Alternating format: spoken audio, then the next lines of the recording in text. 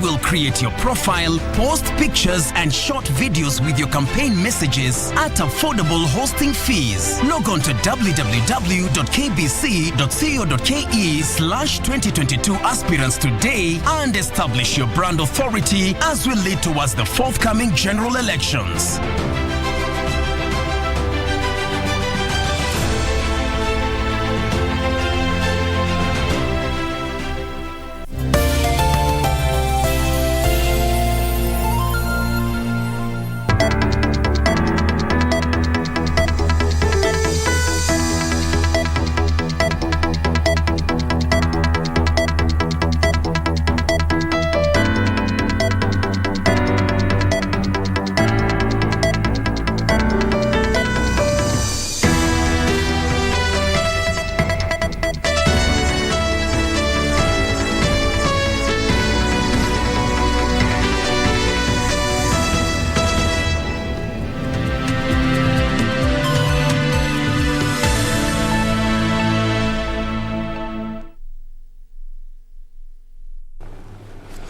Good afternoon. It is indeed the 15th day of the third month, 2022. We're glad you've kept it KBC. My name is Ben Troy Njue, and today we have a special edition in our news where we will not carry our usual news. We will be heading over to the Kasarani Gymnasium where over 5,000 delegates have congregated there to actually give out or nominate their presidential candidate. We are talking about the UDA party. We are expecting that Deputy President William Ruto today severs his ties with the Jubilee party. Of course, in the last couple of years, he has been affiliated to the UDA party. And today, according to Article 6 of the UDA Constitution, is that he must be endorsed by over 6,000 delegates. Well, indeed, as we are waiting for that feed, well, kind of look at the journey. It's been quite a journey for the Deputy President after now severing his ties with the Jubilee Party. The over 5,000 delegates are already in the Kasarani Gymnasium, and earlier on we had around 30 minutes where even the press were not allowed inside as they were having their own housekeeping. Earlier on, two other candidates had shown interest. What they wanted to have the UDA ticket. That is Tracy Wanjiru, who is a third-year student at the JKU Art. And we also have Jefenia Nyakwana, who also wanted that ticket. The first one, the lady being disqualified because he did not have the requisite, the degree that is required by the UDA Constitution. And we also had Jefenia Nyakwana, who was not able to raise 1 million shillings. But that said, Deputy President William Ruto will be endorsed at the UDA as the UDA presidential flag bearer. He was cleared by the party earlier on seeking the ticket so that he may be flying the flag high. But that said, let's now cross over to the Kasarani Gymnasium. Remember, after this, they will be holding a major rally on Sunday at the Thika Stadium, coming just days after Azimio did the same and declared Baba Raila Odinga as their own presidential flag bearer. Let's now cross over to Kasarani, see the sights and sound. We also have our own crew there. We have JJ there and also Nancy Okware, who are also keeping a close eye, a keen eye on what is currently happening at the Kasarani Stadium. A lot in store. We're talking about days after Azimio had their own rally right here in Nairobi. They first of all did the same. They endorsed Raila Odinga as a flag bearer and also did have a meeting at or a rally at the Jacaranda grounds. A lot is at stake, bearing in mind that we only have 147 days to the D-Day, where we expect indeed a lot of people have talked about a two-horse race. Others have said, well, it's still open. Well, today will mark the second day that the second horse is being endorsed as the flag bearer. We have a lot in store on the same as we keep a keen eye on that. Remember, a minimum of 5,000 delegates required, but from what we've heard and the sights and sounds that we have seen is that there are over 10,000 people who have already congregated at the Kasarani Stadium. I think my director, is that feed ready? Yeah, we can see the color, today's color. Yellow being one of the major colors of UDA party, seated some of the National Delegates Conference members who are expected to actually declare the Deputy President William Ruto as their flag bearer. We are still to see the speeches, but we will be crossing over there as soon as the speeches begin.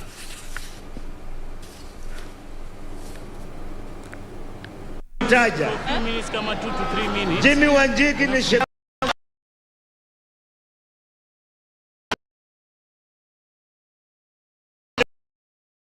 nisimtaje ovyo ovyo anirudishie msichana wangu.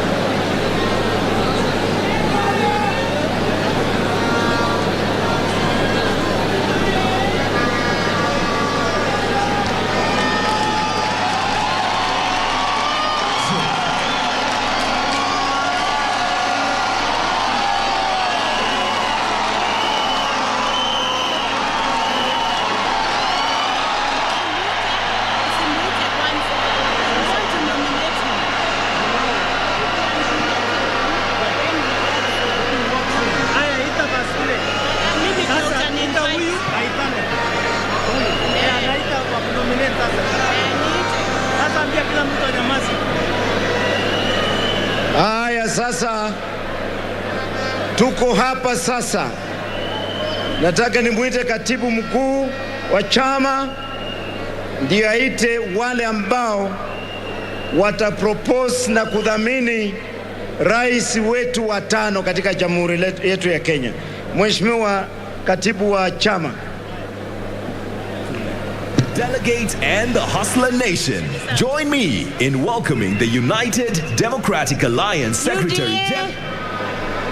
UDA, kazi ni kazi, God is good, and all the time. I want to take this opportunity to welcome our special guests together with the delegates, members who are watching online, and everybody to this second session of our NDC. Back in studio, we are coming live from Kasarani Stadium, where the UDA National Delegates Convention is underway. The leaders under UDA arrived here very early in the morning. Some of the leaders that are, allied to the UDA party, and later on we had Deputy President William Ruto arrive here, accompanied by his core principals, that is the ANC leader Musalia Mudavadi, and of course Moses Wetangula of Ford Kenya. And after that, they actually had a closed-door meeting where they were discussing matters to do with the structure of the party. And we are told that they endorsed William Ruto, who is the Deputy President, as the UDA party leader. Right now, as we speak, the Deputy President is actually holding a meeting, and after that, we will be coming back into this auditorium where we are going to have the program kick off officially, where we do expect that he's going to be endorsed as the presidential flag bearer. Remember that this comes only 3 days after the Azimio la Umoja on Saturday endorsed ODM leader Raila Odinga as the Azimio la Umoja presidential flag bearer. Today we've witnessed a number of leaders grace this occasion, including Jimmy Wanjigi, who initially was ousted at the ODM conference right here at Kasarani. We also have Mwangi Kiunjuri right here, as well as William Kabogo. Those are some of the leaders that have graced this occasion, and we do expect that any moment from now, the Deputy President will be coming back into this auditorium where we are going to have the program kick off officially. So right now, I'd like to hand it back to our team so that we can listen into what is happening right here at Kasarani. The National Elections Board, together with the NEC, rejected the application of Mr. Jeffney Orina for non-compliance with the party nomination rules.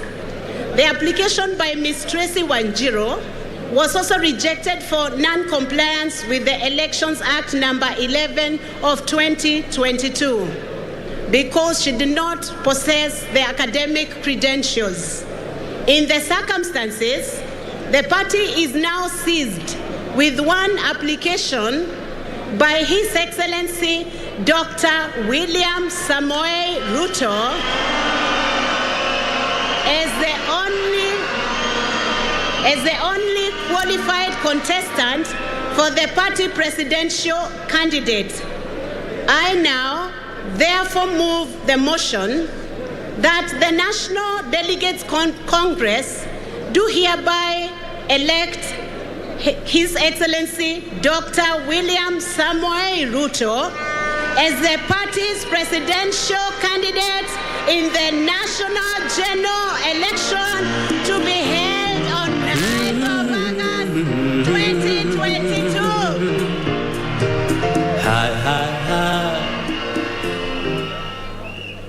I will now invite the first proposer, Honorable John Kawanjiko, Member of Parliament for Kiambaa, the first UDA MP-elect, to come and move the motion.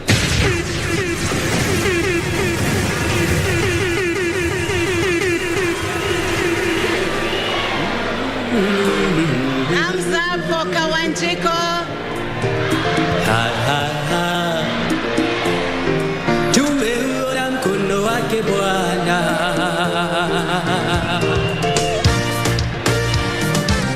Mengi mazuri tumeyaona, Mungu umetenda, ni kweli wewe muweza.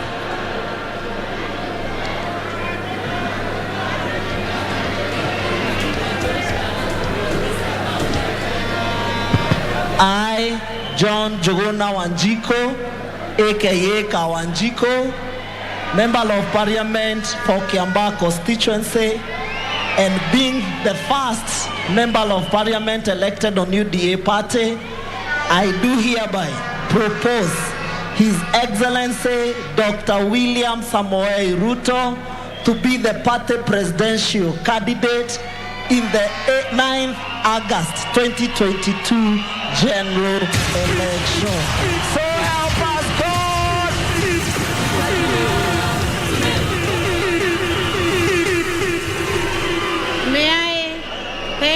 Thank you, Mheshimiwa.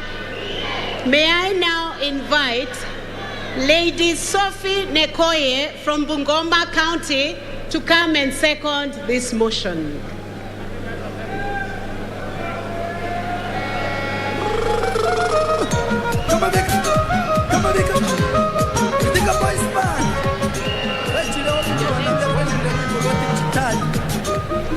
I, Sophie Nekoye Waliaula, member number 0886 from Bungoma County, second that Dr. William Samoei Ruto be the presidential candidate for UDA. Thank you.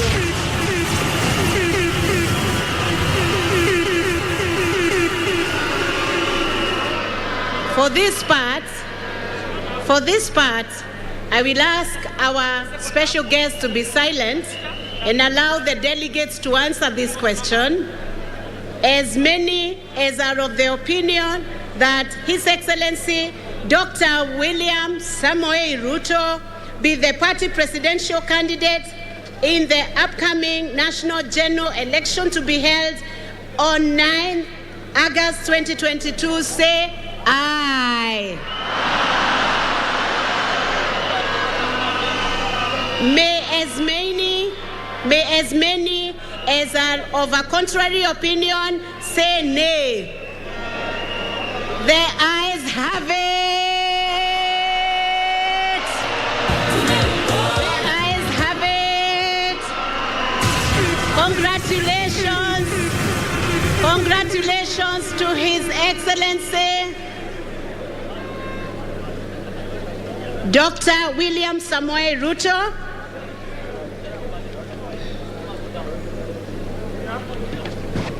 Congratulations to His Excellency Dr. William Samoei Ruto. Are you ready to receive him? Can you be upstanding as we wait to receive? Now, as we let wait us to be receive upstanding to our welcome UDA. on stage. And now, let us be upstanding to welcome on stage the United Democratic Alliance. And now, let us be upstanding to welcome on stage the United Democratic Alliance presidential nominee. And now, let us be upstanding to welcome on stage the United Democratic Alliance presidential nominee for the 2022 August general elections, His Excellency Dr. William Samoei Ruto. Dr. William Samoei Ruto. Welcome, Your Excellency. Wapi Galala. Tumeona mkono wake Bwana.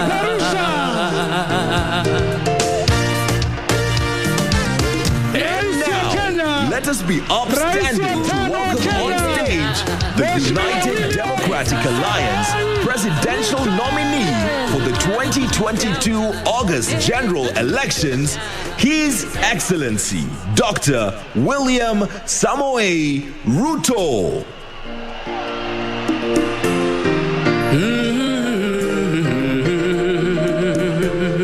Let's welcome His Excellency Beberusha. Beberusha. Beberusha. Beberusha. Beberusha. Hey, Beberusha. Beberusha. Beberusha.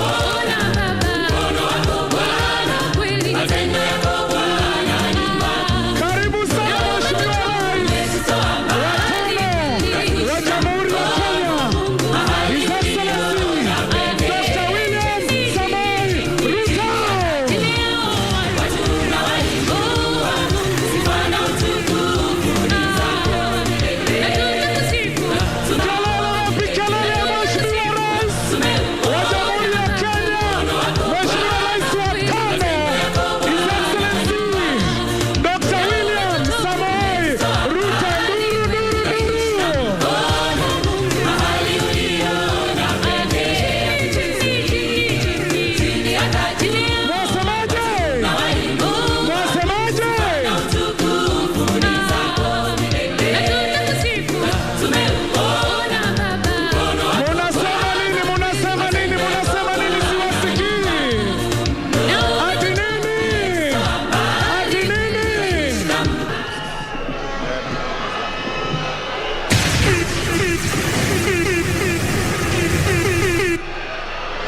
Hustler Nation. Hustler Nation. Bottom up.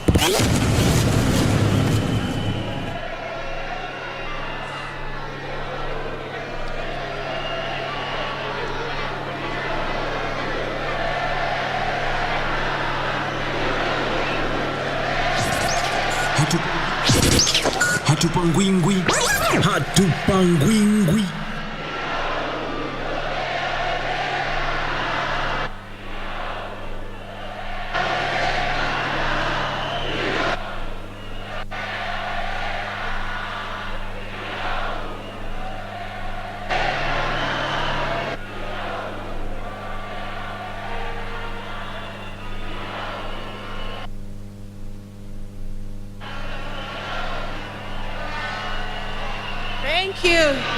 Thank you. You may have your seats, please.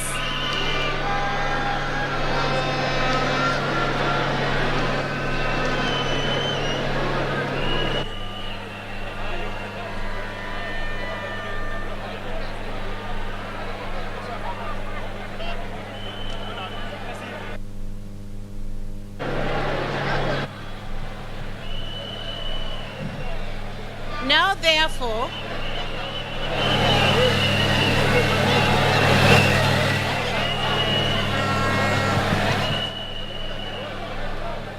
now therefore,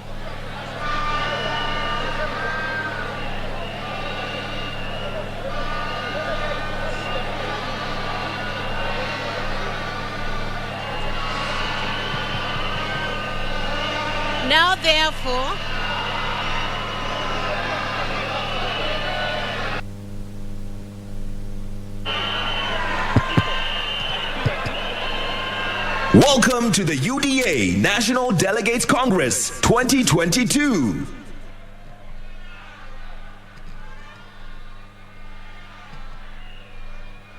Now therefore, in exercise of powers, tutulie kidogo tafadhali. Tunaweza tulia kidogo tafadhali. Can we tulia kidogo?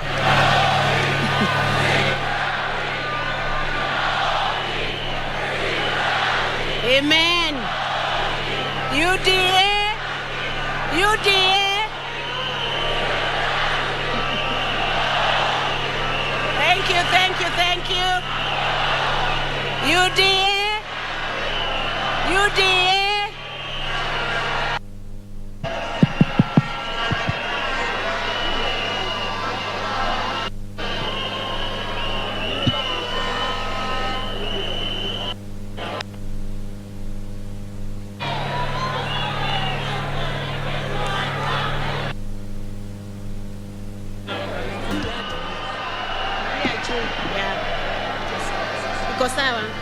UDA, all is well. Now therefore, in exercise of powers conferred by Article 6.24 and 31.1 of the Constitution of the United Democratic Alliance Party, the National Delegates Congress hereby nominates and elects His Excellency Dr. William Samoei Ruto to be the party presidential candidate in the national general election to be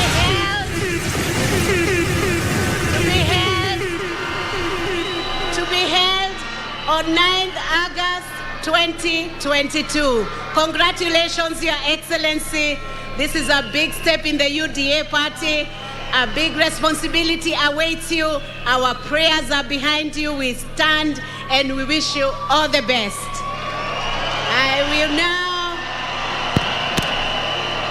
I will now request the further state to clear this space as His Excellency comes over to sign the oath of acceptance of this nomination and election. Could you just give us space on this side?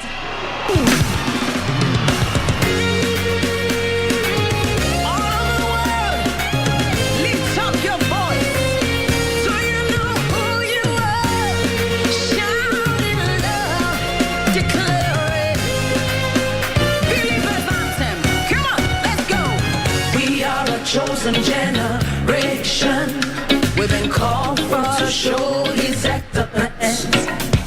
Hey, all I require for life, God has given me, and I know who I am. We are a chosen generation, we've been called for to show His excellence. All I require for life, God has given me, for I know who I am. I know who God says I am, what He says I am, where He says I'm at. I know who I am. I know who God says I am, what He says I am, where He says I'm at. I know who I am. I'm working in power, I work in miracles, I live a life of favor, for I know who I am. I'm working in power, I work in miracles, I live a life of favor, for I know who I am. We are a chosen generation, we've been called for to show His excellence. Hey, all I given me, and I know who I am. We are a chosen generation. We've been called for to show His excellence.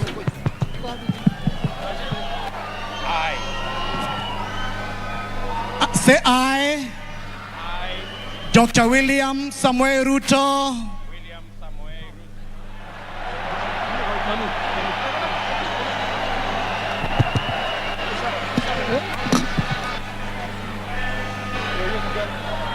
I.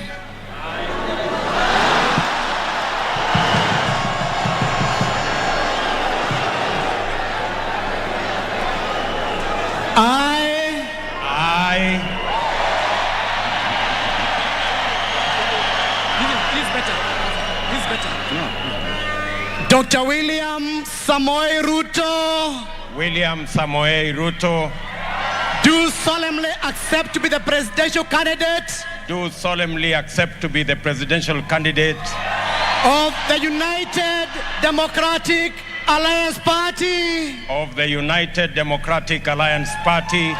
In the national general elections.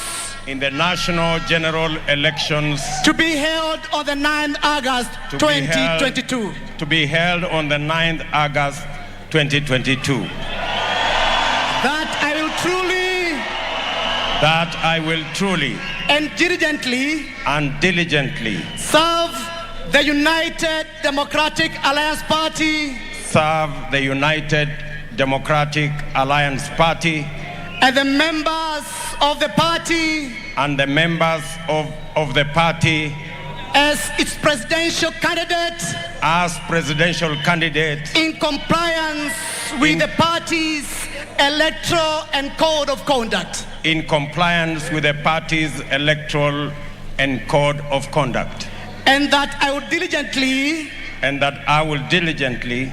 Discharge my duties. Discharge my duties. And perform my functions. And perform my functions. As the presidential candidate. As the presidential candidate. Of the United Democratic Alliance. Of the United Democratic Alliance Party. And I will do justice to all. And I will do justice to all. In accordance with the Constitution of Kenya. In accordance with the Constitution of Kenya. The United Democratic Alliance Party Constitution. The United Democratic Alliance Party Constitution. And all other laws of Kenya without fear, favor, affection, or ill will. And all other laws of Kenya without fear, favor, affection, or ill will. So help me God. So help me God.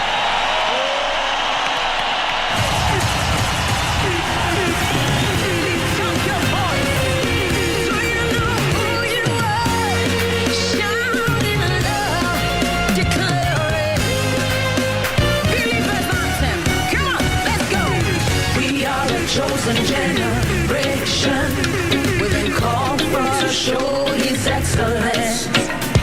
Hey, all I require for life, God has given me, and I know who I am. We are a chosen generation, we've been called for to show His excellence.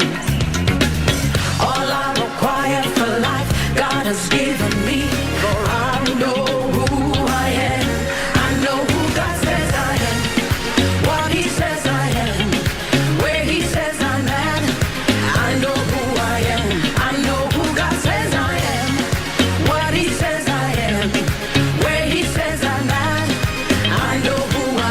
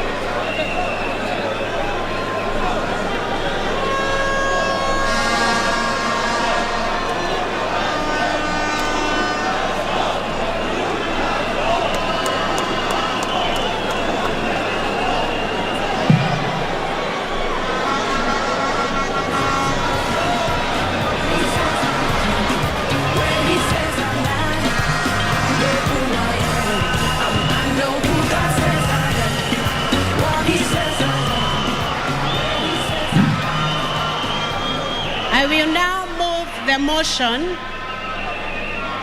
I will now move the motion that having elected His Excellency Dr. William Samoei Ruto as the party's presidential candidate, the NDC hereby empowers him to initiate, discuss, negotiate, and enter into any coalitions, mergers, affiliations, and alliances. Nation.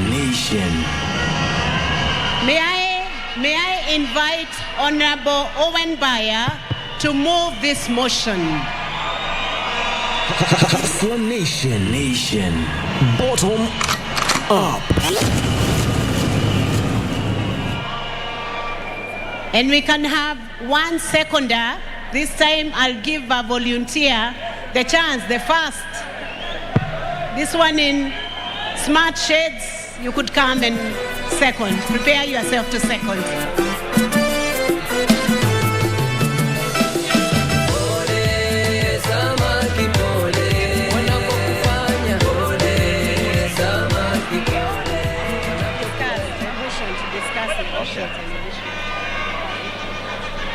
I, Owen Bayer, Member of Parliament for Kilifi North, do hereby propose that Dr. William Samoei Ruto, our presidential candidate, is now empowered to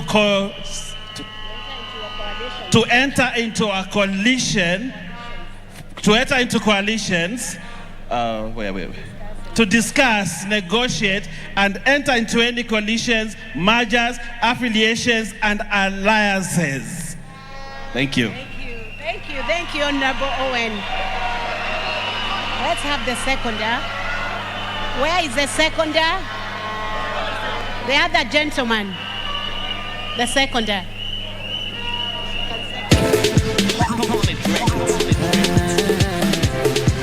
I, Idris Mohammed Omar, from Taita Taveta County, I second. Thank you. Your Excellency, the NDC now empowers you to sit around a table with all your friends from other political parties to discuss, negotiate, and even enter into coalitions, mergers, affiliations, and alliances. Thank you. God bless you. There is one more thing we need to say. As many as are of that opinion say aye. As many as are of contrary opinion say nay. The ayes have it. Thank you. Nation. And that brings me to an end of this formal session of the NDC. And I now want to welcome our chair, Honorable Johnston Muthama, to take us through the next short session. And as he prepares to come, do we have Garoya here? Garoya from Nakuru, the young person from Nakuru. He has a special poem for His Excellency. Oh, good.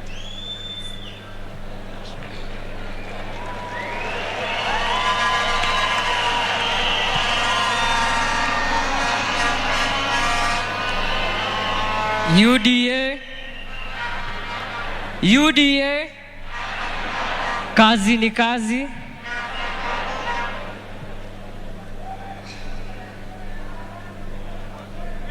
Your Excellency, in front of you is Dennis Ngaruya, ready to perform a poem entitled Mr. Future President. Be my guest.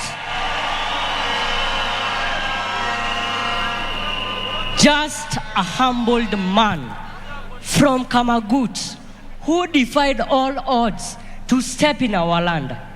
Nairobi residents, did you ever imagine of a dignitary, a bigwig, His Excellency, making such a coalition?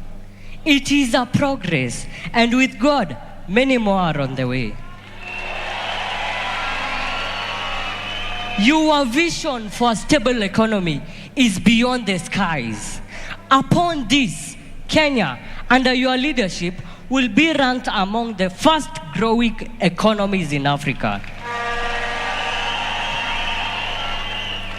Mr. Future President, they say, God blesses works of a man's hand. Your works are more than meets the eye. They say, humility is not cowardice. We witnessed you being handed over power by His Excellency, the President. What does this show? To protect the sovereignty of the Kenyan people, to protect the interest of the Kenyan citizen. From deep down your heart, the Hague Challenge did not deter you from serving and building Kenya. Credit should be given where due. Your service to the Kenyan people is incredibly remarkable. Your undying spirit, despite challenges from innumerable wet blankets. May God be with you, hustler.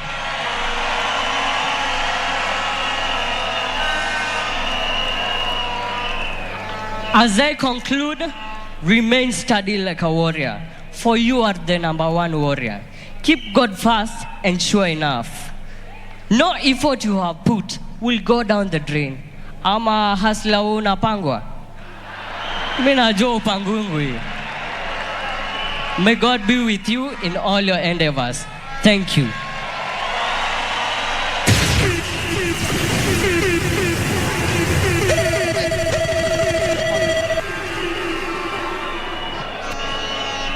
Hustler Nation. Bottom up. Thank you.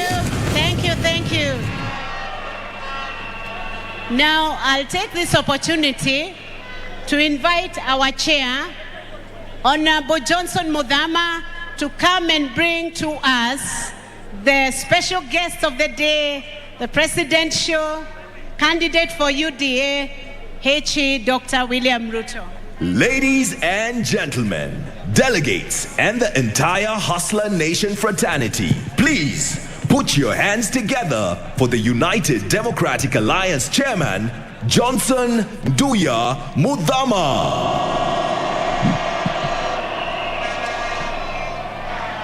Mheshimiwa Rais mtarajiwa wa 5 wa taifa letu la Kenya, Mama Rachel. Mheshimiwa Rais, katika simu yangu nilikuwa nimeandika PTB, simu yangu. Ukipiga haitiki jina ingine. That stands for President to be. From now onwards, I'm changing my code to be Mr. President.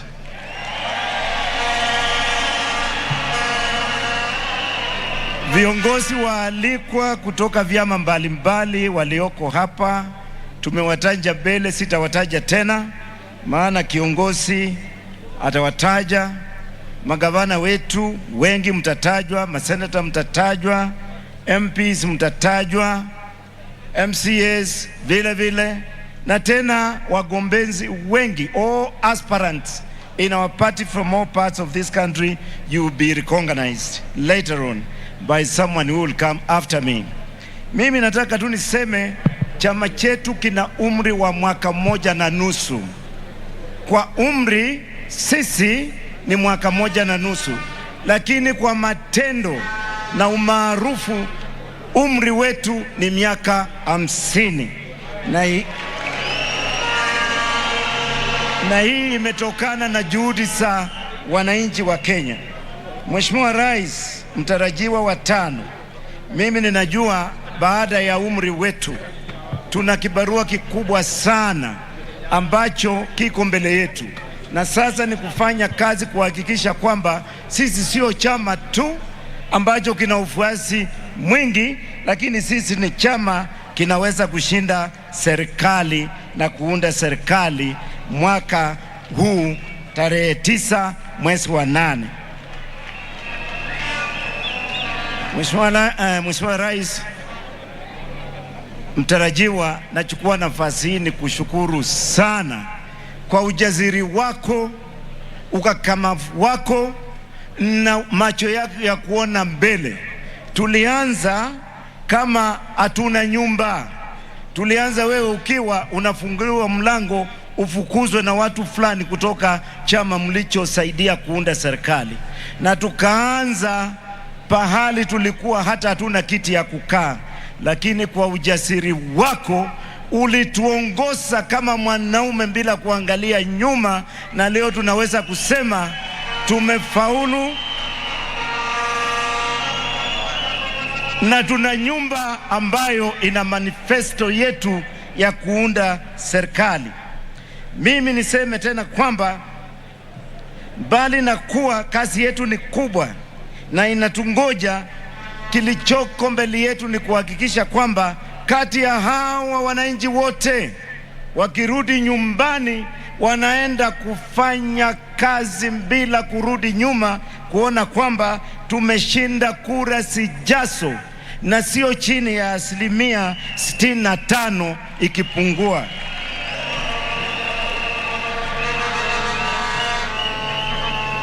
Mheshimiwa Rais mtarajiwa na wengine na wageni wetu, UDA ni chama ambacho kwa uongozi wako na umeapa mbele yetu tulioko karibu na wewe, na ninawaambia wananchi kwamba umeapa chama kitakuwa na demokrasia na kila mtu atakuwa na nafasi ya kutumika ndani ya chama, nje ya chama na ndani ya serikali utakayounda, na hiyo ndio msimamo wako.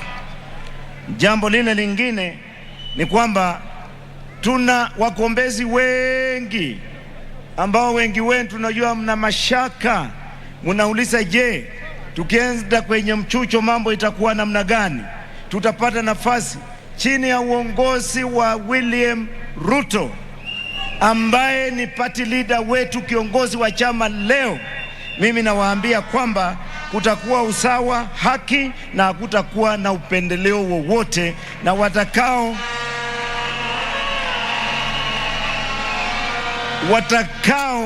dhaminiwa na wananchi ndio wataingia kugombea uongozi katika chama chetu. Nataka kuwaambia wananchi tena kwamba tumetengeneza ile tunaita na tumeunda National Election Board ambayo wanachama wake wako hapa na sisi, na wao wamepata ushauri wa naibu wa rais kwamba ni lazima mpango wa uchaguzi ujao ndani ya chama uwe wa kuaminika na wa haki. Kwa hivyo mkienda nyumbani msiwe na shauku kwamba kutakuwa na ukora pahali popote. Sisi tumefanya kazi. Tulienda Kiambaa kwa uchaguzi mdogo tukashinda kiti cha Kawajiku, yuko hapa na sisi.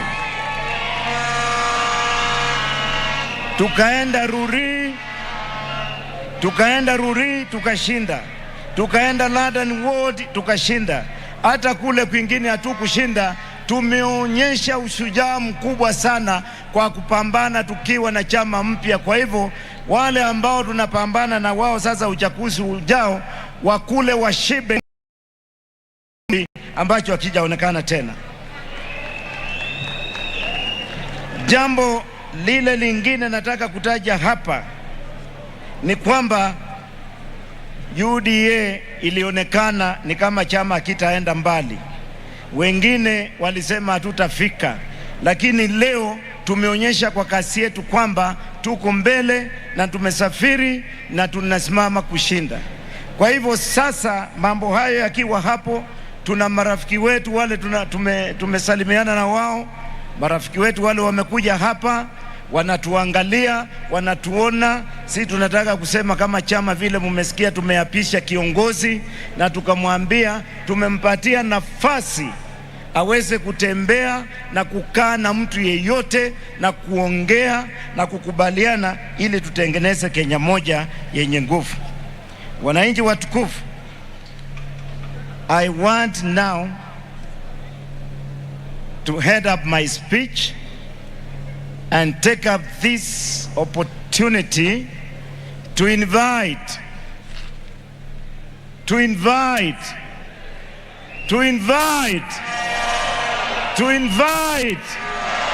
your leader, presidential candidate, who has been sworn in to take that responsibility to come and accept the oath that he has taken in front of you and say that he will walk with you to the end, and then give us his keynote speech and invite his fisters, or the fisters of UDA party, to come and greet us. Your Excellency, sir, I take this opportunity to invite you. Wapule and DJ. And now, let us be upstanding to welcome on stage the United Democratic Alliance presidential nominee for the 2022 August general elections, His Excellency Dr. William Samoei Ruto.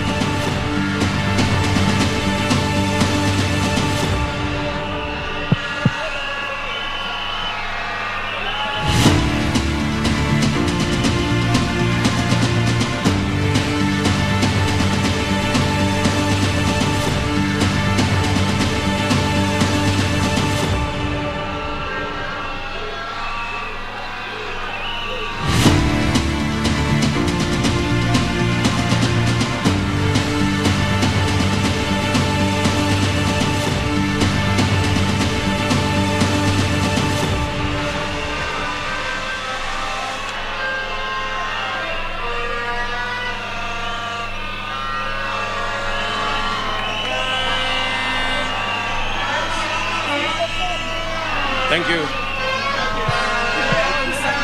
Thank you very much.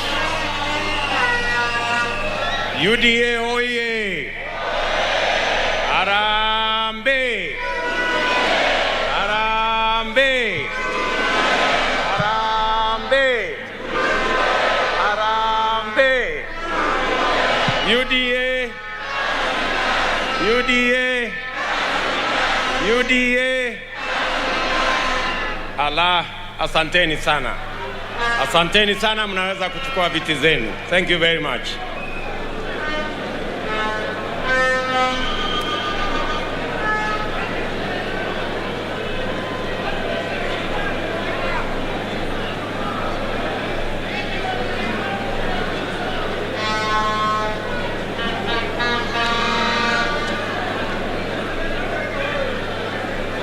Mwenyekiti wetu Mheshimiwa Johnson Mudama, katibu wetu wa chama Mama Veronica Maina, officials wote wa chama chetu cha UDA, marafiki zetu, viongozi wa vyama mbalimbali ambao wamekuja kama marafiki kuja kushuhudia sherehe hii yetu ya leo, ndugu wabunge, magavana, maseneta, MCAs na wajumbe wote wa chama cha UDA.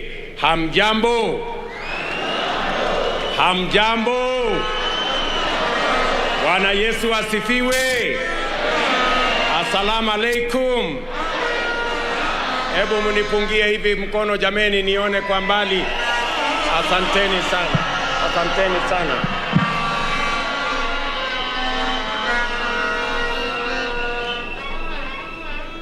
In a very special way, this afternoon, that we are gathered here, close to 5,000 delegates of the United Democratic Alliance Party. It is a historic moment because this is a party that a year ago was not the party we have today. It is the effort, the commitment, and the hard work of many people in Kenya. Today, the United Democratic Alliance Party is the largest party in the Republic of Kenya.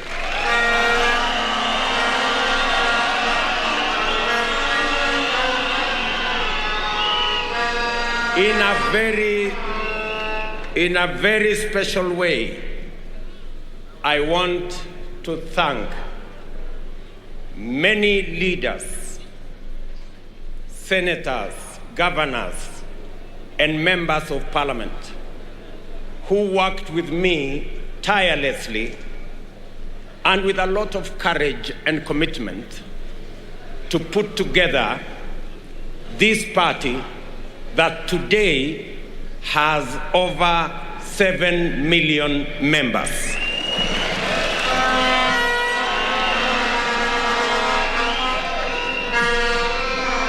The effort to make this party what it is today is not a personal effort of just the leaders.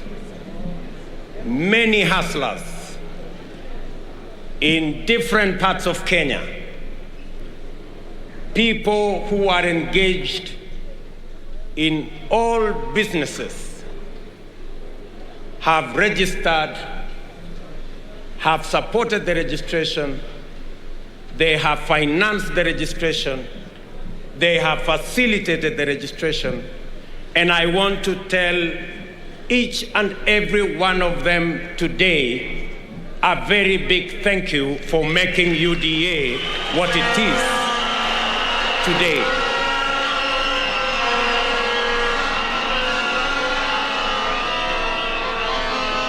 This party has come to be the party of the hustler nation in Kenya. This is the party. This is the party where you will not be asked about the name of your father. This is the party. You will not be asked to give your bank account. This is the party for every Kenyan from every walk of life.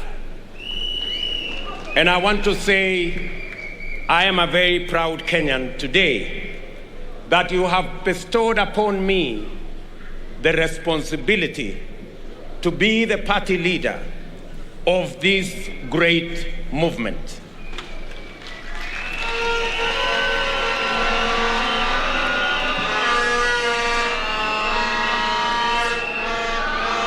I thank everybody who is with us here today, in person as well as in spirit, including the millions of Kenyans following this event on radio, on television, and online through various platforms. I am grateful for your support, sacrifices, and the time you have taken to congregate at this culmination of a most eventful journey in our lives. I do not take your support and your time and your interest for granted. And as always, I welcome you to walk with us on this road until we knock on the gates of our glorious tomorrow.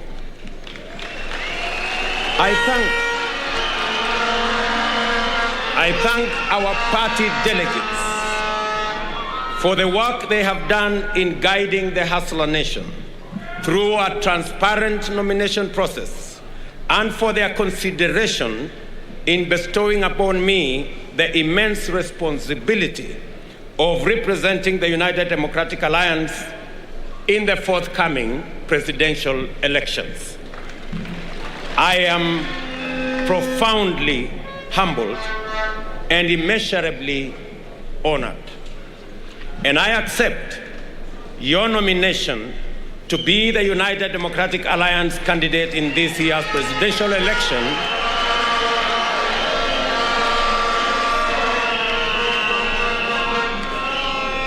I accept your nomination to be the United Democratic Alliance party candidate in this year's presidential election with gratitude to the Almighty God, recognition of the significance of this moment, and an acknowledgement of the work remaining and the road ahead to that day that we all look forward to. I will live up to your trust. I shall do my very best to exceed your expectations, and I shall neither stop nor pause, nor slow down, nor hesitate until what you have asked of me is delivered. Let us take this moment to appreciate and salute those who participated in this exercise. Tracy Wanjiru, a courageous lady still in university, resolved to transcend all the intersecting setbacks and barriers to her aspiration to offer leadership and to make her voice heard. Jeffnel Nyakwama also rose up to meet this hustler moment by emphatically saying and demonstrating that the youth of this country have a place in leadership at every level. These young Kenyans fill my heart with joy and hope.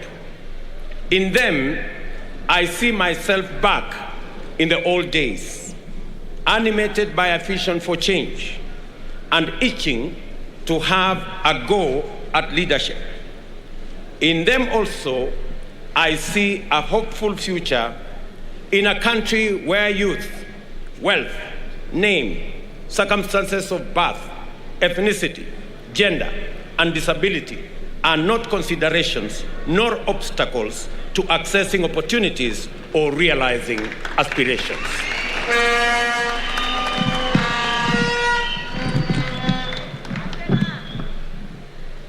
As you are perfectly valid and good to go. You did not wait to be invited to the leadership conversation. Sometimes the invitations never come. You took your chances, entered the room, and sat at the table. Please, do not leave the table. Let us keep talking, working, and growing together. I thank the United Democratic Alliance for extending us all opportunities to contest leadership positions without discrimination. Let us always strive to live up to our fundamental ethos of uniting our nation through the inclusive and participatory quest for opportunities for everybody. I am aware that this time round, there are thousands of young people giving everything to our movement: resources, time, strength, ideas, and moral support. I know that many youth have come forward to stand as candidates, and yet many others are mobilizing, sensitizing, and participating in other meaningful ways. The Hustler Nation is a young nation. The voice, as well as the aspiration of Kenya's young people, form an essential pillar of our movement. I therefore want to register my gratitude and appreciation and assure you of my commitment to open up opportunities for young people to thrive and drive the progress of our nation.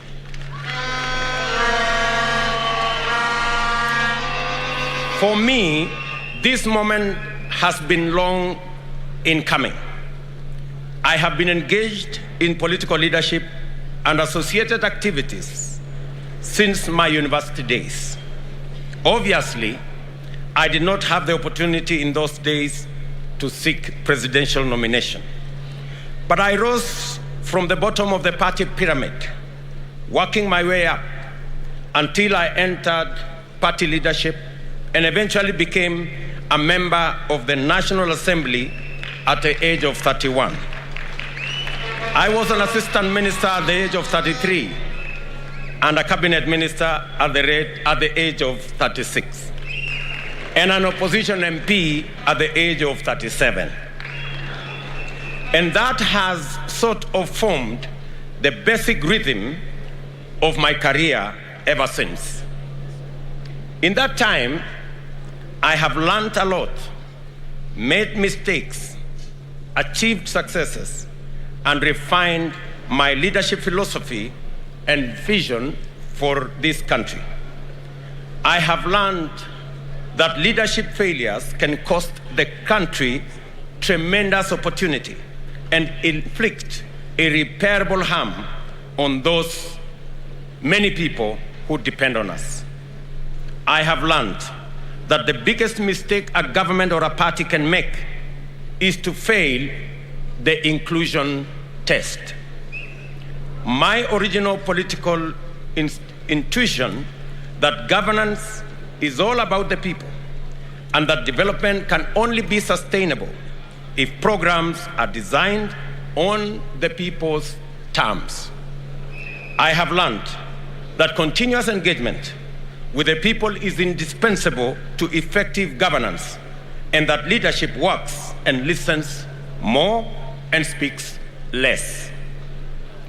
My first bid for a party's nomination to contest the presidency was in 2007, which I did not win, and I conceded defeat and went all out to support the party and its candidate then.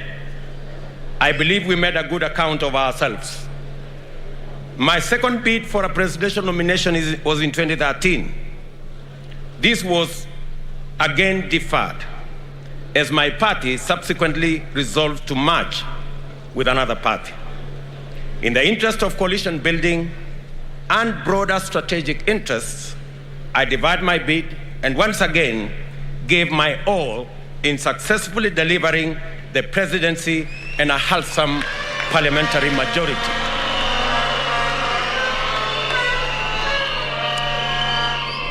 Today, I know without any shadow of doubt that the time has come to represent the hustler nation. The time has come to go all the way to the finish line and secure the place of the hustler nation at the decision-making table.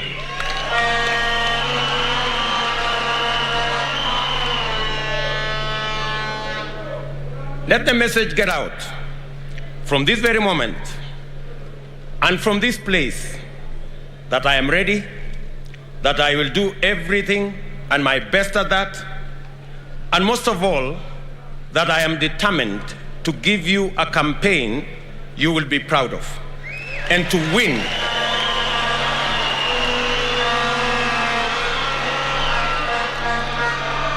And to win for our party, our coalition, and for the people of Kenya.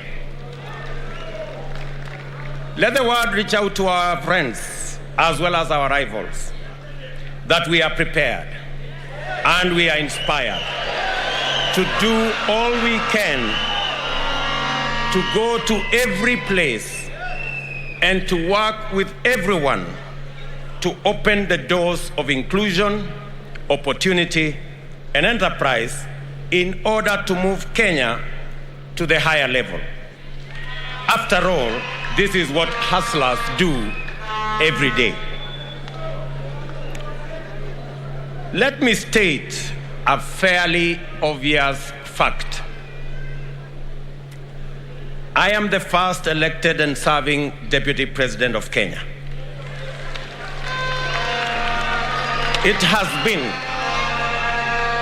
the honor of my life to be elected to this position, and I will forever remain profusely thankful to my friend, President Uhuru Kenyatta, for a successful working partnership in 3 elections. I have discharged my duties faithfully, and there is not a single task that the President assigned me which I did not execute in full.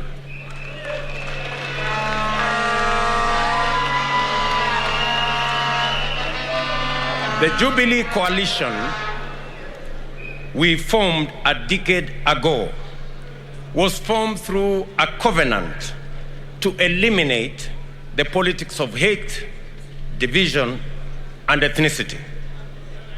Political competition organized around ethnic division is toxic, yet many politicians accept this to be the essence of democracy. Our covenant formed the foundation of a new approach, issue-based politics, institutionalized through national political parties. We succeeded in demonstrating that democracy does not go hand in hand with chaos, confusion, or instability. We have shown that democracy does not express itself through discrimination, exclusion, division, suspicion, or conflict. In government, we focused on delivering those projects and programs that would enable the state meet the people at their point of need. Therefore, we swiftly transformed the country through unprecedented investments in infrastructure as the springboard to effective, efficient, and sustainable service delivery to all parts of Kenya. As a result, we built a new, modern, 700-kilometer long standard gauge railway, constructed 10,000 kilometers of new tarmac, and connected 6 million people to electricity. We also set up 150 technical training colleges. The next phase of our transformation was going to be the Big Four agenda, which would leverage these foundational undertakings to ensure that the economic and social rights of Kenyans would be actualized by creating jobs for millions of young people out of school, out of college, and out of our universities. It would also transform agriculture to increase food production and to lower the cost of living and increase money in the pockets of millions of farmers. Big Four would also radically change our delivery of healthcare by rolling out a comprehensive universal health program. This would complete the task of transforming Kenya that we had been assigned in 2013. From 2017, however, the party backpedaled on its foundational commitments, including the founding covenant. The party rejected national, inclusive, issue-based, transformative leadership and embraced parochial, ethnic, divisive, and retrogressive politics. It defaulted to tribe as the organizing variable of our politics and governance. It privatized governance and weaponized public policy and institutions.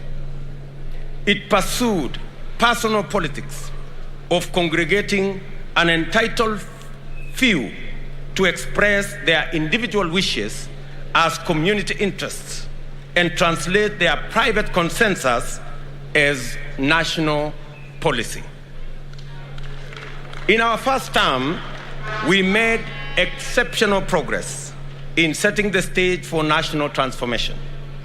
In our second term, we witnessed accelerated regression into the tyranny, personality cult politics, and the weaponization of public offices to intimidate, harass, and persecute Kenyans perceived not to worship those in power. Many large enterprises were destroyed.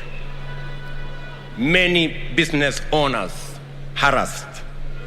Many leaders subjected to humiliation, intimidation, blackmail, because their only crime was holding contrary opinions to those holding the levers of state power.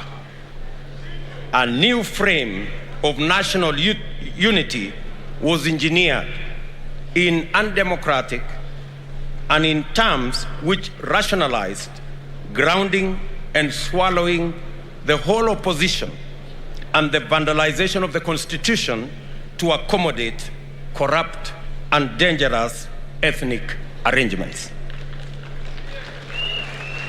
At the same time, the Big Four agenda was abandoned, pushed into the back burner, as execution of its flagship projects was left at the mercy of forces of emergent state capture.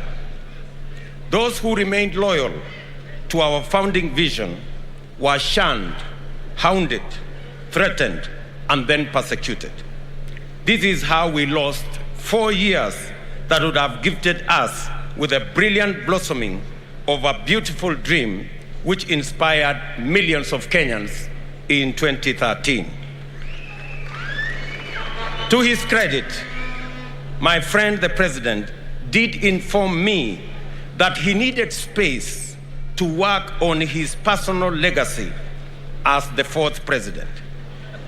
I obliged, and this led to my eventual retreat to the margins of a government that I had participated in forming.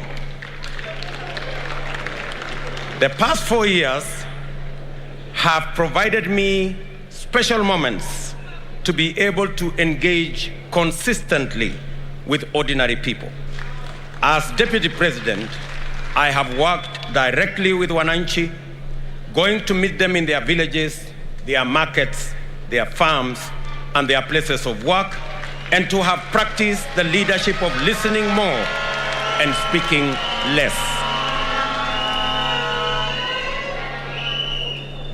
All through my political journey, I have believed in walking with the people, listening to them, and doing my best to do what they want, not what I think will be a monument to my own achievements.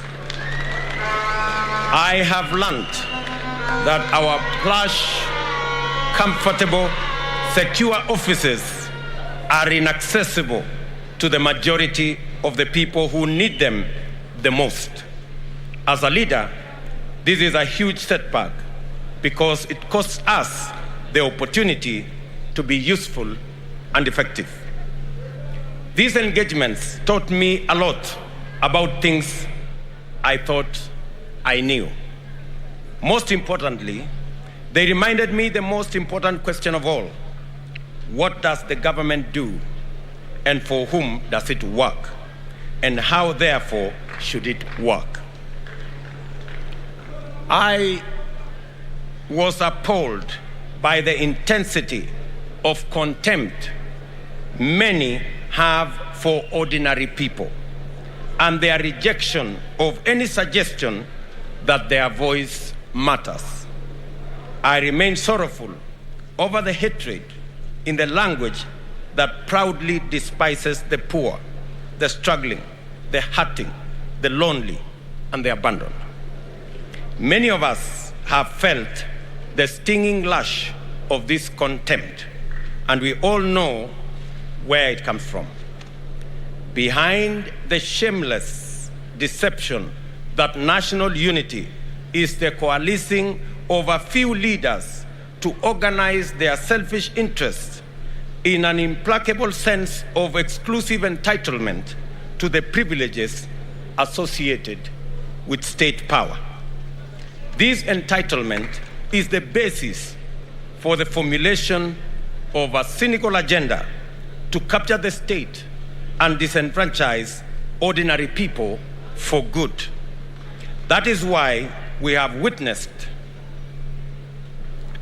the criminalization of enterprise, the marginalization of livelihoods, and many parts form part and parcel of this contemptuous exclusion. We in the Hustler Nation believe that the measure of any society lies in how it treats its weakest and vulnerable members. We work from the bottom up because if we take care of the bottom, we take care of everybody. We want Kenyans to have opportunity to hustle from the bottom up. The top, therefore, must be understood to be everyone's aspiration, objective, and ideal destination. It is not bottom versus up. It is bottom up. It is not bottom versus up. It is bottom up.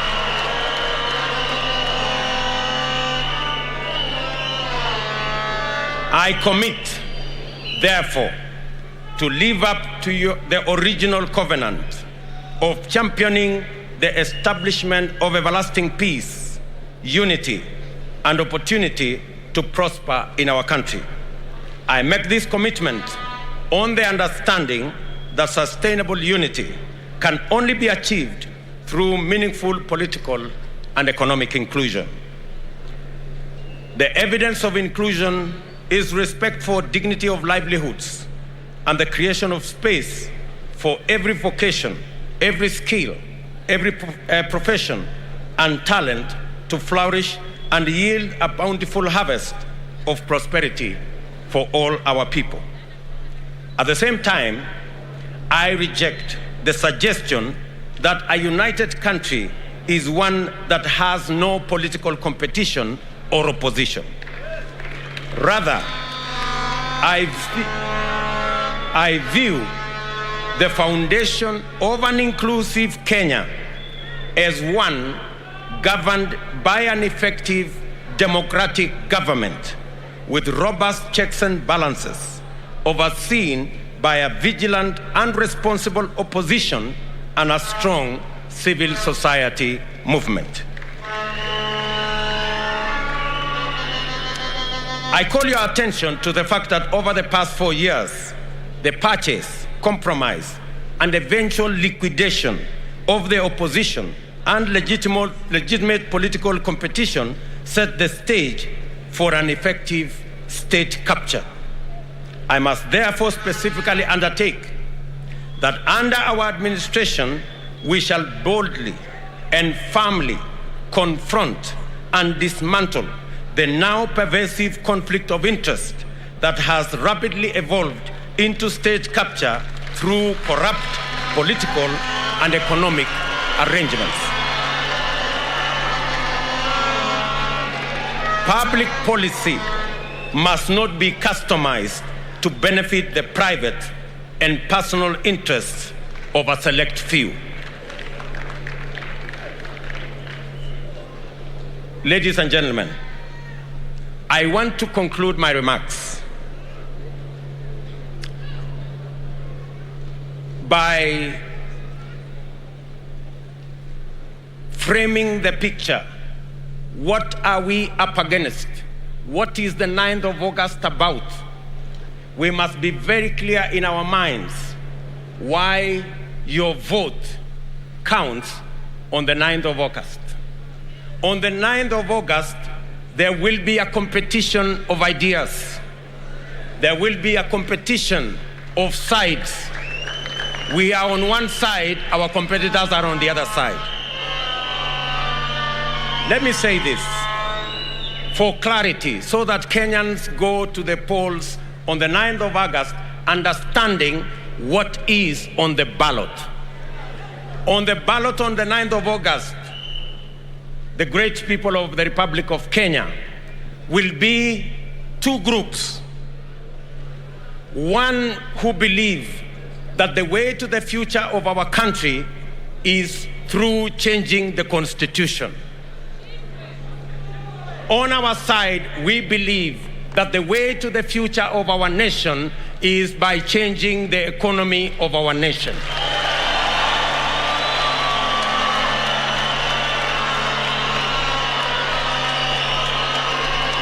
We are seated here. We are assembled here as the United Democratic Party Congress with our friends from ANC and Ford Kenya and Tujibebe and Savina and TSP and CCK and CCM and all the other parties united by one thing, our belief that the future of our nation is predicated on changing the economy of our nation.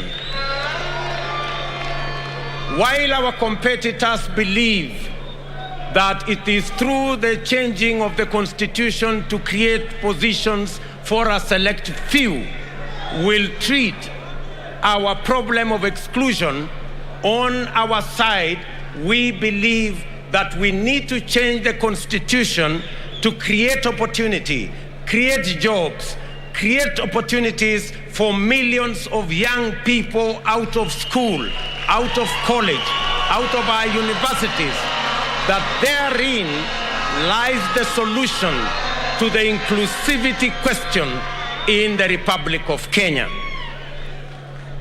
We are very clear that we had this plan in 2017. Unfortunately, the forces who are against the people of Kenya, who do not want to share opportunity, who believe that Kenya is their privilege, who believe they own this nation, they sabotage the Big Four plan because they did not want the young people of our nation to get the opportunity to work and to get the opportunity to do business.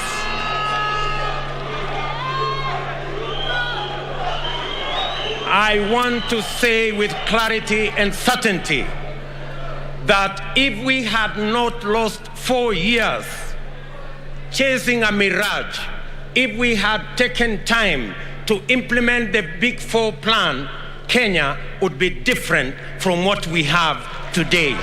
We wouldn't be having millions of young people languishing without jobs. While our competitors believe that they will go to the polls so that they can get the opportunity to change the constitution so that a few people can share power, we are telling them we will go to the polls to elect leadership that is going to create opportunities for empowerment, not sharing power, for the empowerment of millions of citizens of our republic. We want to remind our competitors that 10 million Kenyans today are in a lottery because they have no defined jobs, they have no defined business, they have no access to credit, they have no place to do business, there is no law to protect their enterprises.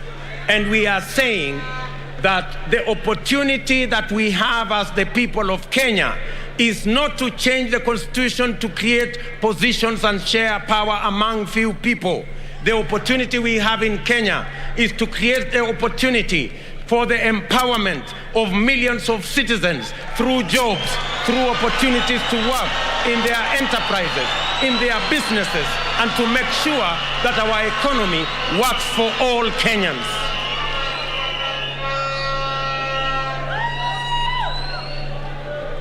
Our competitors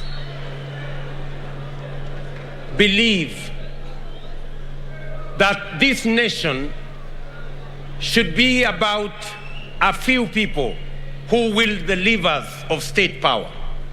We are telling them this country is not just about leaders. This country is about 50 million Kenyans.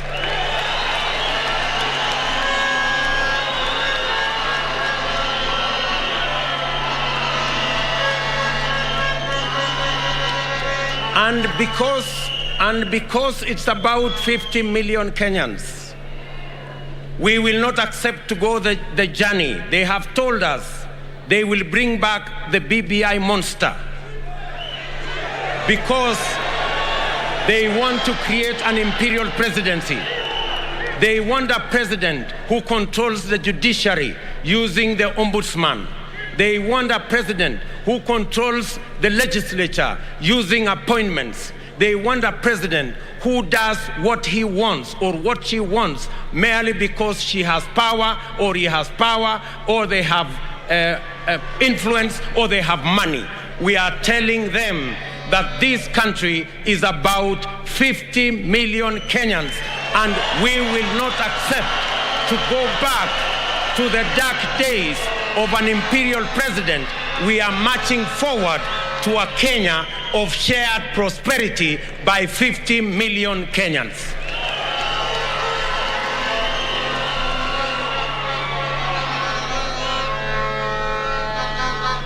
Our competitors believe that this country belongs to those in power. They believe in impunity. They believe in monopolies. They believe in cartels. We want to tell them we believe in the rule of law.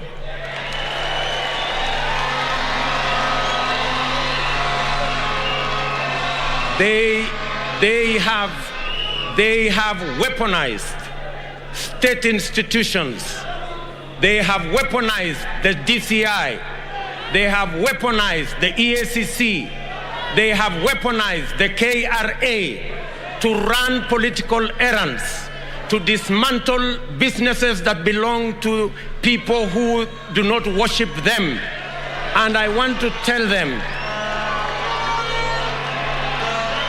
this country will change. On our first day, we will free the DCI. We will free the KRA from state capture. We will make sure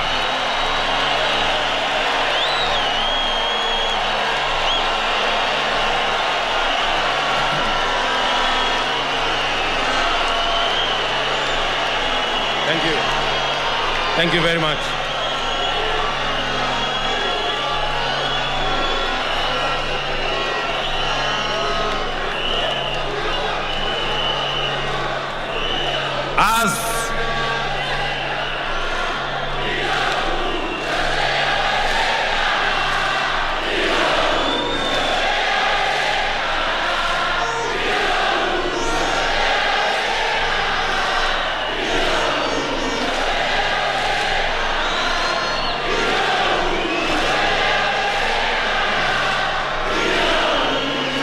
Sana.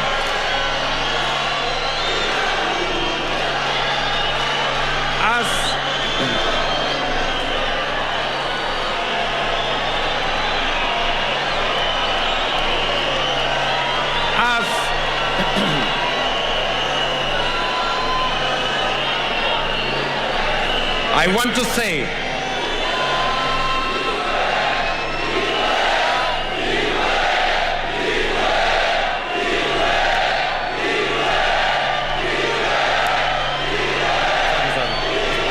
thank you very much.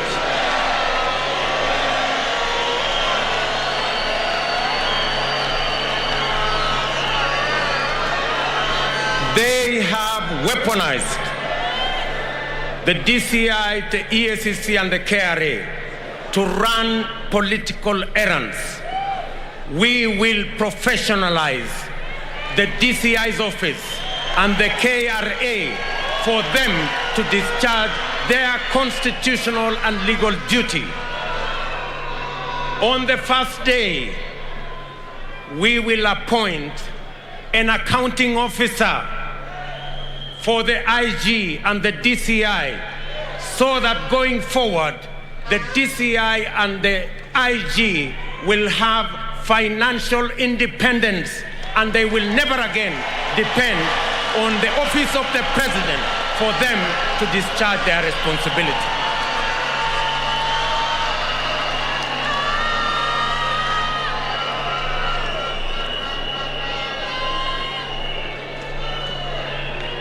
As they weaponize the KRA, we will do the complete opposite. We will professionalize the KRA, digitize the KRA, and make sure that it collects all the taxes professionally. And the 60% of the taxes that are not collected as VAT, we will make sure that we will create the mechanism, the digital platform, so that we can collect taxes and we don't have to fight Kenyan enterprises and destroy people's businesses.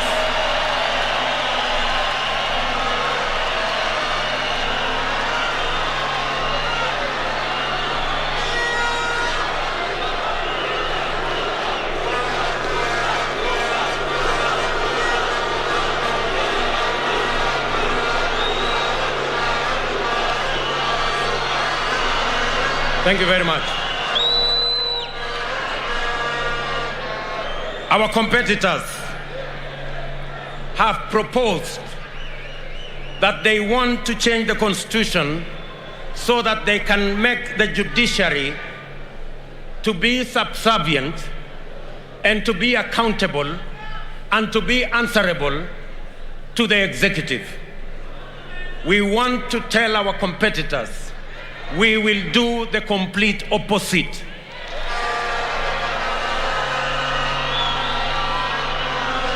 On our first day, we will operationalize the judiciary fund so that we can free the judiciary, give them financial independence so that they can discharge their responsibility of sorting out disputes, making sure that criminals are put behind bars, and making sure the corrupt find their place in jail, by making sure that they have the independence to discharge their responsibility without the current encumbrances imposed on them by resources that are not being released, because there is a deliberate move to ensure that the judiciary fund has not been operationalized, yet it has been in our laws for the last 10 years. We believe in an independent judiciary. We want the judiciary to discharge their mandate, independent of the executive. We want the judiciary to provide its oversight role over the other arms of government. We want the judiciary that will stand tall and make sure that they discharge their responsibility without encumbrances of matters to do with financial dependence on other arms of government. We want a judiciary that will be truly independent, that does not receive telephone calls from the executive for them to write judgments. We want a judiciary that is truly independent.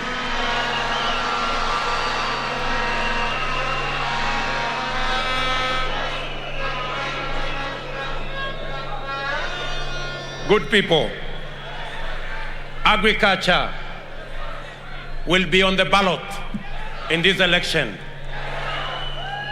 Our competitors are the masters of monopolies. They are the agents of conflict of interest. They are the agents of state capture. And we must free this country and our agriculture from cartels and brokers.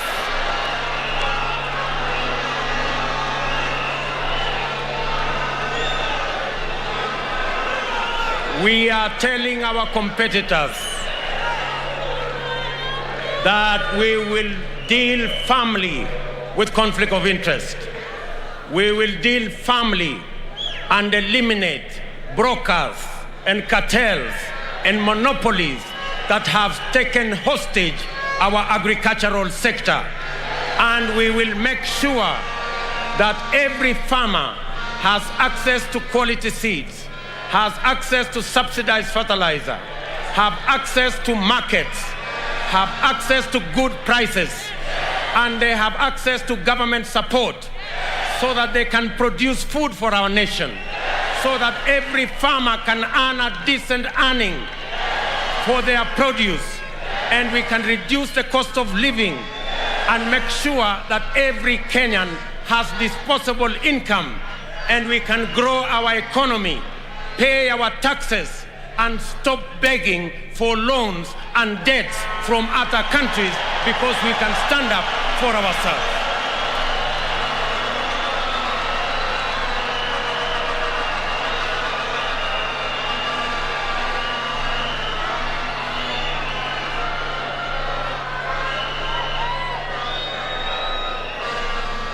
Our competitors Our competitors are telling us that it is okay to have debt. Our competitors are telling us every country has debt. Yes, we agree every country has debt. But good people, we can do better. We can think better to be able to grow our own revenues.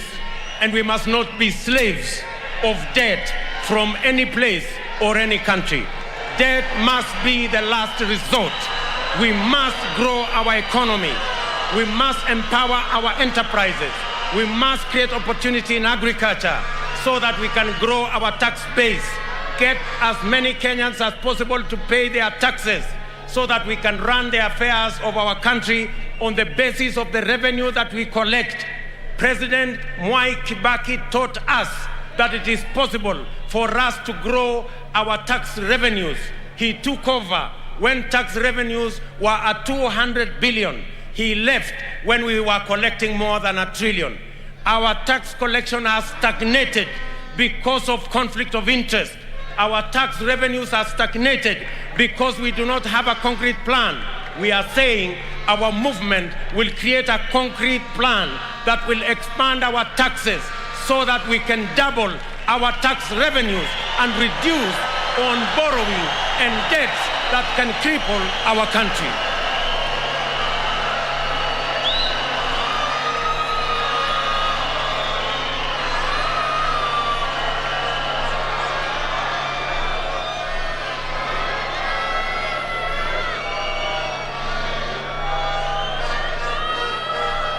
It is tragic that the only thing that I can remember on matters to do with the economy that the handshake has done is to borrow 7 trillion in the last 5 years. It is a tragedy that we must investigate.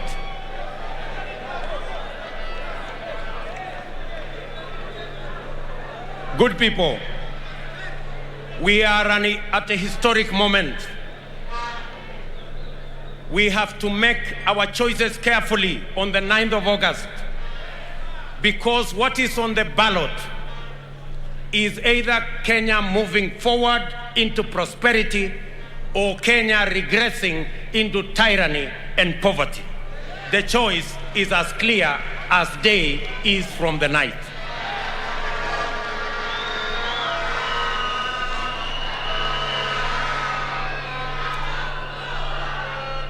Let me conclude my remarks by saying we will create a comprehensive environment for Kenyans to save, a comprehensive environment for us to grow our own savings. Many countries have their savings in the region of 30 to 40% of GDP. It is only in Kenya that our savings as a percentage of GDP is around 7%. And it is because we think debt is the easier route. I want to say savings is the better route. And that is what we must go. That's what we must do.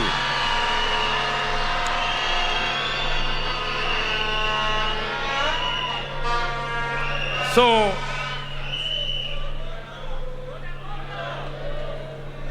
my good people of Kenya, let me say this contest has been defined. Kenyans know what to vote for in this election. You will vote for the people who are looking for power, positions, the cartels, the state capture, the conflict of interest, the brokers, or you will vote for the future of our country, the jobs for our young people, opportunities for our business people, opportunities for our farmers, an accountable executive, an accountable judiciary, an accountable government, and a future for everybody. That is what is on the ballot on the 9th of August.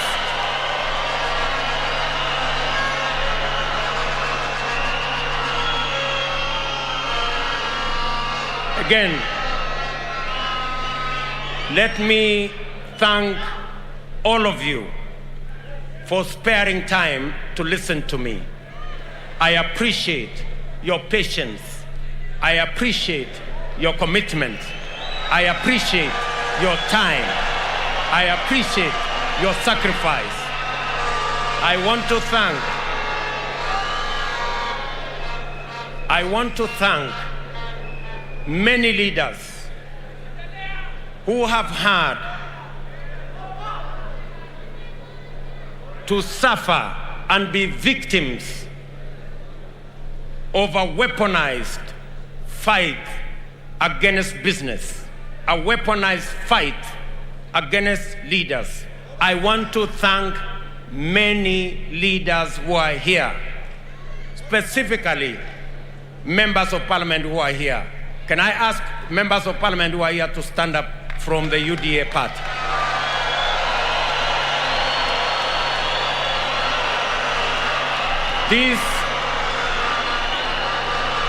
I also want to ask senators and governors who are here to stand up.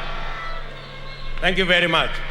These men and women have been subjected to blackmail.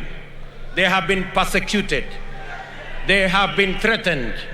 Many of them have been dragged to court for crimes they never committed. Their crime was only to be my friends. Their crime was only to be members of the Hustler Nation. But I want to thank them. They are made of good metal. They are made of fine gold.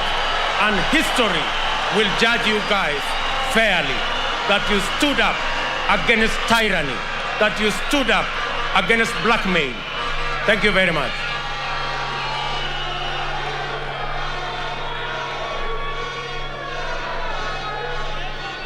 The weaponization of the DCI, EACC, and KRA is not limited to these leaders. It goes to many business enterprises have been crippled and destroyed by a weaponized DCI, EACC, and KRA. Today, it is not just the big business. It is not just Humphrey Karaoke's business. It is not Tabitha Karanja and Keroje business. Even the border today are victims of a weaponized fight against people who don't share in the belief of those who hold the levers of power today. And I want to promise them that power is transient and the people of Kenya will overcome. We will not submit to your threats and blackmail. We will not bow to you. We will not worship you. We worship the living God in heaven. We worship no human being.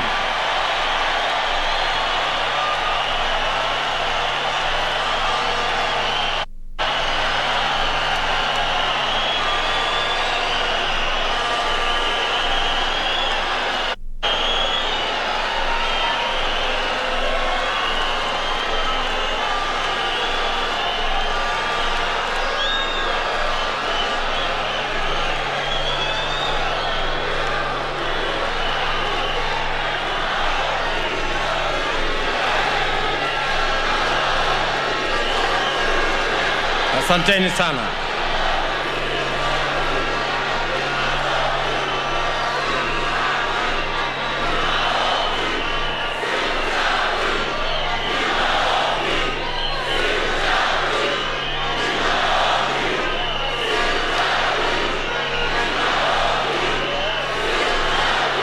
Asanteni. Thank you very much. I want to say from this podium, you may have power,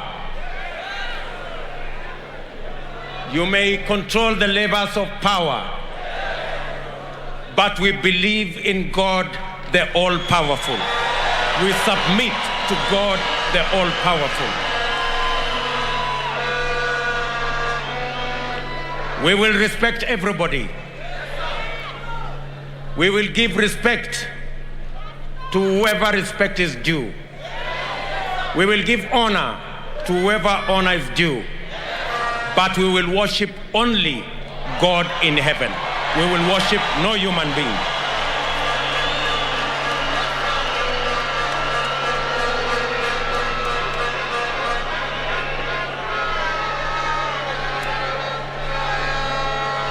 I want to thank you very much for listening to me.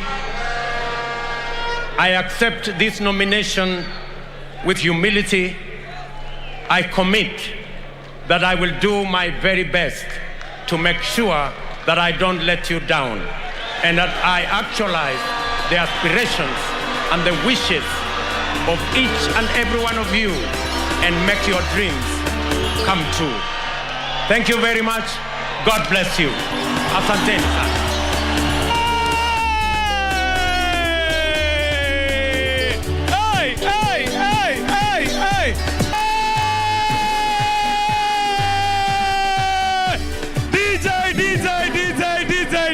DJ. Nairobi na Kenya nzima kwa mara ya mwisho, inua mkono moja kwa hewa. Nataka nisikie kwa Dowen kwa mara ya kwanza, sema Igwe! Igwe! Igwe! Your Excellency, the Hustler Nation has nominated you to represent the Hustler Nation in the highest office in the land, and you are now officially our UDA presidential candidate, William Samoei Arap Ruto. Haya DJ, ngoja kidogo sasa. Your Excellency, hapa kuna msanii ambaye alikuja akakuwa mwanasiasa. Wasanii wamesema wewe ni mwanasiasa ambaye atakuwa msanii sahihi. Ladies and gentlemen, performing together with His Excellency William Ruto, I want to introduce on stage right now the one and only X-Ray.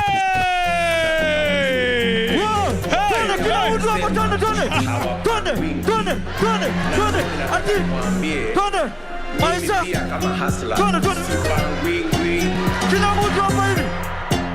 Kila mtu hapa. Maisha ni yangu. Washughulika na yako. Napenda za kwangu.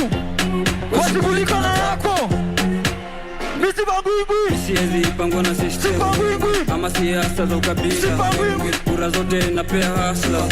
Automatic economy na tax. Siezi pangwa na system ama siasa za ukabila. Kura zote napea hustler. Automatic economy na tax. Kenya wote si tumechoka. Vijana kwa wazee tumechoka. Mama wote wamechoka. Kama ni kupangwa misi pangwe. Mboka ni mboka. Wera ni wera, mboka ni mboka. Hatupangwingwi. Yani mnasema tuanze hapa chini, alafu tuende juu. Yani hapa bottom, alafu tuende up. Hapa bottom kwa watu wa matatu na makanga na watu wa kinyozi na wale wa mama na wale wa kokoteni na wale wa bodaboda, wale wa hapa chini, alafu tuende up. Kila mtu from bottom nation. Bottom twende up. From bottom twende up. From bottom twende up. From bottom twende up. Bottom twende up. Bottom twende up. From bottom twende up. From bottom twende up. Maisha ni yangu. Twende up. Maisha. Bottom twende up. Maisha. Bottom twende up. Maisha ni yangu. Washughulika na yako. Napenda za kwangu. Washughulika na yako. Your Excellency, your competitor is here. Ama siasa za ukabila. Kura zote napea hustler. Automatic economy na tax. Siezi pangwa na Haya DJ, thank you, thank you. Thank you. Let us hear it for the Deputy President William Samoei Arap Ruto. Your Excellency, usichoke. Coming up right now, we want to bring up the one and only Iyana. Yo. Hey. Kila mtu wako kwa chama. Kila mtu wako kwa chama. Sema above the head. Alafu below the belly. Across the counties. Smooch those monies. Ati smooch those monies. Nataka tufunze ni freestyle. Twende above the head. Below the belly. Alafu across the counties. Smooch those monies. Mwah, mwah. Smooch hizo pesa. Mwah. Hasla ndani mpaka State House. Hasla ndani mpaka State House. Saudi. Nakujua nani kona Kenya kwanza. Hii anthem ya wa Kenya. Wale wanataka pesa na hata pia kutesa. Tumasani ya pesa. Leta nini? Tunataka nini? Sema pesa. Leta nini? Siwezi bila pesa. Leta pesa. Leta pesa. Pesa rana jipa mwenyewe. Leta pesa mfukoni. Kila mtu apewe. Pia mimi na wewe. Kenya kwanza leta pesa. Maisha ni tamu na pesa. Mama mboga anataka pesa. Watu wa ndudhi wanataka pesa. Pia wakulima wanataka pesa. Pesa, pesa, pesa. Tukiwa na pesa tutajenga uchumi bana. Tukiwa na pesa hakuna kufuliza bana. Tukiwa na pesa nikibaba sana wapi duru wewe. Pesa leta nini? Siwaski sema. Leta nini? Ati siwezi bila pesa. Leta nini? Leta nini? Wapi duru ya nini wewe?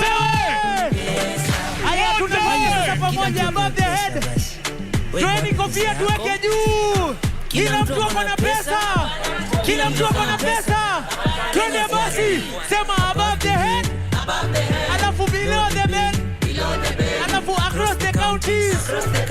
Smooch those monies. Smooch hizo pesa. Hasla ndani mpaka State House. Hasla ndani mpaka State House.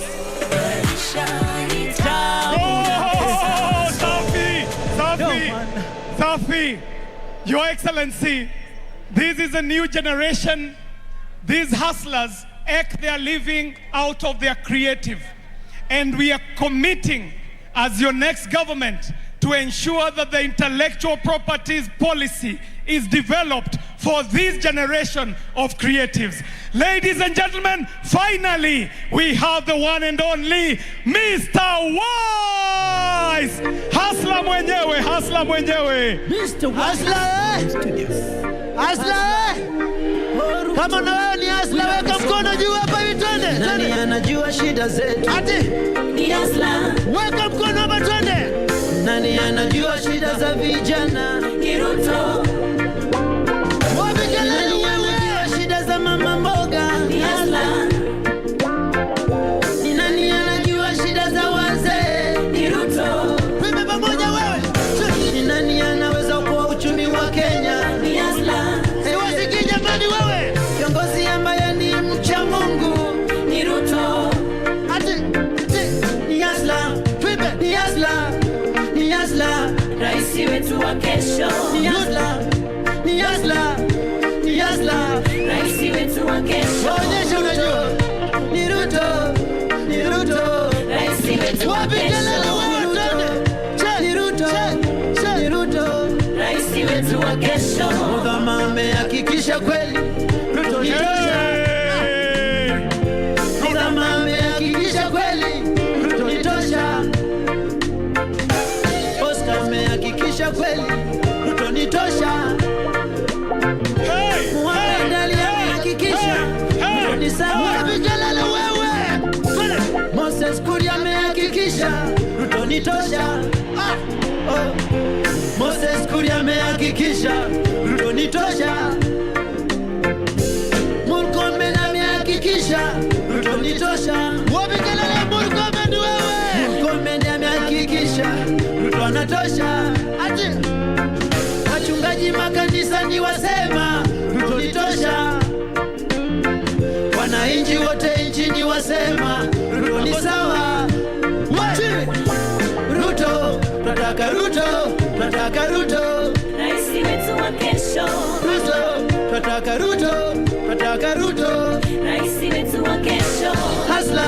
Tunataka hustler, tunataka hustler. Nionyeshe kwa mkono. Hustler, tunataka hustler, tunataka hustler. Wapi kelele wewe? Hey, thank you DJ. Ngoja DJ.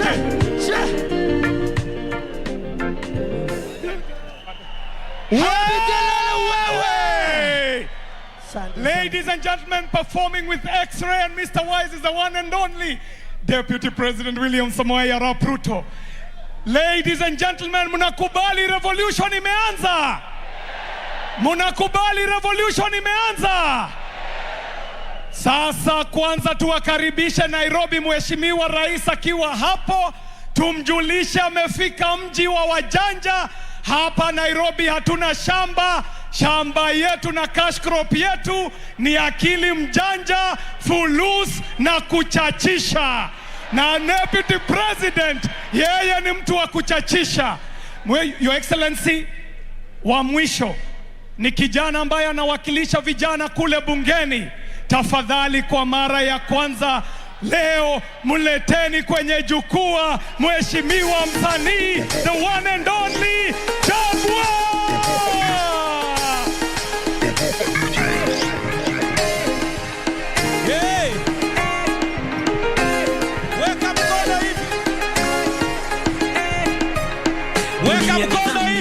Ama uniweke niishi peke yangu, kwani ninapomwamini weka mkono moja hivi ananigeukia dunia nizamishe. Ama uniweke niishi peke yangu, kwani ninapomwamini kila binadamu mwisho ananigeukia. Nitazame nani nimwamini nani, wananigeukia vigeugeu vigeugeu vigeugeu wananigeukia. Na muamini daktari sana amponye rafiki yangu, wanamweka kwenye life support machine, kumbe aliaga ni pesa na kusanya. Mama mzito na muamini mkunga, mzalishie mtoto baada miezi 9. Mkunga mtoto nikiaso juu chini ili vuke boda, akiaso juu chini ili avuke boda, wananigeukia. Akiaso juu chini ili avuke boda, wananigeukia. Akiaso juu chini ili avuke boda, wananigeukia. Nimtazame nani nimwamini nani, wananigeukia. Vigeugeu vigeugeu vigeugeu wananigeukia.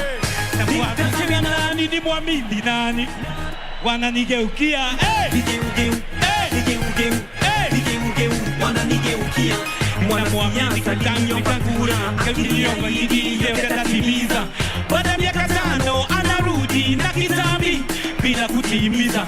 Ninapata kajirani yangu nilimwamini kufa na kupona, nikitoka kwangu naye naingia kuzali na bibi yangu. Nikiaso juu chini ili nivuke boda, wananigeukia. Akiaso juu chini ili avuke boda, wananigeukia. Akiaso juu chini ili avuke boda, wananigeukia. Nataka nione mkono ya UDA tukimaliza, wananigeukia. Nimtazame nani nimwamini nani, wananigeukia. Vigeugeu wananigeukia. Nimtazame nani nimwamini nani, wananigeukia. Vigeugeu weka mkono moja hivi, wananigeukia. Dunia nizamishe ama uniweke niishi peke yangu, kwani ninapomwamini kila binadamu mwisho ananigeukia. Dunia nizamishe ama uniweke niishi. Nataka turuke tukimaliza. 1, 2, twende wote. Bibi yangu kigeugeu, hey, na uhuru kigeugeu, hey, na uhuru kigeugeu, hey, wasa wangu kigeugeu, hey, na uhuru kigeugeu, hey, na uhuru kigeugeu, hey, na uhuru kigeugeu, hey, na uhuru kigeugeu. Bibi yangu kigeugeu, hey, wasa wangu, hey. Haya, sio mimi nimesema, sio mimi nimesema. Asanteni sana. God bless you. Haya. Hebu keti chini kidogo. Haya. Nikisema UDA, unasema hasla. UDA! UDA! Nikisema hasla, unasema Ruto. Hasla! Hasla! Mheshimiwa Jagwa, simama pande ile. Huyu kijana ameonekana ni revolutionary na yuko radical. Ameingia kwenye mfumo wa radical. Officially inviting you to the youth movement of the radicals. This is for you, Your Excellency. Hata yeye ni radical.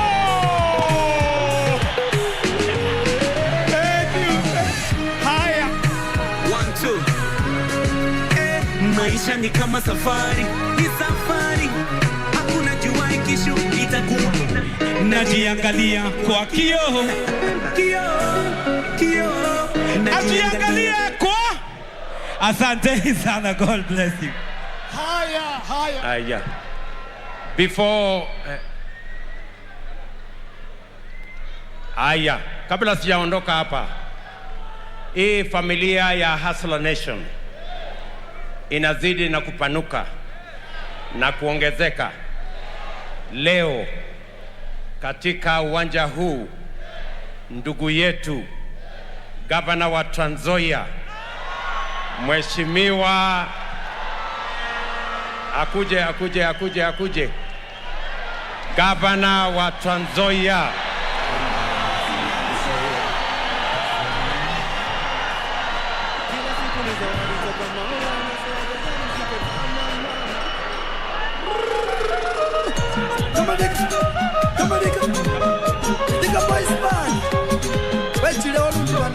Mheshimiwa Haemba leo amejiunga na Hustler Nation na chama ya UDA. Wapi makofi ya Mheshimiwa Haemba jameni?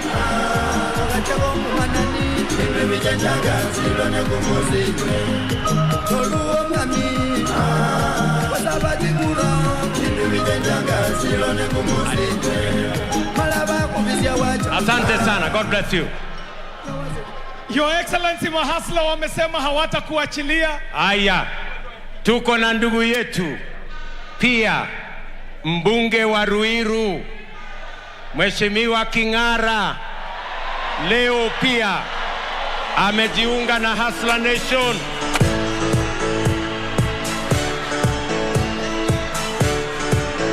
Asante sana. Aya, anasema ni mtu wa PCA, ako na mutaratara. Asante sana mheshimiwa, utaongea baadaye. Haya, wacha sasa nimuite ndugu yetu. Your Excellency, mahasla wamesema hawezi toka kwa jukwaa kwanza, una jukumu la mwisho la kutekeleza Mheshimiwa Rais. The Hustler Nation is keen to know your family. Your Excellency, you have to introduce your beautiful family. Kindly, sir. Good. Asanteni sana. Hapa pamoja na mimi ni rafiki yangu, the love of my life, Mama Rachel Ruto.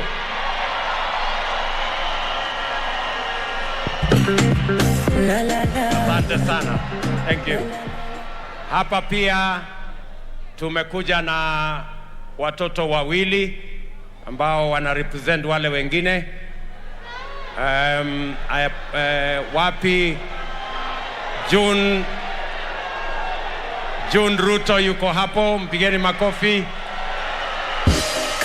Na huyo anaitwa Charlene Ruto yuko hapo, asante. I apologize, my son Nick did not get permission from his place of work. He works in a law firm, lakini hakupata permission, ni sawa tu, atakuja siku ingine.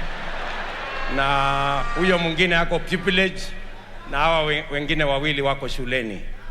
Asanteni sana na watakia baraka ya Mungu. Thank you very much.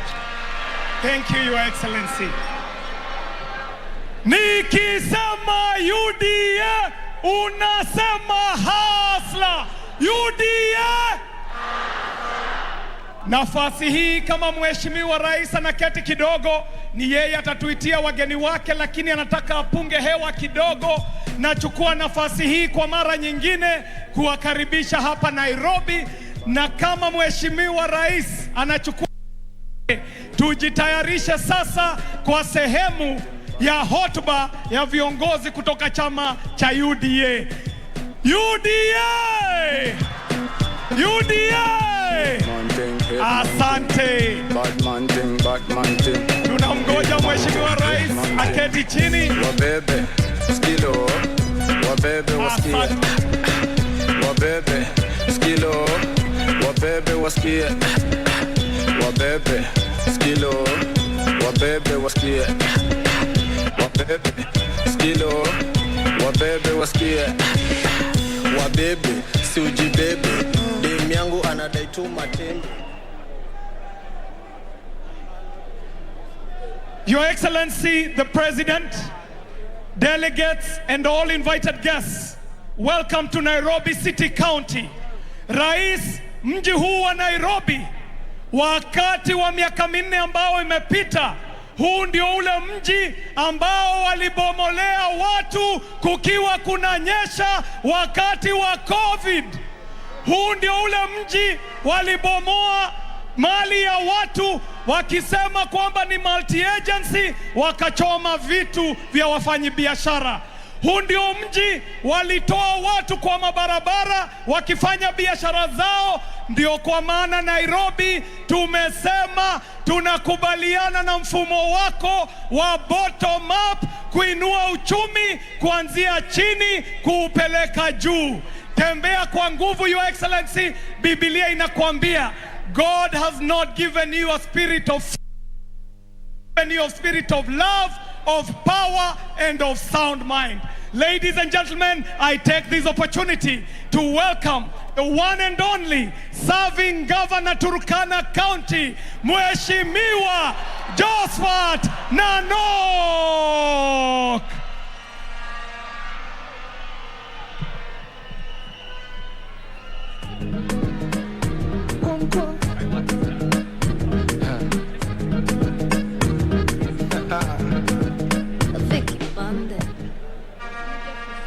Your Excellency, the party leader of UDA and the presidential candidate UDA, Mama Rachel,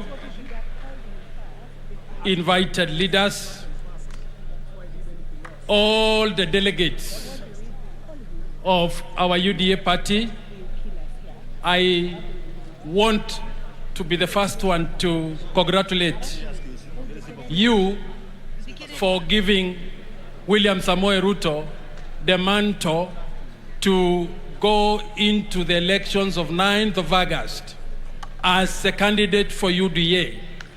And we will pray for him to take up, do his campaign.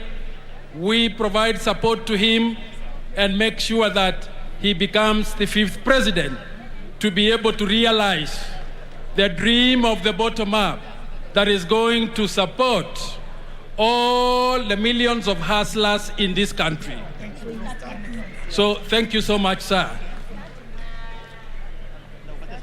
Because of time, there are many leaders here who will have wished to speak.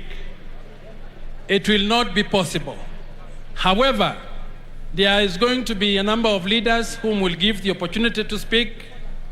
We will restrict it to 2 minutes each.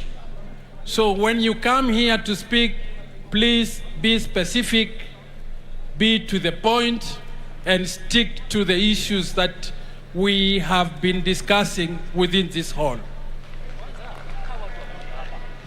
As the Director General of the William Samoei Ruto presidential campaign,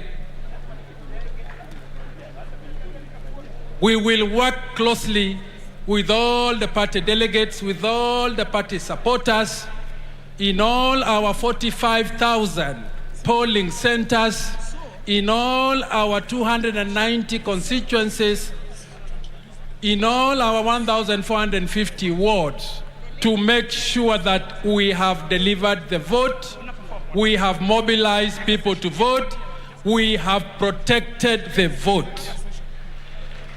Shortly, we will be launching a Protect the Vote campaign that is going to involve all our supporters across the country, that is going to assist William Ruto mobilize the voters, because we want him to implement the bottom-up policy. We want him to implement the policy that touches the hearts of people.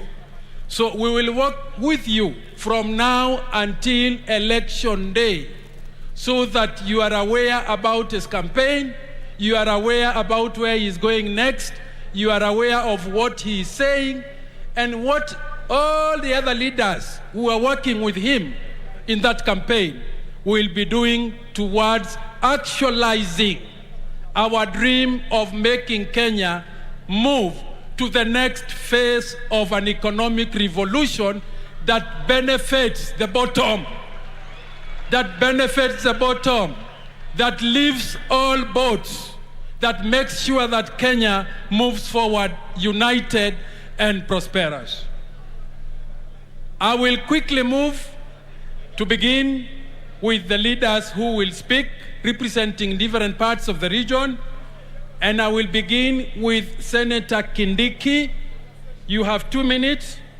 Following him, and they should come near the stage, is Honorable Duale, Honorable Alice Wahome, and Governor Salim Muvuria, in that order.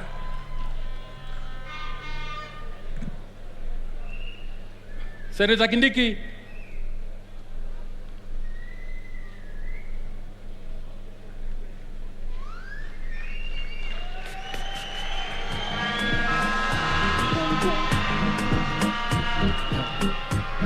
Haya, nikisema harambee mnasema UDA harambee. Mimi kwa sababu ya muda niseme nimefurahi sana kufika hapa. Today is an important day in the history of our country.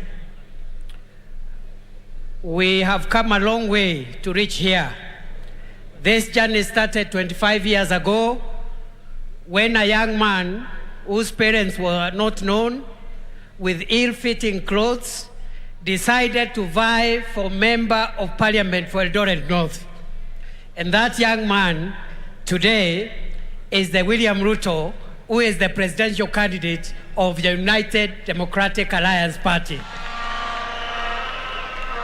In between the 25 years journey, William Ruto has been Minister for Agriculture for slightly 2.5 years.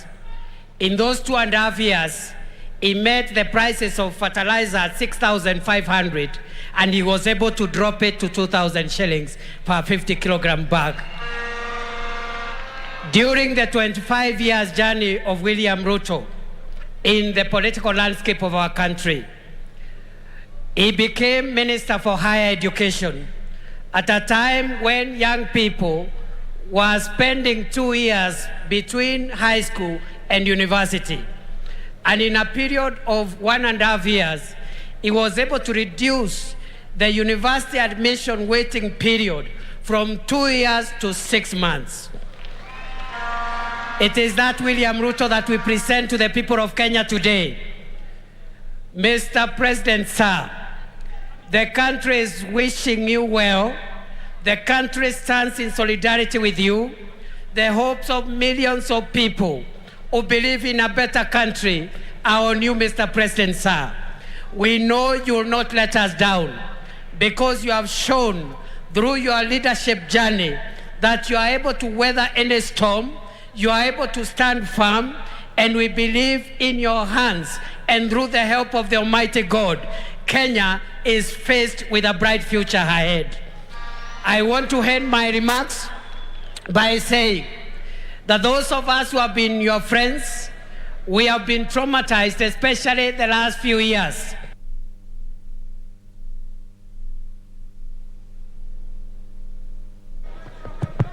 And the source of our trauma has been from our own party. I want to assure you, Mr. Deputy President, the remaining 4 months of this journey will work with you. And I want to advise your competitors that they are in for a rude shock, because as you have reminded them, you do not fear anybody, and I want to ask you to stand firm. May the God who orders the affairs of the universe be with you as you give hope, inspiration, and prosperity for our country. God bless you. God bless Kenya. Wow, makofi ya Mheshimiwa Kindiki. Ladies and gentlemen, before the next speaker, we shall have the Secretary Generals of the visiting parties to come and introduce their members. I want to call up the Secretary General of the ANC party. And as he comes up, tafadhali nikitaja jina unampigia kelele. Tuko na maseneta hapa, tuko na host senator, super senator Johnson Sakaja. Tuko na Susan Keheka. Tuko na Senator Kithure Kindiki, Senator Kimani Wamatangi, Senator Cleophas Malala, Senator Irongo Kangata, Senator Millicent Omanga, Senator Falhad Aiman, Senator John Kenywa, Senator Anwar Lloyd Tiptip, Senator Aaron Cheriot, Senator Samson Cherargei, Senator Naomi Wako, Senator Isaac Mwaura, Senator Mithika Linturi, Senator Dr. Langat Christopher, Senator Kipchumba Murkomen, Senator Waembu, Senator Njeru Ndwiga, Senator Stephen Lelegwe, Senator Petronila Were, Senator Super Senator Moses Masika Wetangula pia yuko ndani ya nyumba.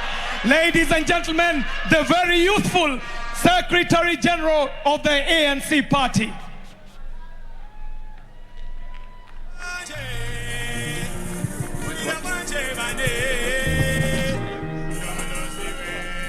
UDA. Instructions from heaven. More energy. UDA. Kazi ni kazi. Thank you very much.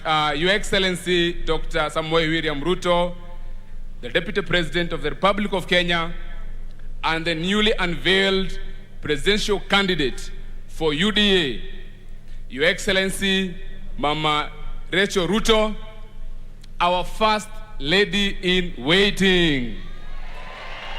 Your Excellency, Mheshimiwa Musalia Mudavadi, the party leader ANC, party leaders present, including party leader for Ford Kenya.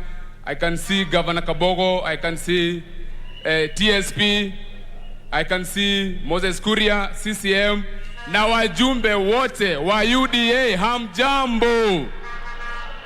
Hamjambo. Asanteni sana. From the ANC party, we have come here to celebrate and congratulate UDA party upon this very, very momentous occasion. And I want to thank my party leader, His Excellency Wycliffe Musalia Mudavadi, for guiding us into the right side of history. The side of justice, the side of equality, the side of inclusion, opportunity for all, regardless of your first name or your father's name. This is the side of majority of Kenyans. The side of the people. They say the voice of the people is indeed the voice of God. And so we have accompanied our party leader from all over the country to come and celebrate with you. We have with us Honorable Issa Timami, makofi kwake. We have Honorable Margaret Itongai, makofi kwake. Honorable Kasim Tandaza. Our national chairman, Honorable Kevin Lunani. Unasimama, unawave. We also have Super Senator Cleophas Malala. We have Honorable Sakwa Bunyasi, Member of Parliament. Honorable Alfred Agoy, Member of Parliament. Honorable Agest Kagesi, Member of Parliament. Honorable Beatrice Adagala, Member of Parliament. Honorable Professor Amkwa Anangwe, former Minister. Honorable Salim Busaid from Lamu. Honorable Sanyo Ore from Marsabit, running for Governor. Honorable Joseph Kiangoi from Nyamira running for governor, Ambassador Roba Maina running for Senate in Laikipia, Honorable Obadiah Hezekiah from Kwale, Honorable Rabarakwe from Marsabit, and many, many others. We are very proud to be associated with you, Your Excellency. We congratulate you. And if there is anybody out there who had any doubt, who is the next President of the Republic of Kenya, today is your answer. God bless you all. Thank you very much. That is the Secretary General ANC. Secretary Ford Kenya will be speaking later, so he shall do his introductions then. Back to regular programming. Once again, Governor Josephat Nanok. I think the Secretary General for Ford Kenya will be speaking, so he will introduce his members when he will be speaking. But quickly, is the governors who are here, just to recognize them from UDA. Governor Anne Waiguru, Governor Salim Mvurya, Governor Mutai Kahiga, Governor Patrick Kaemba, Governor Jackson Mandago, Governor Stephen Sang, Governor Onesmus Njuki, Governor Dr. Hilary Barchok, and of course myself and many deputy governors that are present. Abdulakim Aboud, deputy governors, Wesley Rotich, and Joash Mangi. Governor Kiptis of Baringo is also in the house, and many others I may not see. They are among the delegates. Nani huyo? Asimame nimwone. Waitito baba yao. Asanti. Asanti. Let me now bring in for 2 minutes Honorable Dwale to come and give his message of congratulations, and Alice Wahome and Salim Mvurya should also be lining. 2 minutes each. Harambee! UDA! Alafu baadaye mtasema pesa mfukoni, haki kwa wote. My friend and brother, Honorable William Ruto, congratulations. We have been in this hall since 2007. But I think this election, to our leaders here, this is going to be the most decisive election. This election will be a turning point in the history of Kenya. And why do I say so? This election will be between the ordinary citizens and the bourgeois, within the meaning of Stalin, the famous Stalin of Russia. This election will be about the debt, the 13 trillion debt, and more so the 7 trillion debt that was borrowed courtesy of the handshake brothers. This election will be decisive, and I want to speak for where I come from and the religion that I profess. This election will be about end to impunity and extrajudicial killings. Many Kenyans, never in the history of this country, under a robust Bill of Rights, their bodies are found in our best of our rivers, in the Yala River and in Tana River. Many mothers in northern Kenya, and we will go to Wajir, Garissa, and Mandera, and Lamu, and Kwale, many women have lost their brothers, their husbands, their sons through state organized extrajudicial killing. This government that we are going to form must stop and must protect the lives of innocent Kenyans. This election is going to be about protecting the 2010 Constitution. This election will be about those who tell us that for you to ascend to public office, your father and your family must have a history. This election will be very, very decisive because for the first time in our country, a sitting deputy president was humiliated both in his personal capacity and in the office that he holds that the Constitution created. And I want to thank the framers of the 2010 Constitution that insulated the office of the Deputy President. If that was not done, today William Ruto will not be sitting here as the Deputy President of the Republic of Kenya. Let me make one confession, because confessions must be made and confessions must be stated. I was the best friend of President Uhuru Kenyatta and his deputy. And I remember one morning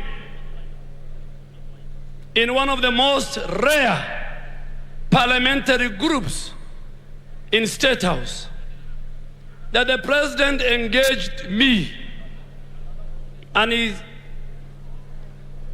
engaged me on his relationship with the deputy president. And he convinced me.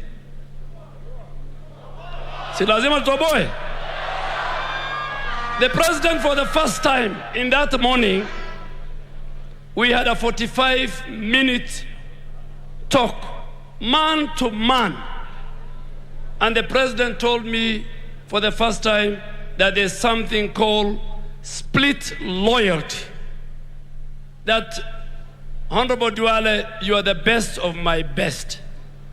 You have delivered your duty as the first majority leader. But the problem is that you're a friend to William Ruto, and that we have completed the purge of the leadership in Parliament. We have sorted out Murkomen and his team and Susan. We have sorted out Ichungua and his team in the National Assembly. But I have been told, because of your split loyalty and friendship with William Ruto, the snake is still, the head of the snake is still in Parliament. And I had only one answer for President Uhuru Kenyatta, my very good friend. I told him I'm a man of God, and I'm a Muslim, and I have walked a long journey with William Ruto. I am ready to take a walk from your administration. I am ready to take a walk with the coveted constitutional office of the leader of majority than me being involved in your politics of deceit and betrayal and backstabbing. I shook his hand, and we went and walked to the parliamentary group. I will give you more when you get an opportunity to read the book that I'm about to complete.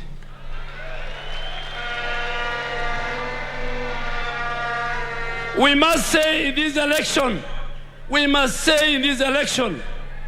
that we are tired of politics of deceit, of betrayal, by more so those who occupy the highest office in our land. And my good friend, Honorable William Ruto, when you become a president, inshallah, I want to beg you,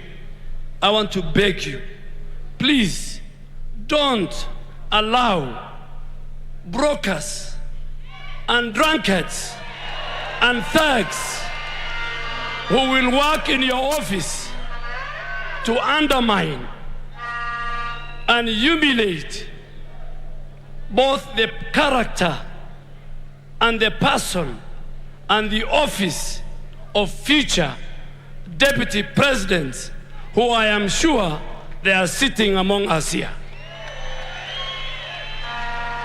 You must stop that. And because you're a man of God, since 1963, when Jomo Kenyatta became president,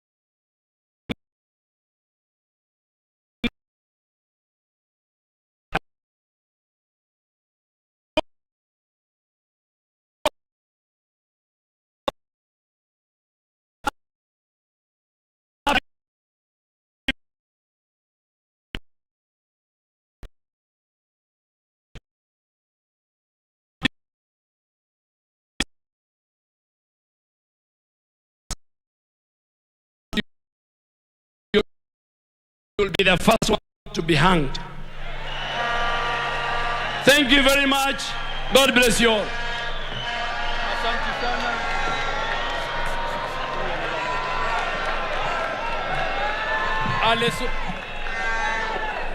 Alice Wahome, Governor Mvurya to prepare, and also Mheshimiwa Victor Munyaka.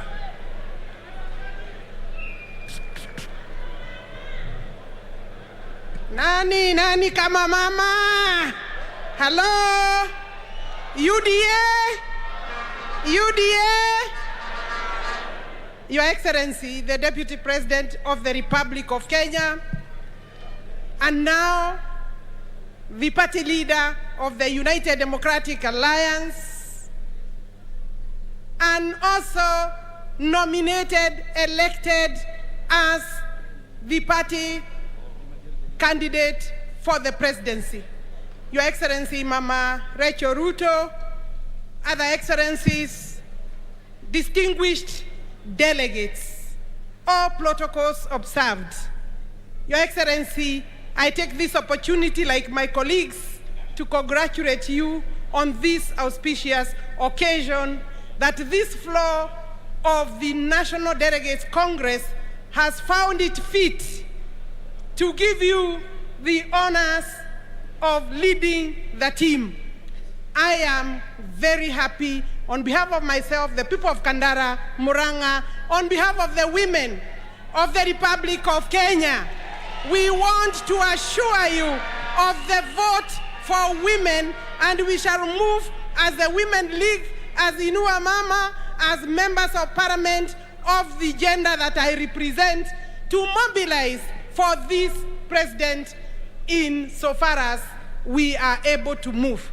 Your Excellency, I know in the interest of time we need to speak less, but let me remind you that the National Parliament, both the Senate and the National Assembly, were unable to ensure registration is in place for the 2/3 gender principle.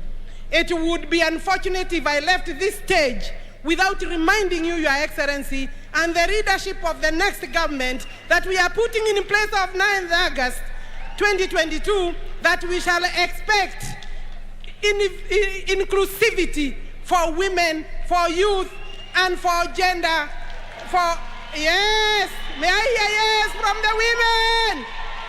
Persons with disability and the youth will have space and place in your government, or in our government. I like saying in our government because I consider myself in that government. Your Excellency, when they introduced you to us, people of Mlima, people of Kenya, they said you have unmatched record. They said you are eloquent. They said you have managed to do many things as cabinet minister. Your Excellency, he also said your record speaks for itself. After securing the second presidency, they called you names, they gave you names, they attempted hopelessly to assassinate your character. That is a legal terminology. They have not managed to assassinate your character because on this floor, the United Democratic Alliance has nominated you, has elected you as their presidential candidate. Are we going together with His Excellency? Your Excellency, I want to finalize and say, you have spoken to democracy. You have spoken to economic freedom. You have spoken to empowerment of the youth, empowerment of the people who are at the bottom. Your Excellency, in that journey, you need strong institutions, and you recognize the independence of our democratic institutions is necessary. You recognize that we must democratize the country once more, recalling that our constitution is under threat, both by this team, your competitors. Your Excellency, do not go that route. Remember, the rule of law is critical as you implement all those programs that you have promised this gathering. And we, the people of UDA, we shall support you in that journey, because without democratic institutions, without strengthening these institutions, Your Excellency, you may not succeed. I want to wish you well. And mambo bado, si ndio? Tuko pamoja. Tunaenda pamoja. Thank you very much. Aya, Governor Salim Mvurya. And as Didimas Baraza prepares also. Asante sana Mheshimiwa Rais wetu mtarajiwa na mtakiwa watano ambaye atachaguliwa tarehe 9 mwezi wa 8, Mheshimiwa Ruto, Mama Rachel Ruto, viongozi wa tabaka mbalimbali, wajumbe wa UDA na wa Kenya kwa ujumla, asalamu alaikum. Bwana asifiwe. Harambee. UDA. Mheshimiwa Naibu Rais na Wakenya wenzangu, leo tumekongamana hapa na tumetengeneza historia. Makongamano haya yamefanyika. Tumeona makongamano, lakini hili kongamano la UDA limetia fora kwa sababu limekuwa na mambo maalum zaidi. Tumemuona rais wetu mtarajiwa na mtakiwa akiapa kiapo ya kutuongoza vizuri kwa usawa. Hatukuyaona kwa wapinzani wetu. Hiyo inamaanisha huyu rais wetu ambaye tumemteua leo atatimiza zile ahadi ambazo ameahidi. Tumeona wale wenzetu wanaotupinga wakituchosha na misamiati mizito zaidi, bila ahadi maalum ambayo wananchi wanaweza kuhakikisha wamewafuatilia utekelezaji wao. Wametueleza mambo ya Mandela Moment, wametueleza mambo ya ukombozi, wametueleza mambo ya 6,000 offhead.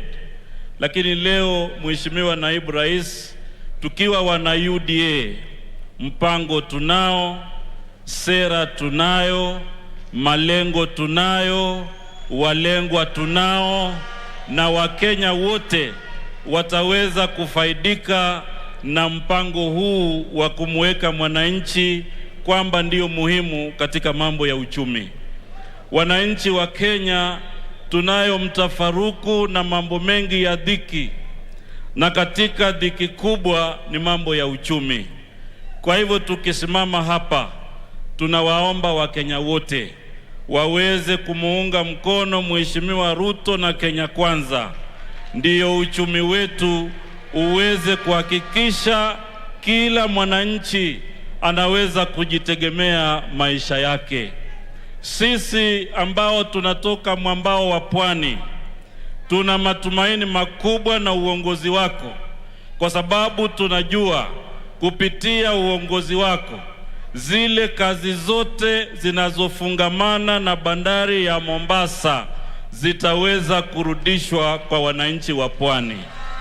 Tuna matumaini makubwa kwamba yale mambo yote ya mashamba na dhiki ambayo imepata wananchi wa pwani, haki na usawa itaweza kutawala, kwa sababu tunawafahamu hata wale wapinzani wetu wakisimama kule pwani watazungumza mambo ya shamba, lakini tuko na track record yao wakiwa serikali ya nusu mkate.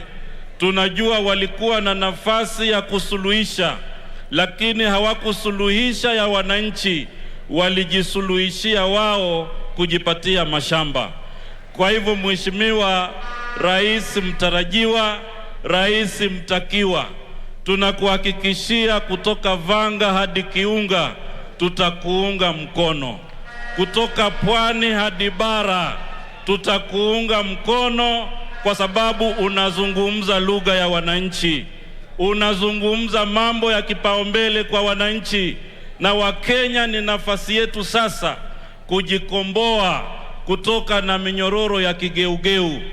Tumeona juma hili, Jumamosi, watu walipoweka sahihi mikataba, na tumewaona jana hata hawana tafsiri ya yale walioweka sahihi. Hata ule wino haujakauka. Tunasikia wengine wanasema ilikuwa ni Azimio Oka, wengine wanasema ilikuwa ni Azimio, na mimi nasema hiyo ndiyo njia moja ya Azimio kuzimia. Tunawaomba sana, tunawaomba Wakenya wenzetu, tunajua baada ya hapa hata huyu naibu rais ameitwa majina na wengi wataitwa majina, na waomba tuweni na msimamo, na msimamo huo uko ndani ya UDA, uko ndani ya Kenya Kwanza. Asanteni sana na Mungu awabariki. Asante. Asante sana. Mheshimiwa Munyaka atazungumza dakika moja, alafu tutasimamisha hiyo okay, atazungumza alafu tubadilishe program kidogo. Kwanza ni kupeana pongezi sana kwa Deputy President kwa kupewa nafasi ya kuwania urais, na sisi tuko na hakika utashinda. Kenyans are eagerly waiting for you to be the president of Kenya. And Kenyans have suffered under the handshake. Wakati ya handshake, bei ya mkate imeenda juu. Wakati ya handshake, petroli imeenda juu. Wakati ya handshake, gas imeenda juu. Wakati ya handshake, hata vijana wetu hawawezi cheza mpira kwa sababu Kenya has been banned by Viva. Your Excellency, sisi wa Kenya si wajinga. Hatuwezi kuendelea kupigia na kusupport handshake wapate kura, maisha ya gharama yaendelee kuwa vile iko saa hii. Lazima tubadilishe, tuweke rais ambaye ataangalia masilahi ya wananchi, na huyo si mwingine ni Dr. William Samoei Ruto. Asante sana, Mungu awabariki. Asanti sana, tutabadilisha program kidogo kwa ruhusa ya party leader. Niweze kwa niaba yake nimwalike Earthquake Mheshimiwa Musalia Mudavadi, kiongozi wa ANC,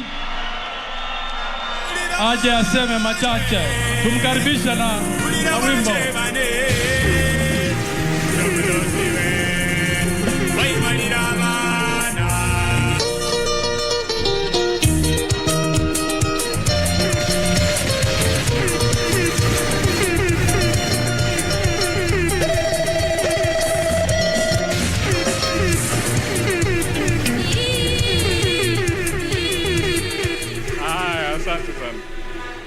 Asante sana DJ.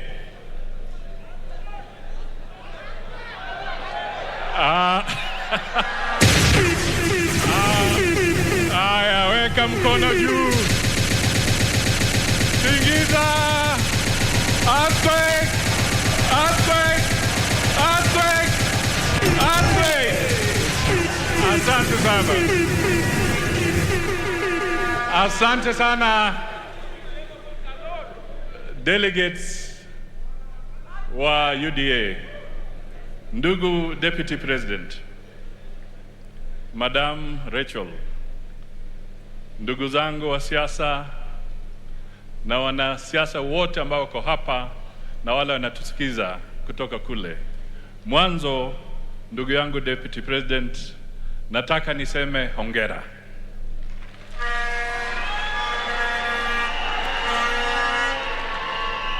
Congratulations on your being nominated and elected as the flag bearer of this very vibrant party, UDA.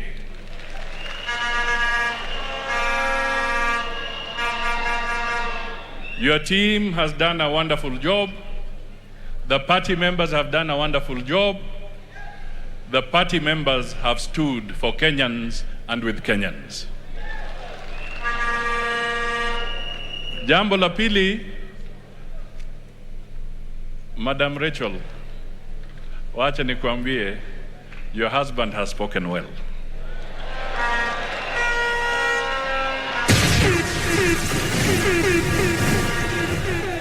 He has spoken well. He has spoken to our hearts. He has spoken to Kenyans. And he has spoken to all men and women of goodwill in this country.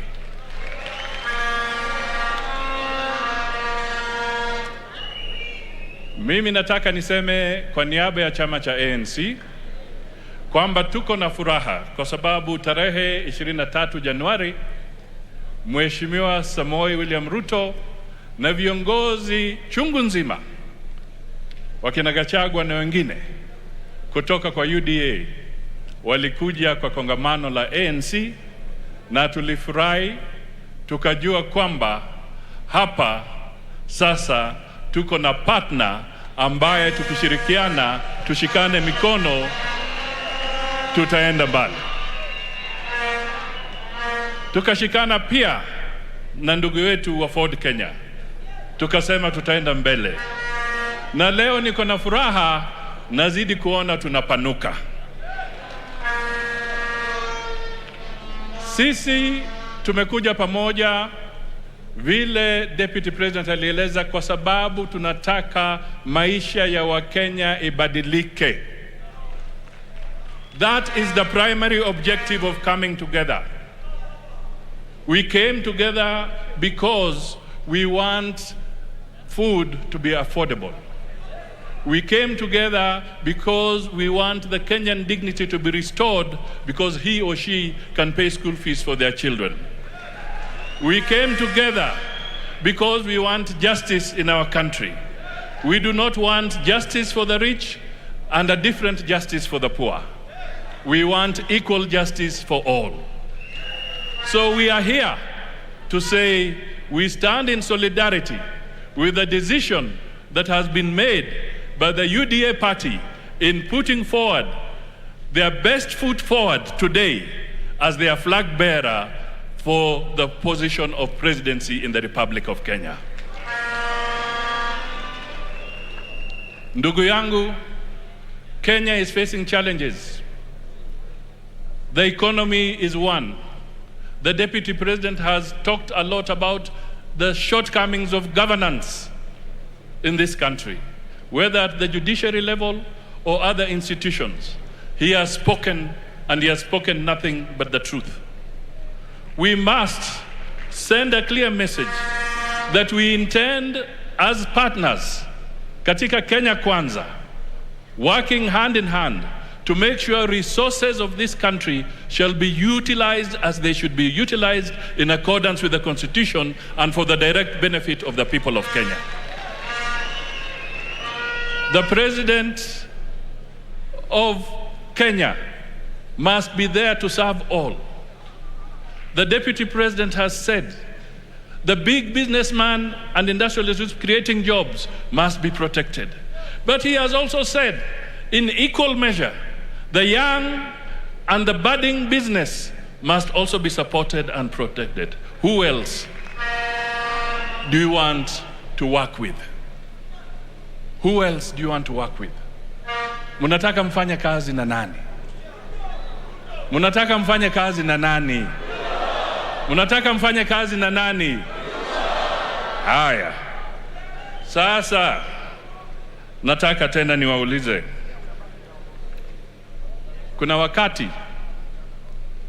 the late Kamotho nadhani ama wengine hapa Saitoti akisumbuliwa hapa Kasarani. Silikuwa hapa? Hapa. Na wakasema Kasarani? Kasarani? Kasarani? Leo tumekuja hapa kuambia tunataka tuoshe hiyo kisirani ili Kenya iwe sawa na situpate serikali ama kiongozi ambaye atadhulumu wengine kwa sababu yeye yuko kwa mamlaka.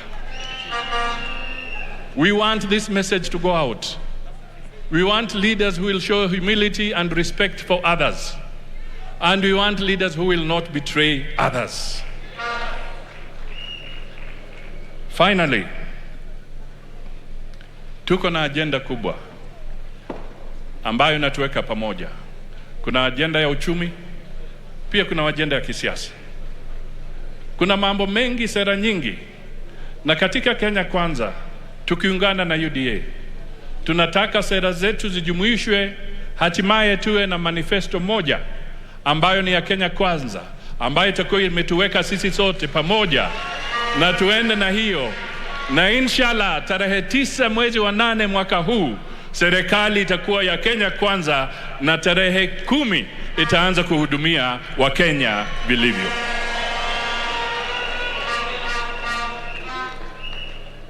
Nataka pia nidhibitishe kwamba vile Deputy President amesema hapa na vile sisi tumesimama, we do not want a puppet regime and we do not want puppet leaders. Hatutaki kamwe kuambiwa kwamba tumewekewa kiongozi ambaye mtu anashika remote control, akisema pause una pause,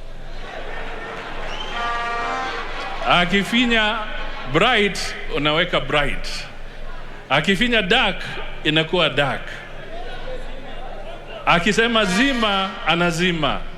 We do not want a remote controlled leader in this country. We want a leader who is hands-on. Tunaelewana kabisa?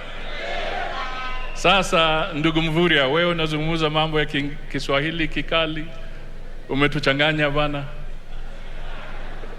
Lakini nataka niambie wa Kenya, there is something which the Deputy President has spoken to, which we must free ourselves from. There is something they call the Stockholm Syndrome.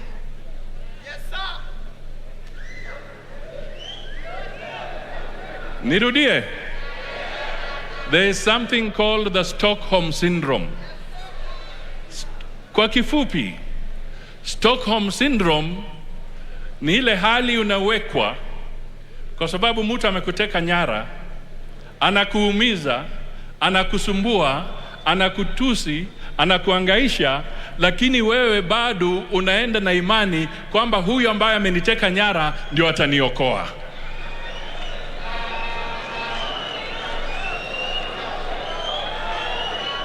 Tunaelewa kabisa. Mimi naungana na Deputy President. Tuondoe wa Kenya katika kwa hiyo hali ya Stockholm Syndrome ya kufikiri kwamba wale ambao wana uwezo, wana mamlaka ambao wamepewa, wakitufinya, wakitusumbua, ati hao pia ndio watatuokoa. La, sisi wenyewe tujiokoe tarehe 9 mwezi wa 8 kupitia kwa kura, tuambie wa Kenya tumejiokoa. Tunaelewana kabisa? Zungusha mkono. Zungusha mkono. Earthquake. Earthquake. Earthquake. Asanteni sana.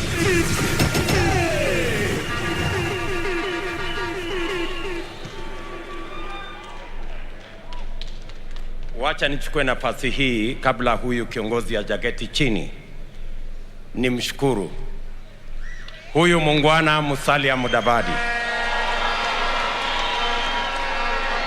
Wakati mambo ni magumu, akiambiwa ya kwamba hawezi kusimama na sisi, yeye alivunja minyororo ya wale watesi wetu, akavunja ngome ya wale ambao wameteka nyara taifa letu la Kenya, na akasema atafanya kazi na Mkenya yeyote bora wanakubaliana kisera.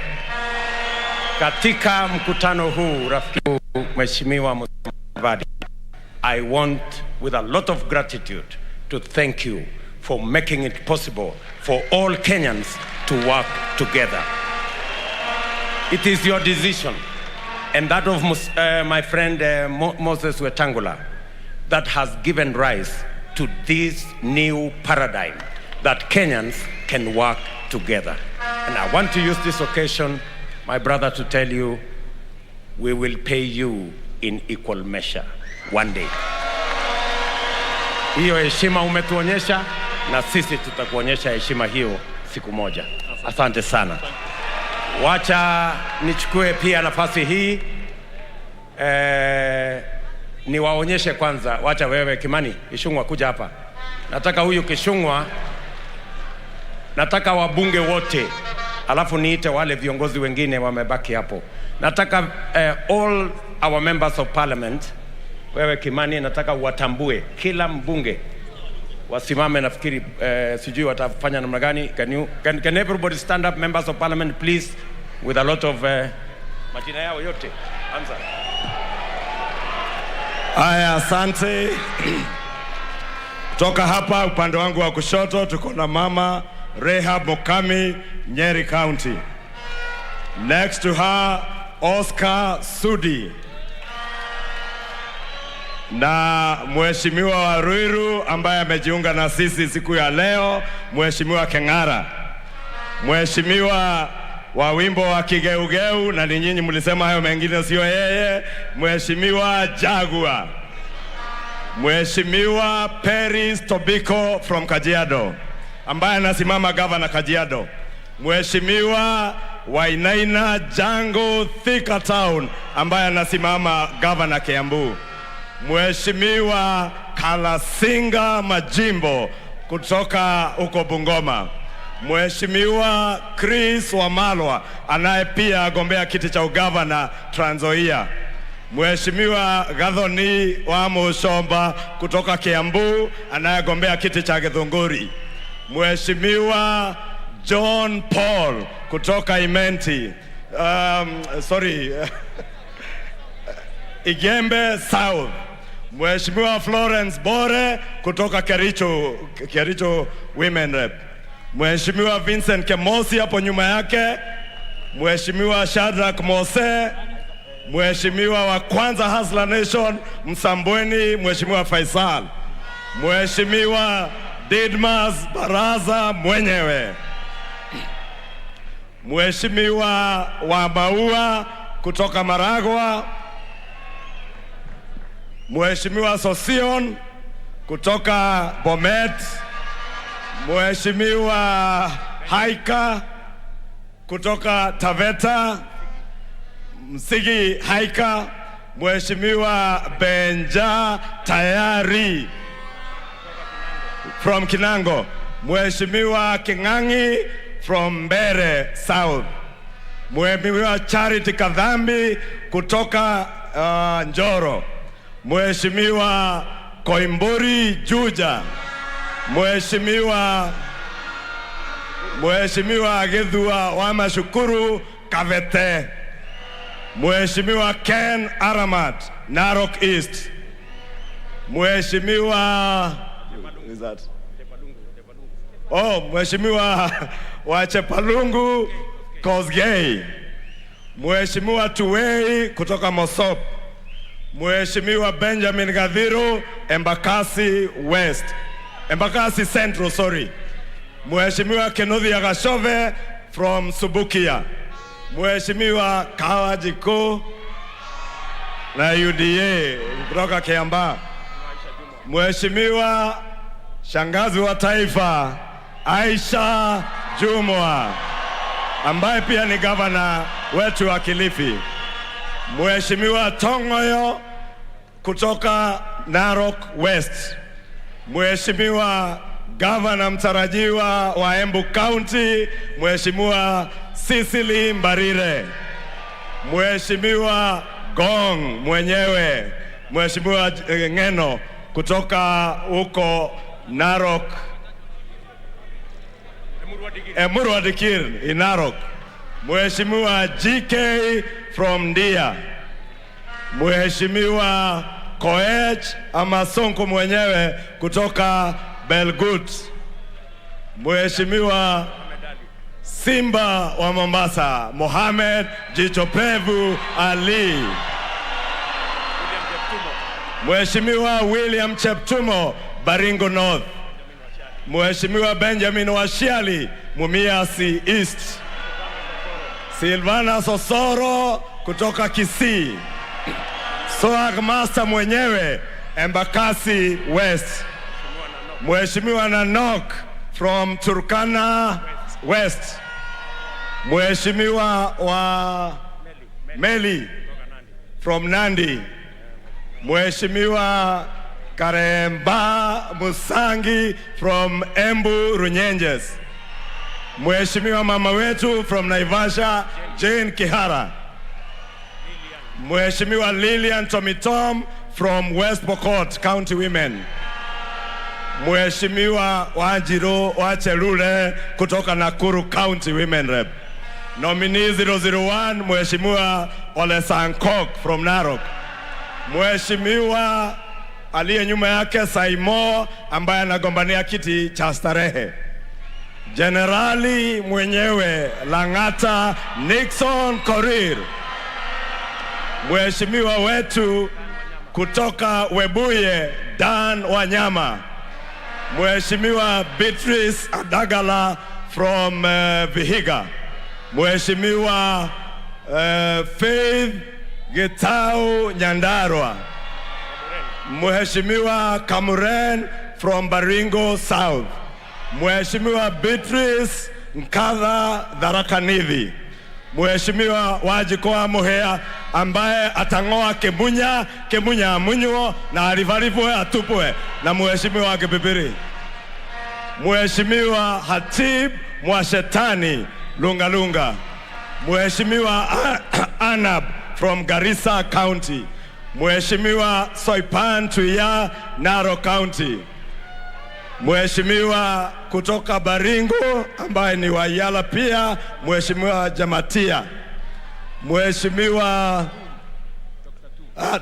Tekla Tum from Nandi. Who is that? Oh, Koros Kipsengeret kutoka Kericho County. Mheshimiwa Halima Musheke kutoka Meru County. Mheshimiwa Murugara Dharaka constituency in Dharaka Nithi. Mheshimiwa Gishimu from Geshogo constituency. Mheshimiwa Munyaka ambaye alikuwa hapa Machakos Town. Mheshimiwa mama wetu Rehema Hassan, Tana River County. Mheshimiwa mama Beatrice Kones kutoka Bomet County. Mheshimiwa ndugu yetu Owen Baya kutoka Kilifi South, Kilifi North, Kilifi County. Mheshimiwa kutoka Bomet County Women Rep, mama Joyce Korir. Mheshimiwa ambaye anagombania Senator wa Meru, Kadhuri kama Shinani. Kadhuri Murungi kana Kadhuri kama Shinani. Mheshimiwa Kabeabea from Tigania East. Mheshimiwa Mathias Robi kutoka Kuria West. Mheshimiwa Dr. Twitoek from Mogotio. Sunguya amevaa kofia hajulikani. Mheshimiwa Sunguya from Kajiado West. Mheshimiwa Mushira from Oljororok. Mheshimiwa rafiki yetu from Bore Redekere Muruidhania. Mheshimiwa Kiringo from Igembe Central. Mheshimiwa rafiki yetu Mheshimiwa Raso from Marsabit. Mheshimiwa Peter Lochakapong from Sigor in West Pokot. Mheshimiwa ambaye pia anasimama governor Baringo, Mheshimiwa Lesonet mbunge wa Eldama Ravine. Mheshimiwa ambaye pia ni mgombea wetu wa kiti cha governor kutoka Turkana, Mheshimiwa Lodepe. Mheshimiwa KK anasimama kiti cha bunge Kinangop. Mheshimiwa Martha Wangari ambaye ni mbunge wetu wa Gilgil. Mheshimiwa speaker wetu wa Nyeri, candidate wa UDA Mokorweine, Mheshimiwa Kagushia. Mheshimiwa Dende Nyoro Kiharu. Mheshimiwa Sakwa Bunyasi. Mheshimiwa Alfred Agoi. Mheshimiwa Kawaya Engineer Musioka from Machakos, Mwala in Machakos. Mheshimiwa Manoti ambaye ni candidate wa governor wa UDA Kisii. Mheshimiwa Machogu, Ezekiel Machogu, not Manoti. Mheshimiwa dada yangu kutoka Thika, Alice Nganga wa Thika. Mheshimiwa Simba Jike kutoka Laikipia East. Mheshimiwa Kate wa Rogoro. Mheshimiwa Jagagua kutoka Mbere North. Mheshimiwa Kosgei, Engineer Kosgei kutoka Sotik. Mheshimiwa Marwa ambaye ameinua mkono hapo kutoka Kuria West. Brighton Yegon. Mheshimiwa Brighton Yegon pia ako hapo kutoka Bomet. Nani mwingine? Mheshimiwa KJ kutoka Dagoretti Kusini. Mheshimiwa Sharif kutoka Lamu East. Nani mwingine? Mheshimiwa wa kwanza kuchaguliwa na predecessor ya UDA PDR Mark Lemonkor ndiye huyo hapo. Mheshimiwa nominated member Gideon Kosgei. Nani? Mheshimiwa women rep wetu wa Kajiado Mheshimiwa Janet Teya. Na Mheshimiwa wa Mathira Rigathi Gachagua.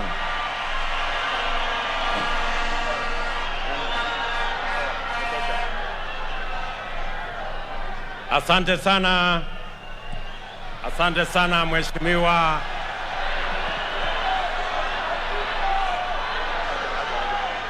Aya, leader of majority. Najua kuna leader wa minority within the majority party. Huyo ni Kimunya. Leader of majority and the majority leader, Aden Duale. Nani yule? Oh, mheshimiwa Pukose na mheshimiwa Rono. Haya, na baba yao alikuwa mbunge wa Kabete.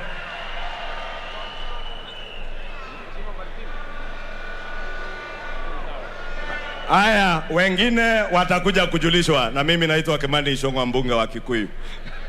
Haya, asante sana bwana Kimani Ichung'wa. Wakati tutakuwa tunatafuta leader of majority, weke application, unaweza kupita. Sasa wacha nimuite ndugu yetu, rafiki yetu, na kabla sijafanya hivyo, wacha niulize waheshimiwa MCAs, members of county assembly ambao wako hapa. Jameni, simameni tuwaone, hebu nione kama ninaweza ku asalala. Hey! Wapi makofi ya MCAs wetu jameni? Hey, pongezi sana waheshimiwa. Kama ningejua majina yenu ningewataja, lakini mkubali tu. Asanteni sana, pongezi. Tuko hapa pia na speaker wa Kiambu County. Hebu speakers wale wako hapa, speakers wale wako hapa. Niko na speaker pale wa Baringo County, mheshimiwa Bwana Dawa. Niko na speaker wa Nyeri, ndugu yetu hapo, na niko na speaker wa Kiambu Bwana Ndisho, na amini speakers wengine. Tuko na mheshimiwa Yusuf Chanzu hapo. Bas, wacha nimuite ndugu yetu party leader wa chama ambayo ndio chama ya zamani zaidi kwa vyama vyote karibu Kenya sasa, chama ya Ford Kenya, mheshimiwa Moses Masika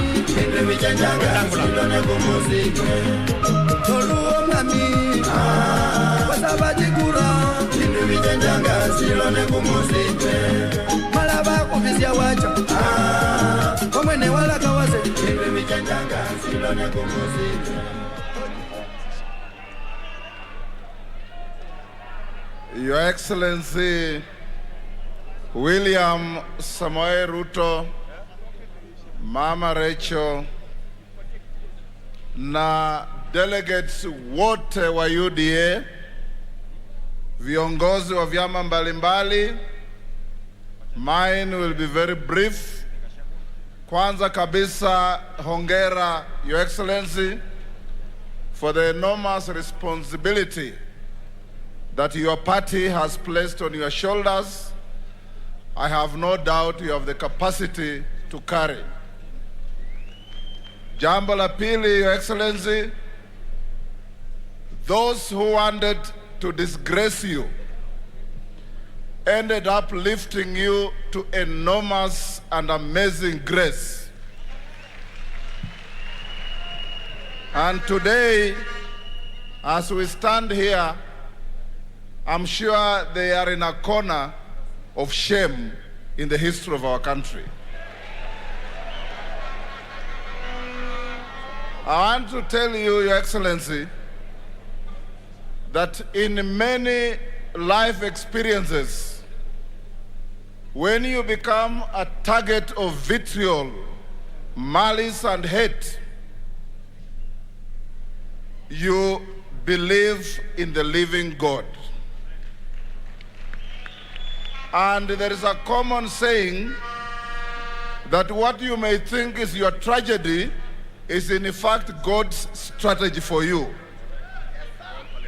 And God's strategy was that you have these bad friends take you through what they have taken you through, for Kenyans to see that you are a person vilified for no reason whatsoever, howsoever. And as we stand here today, I want to tell Kenyans that the decision made by UDA in the presence of all of us here assembled and the moving speech that you have made here defines you as different from them, because you have emphasized that we must have production before consumption. They emphasize consumption without production.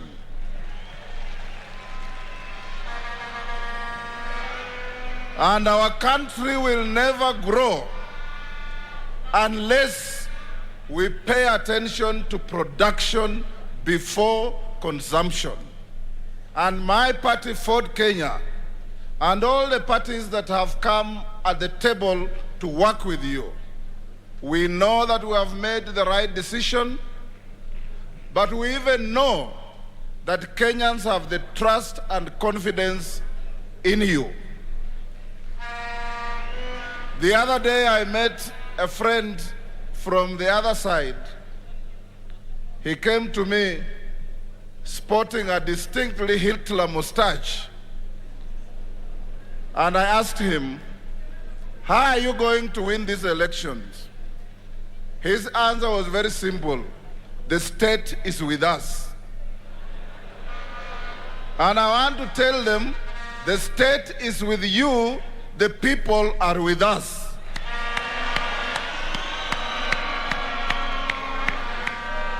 And when the people make a decision, we can only remind, as I finish, that the leadership that is now caged in a corner should read the history of Embarkation.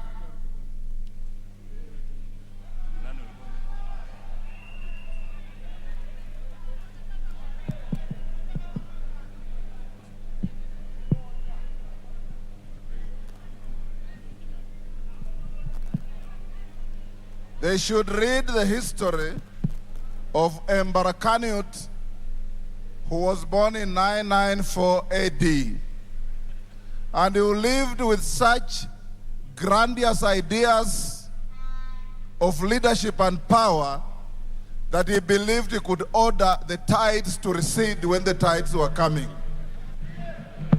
And we have a leadership today that believes they can order the tides to recede when the tides are coming. I want to tell you here today that the tides coming are not at sea. The tides are the people of Kenya. Na watapita na nyinyi mupende, musipende. Because when the people decide and when the people take their power, no army will stand in their way, no police will stand in their way, no money will stand in their way, no malice will stand in their way.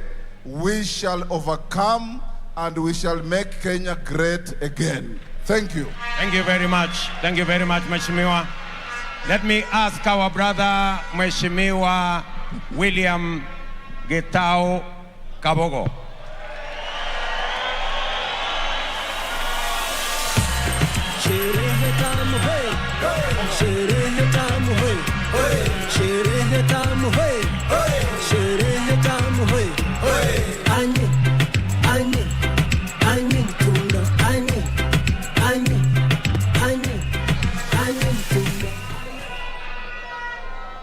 Asante.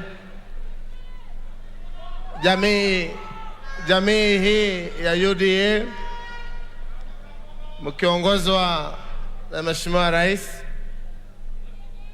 Rais wa tano,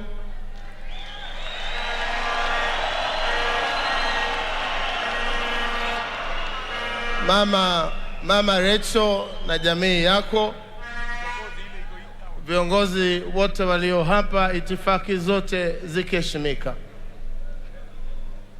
Mimi Mheshimiwa William, my very good friend, nimekuja hapa mimi mwenyewe kama kinara wa chama chetu cha Tujibebe wa Kenya Party, na sikuvurutwa wala sikusukumwa na mtu yeyote yule. Nimekuja kwa heri yangu mimi mwenyewe. Na mimi ni mtu wa hapa jimbo la Kiambu, mlima wa Kenya. Na nitakuhakikishia hapa, mimi sijapotea njia kamwe.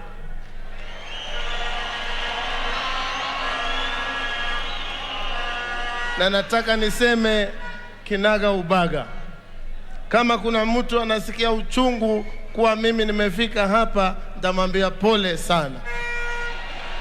Nitamwambia pole sana. Mimi nataka niwakumbushe hawa, miaka 6 hivi imekwisha, mimi nilimchanua William. Nikamwambia, ndugu jikakamue. Ukingoja kiti ati kwa sababu uliambiliwa haitapatikana, tafuta.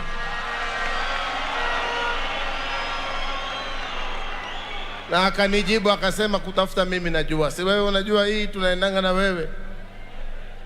Tukishikilia mahali tuliko sahihi, I can tell you without a doubt, Rais wa 5 wa Kenya ni Mheshimiwa William Ruto.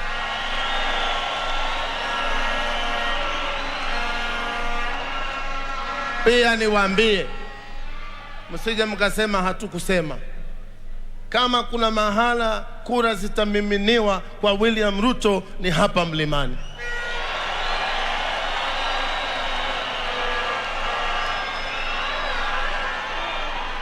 Yale Mheshimiwa Ruto amesema hapa, mimi yamenibamba. Haswa ati kwa kinyang'anyiro kuna wale ambao wangependa kubadilisha katiba na kuna wale ambao wanapenda kubadilisha maisha, uchumi wa hali ya Kenya vile ilivyo. Mimi sitasema sana, lakini nashukuru tumetoka hii safari mrefu sana tangu siku za KANU.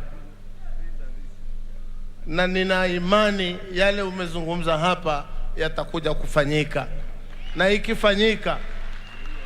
ikifanyika kutakuwa hakuna haja tena kutafuta kura. Hiyo kazi umesema hapa ikifanyika, Kenya itakuwa imekaa starehe. Pia nishukuru kiongozi Mheshimiwa Mudavadi, tumekuwa tunazungumza hii njia tukiwa pamoja.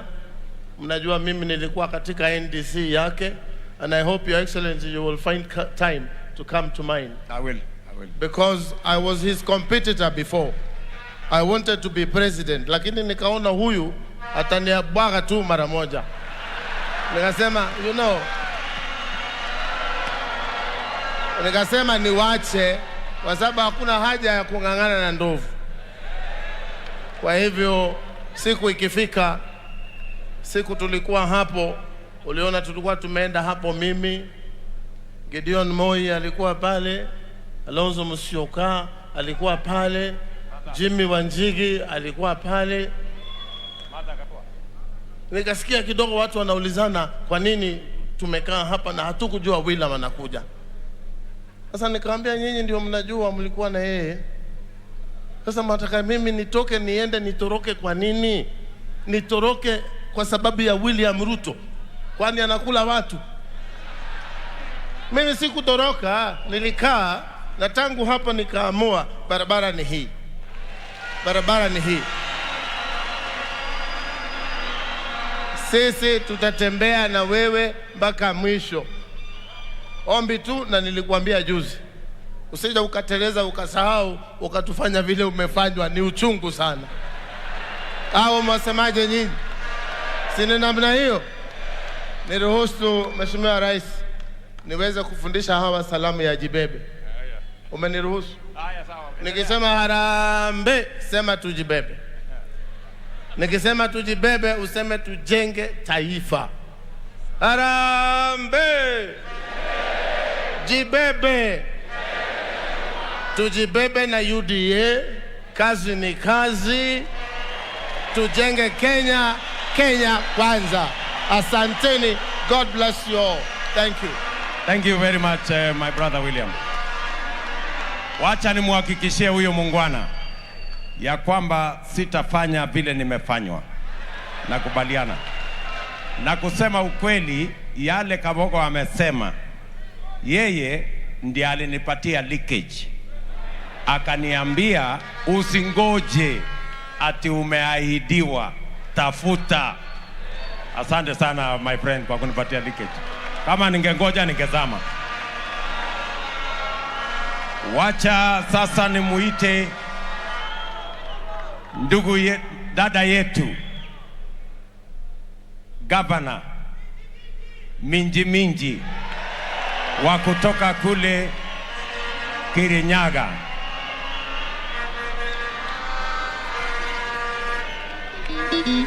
Odiga. Machete.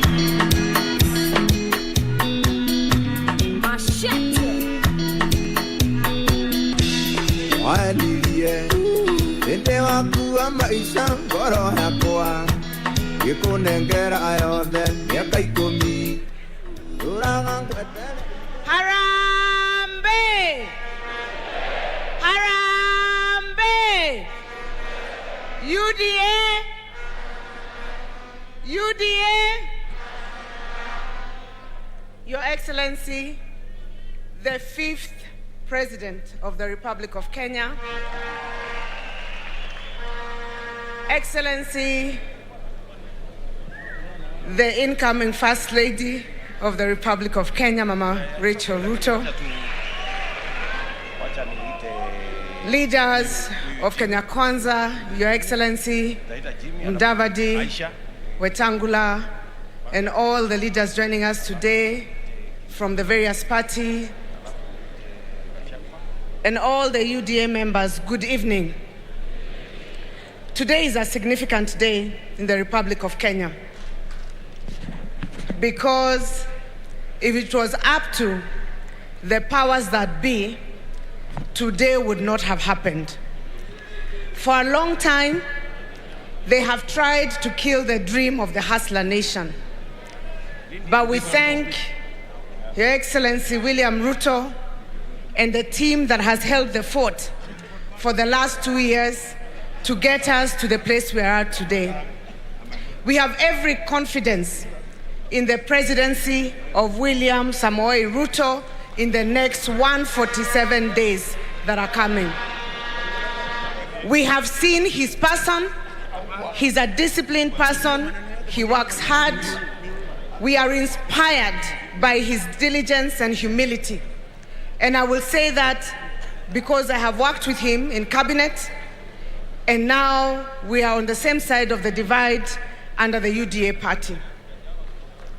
As women of Kenya, we want to assure you of our profound gratitude for the support that you give us.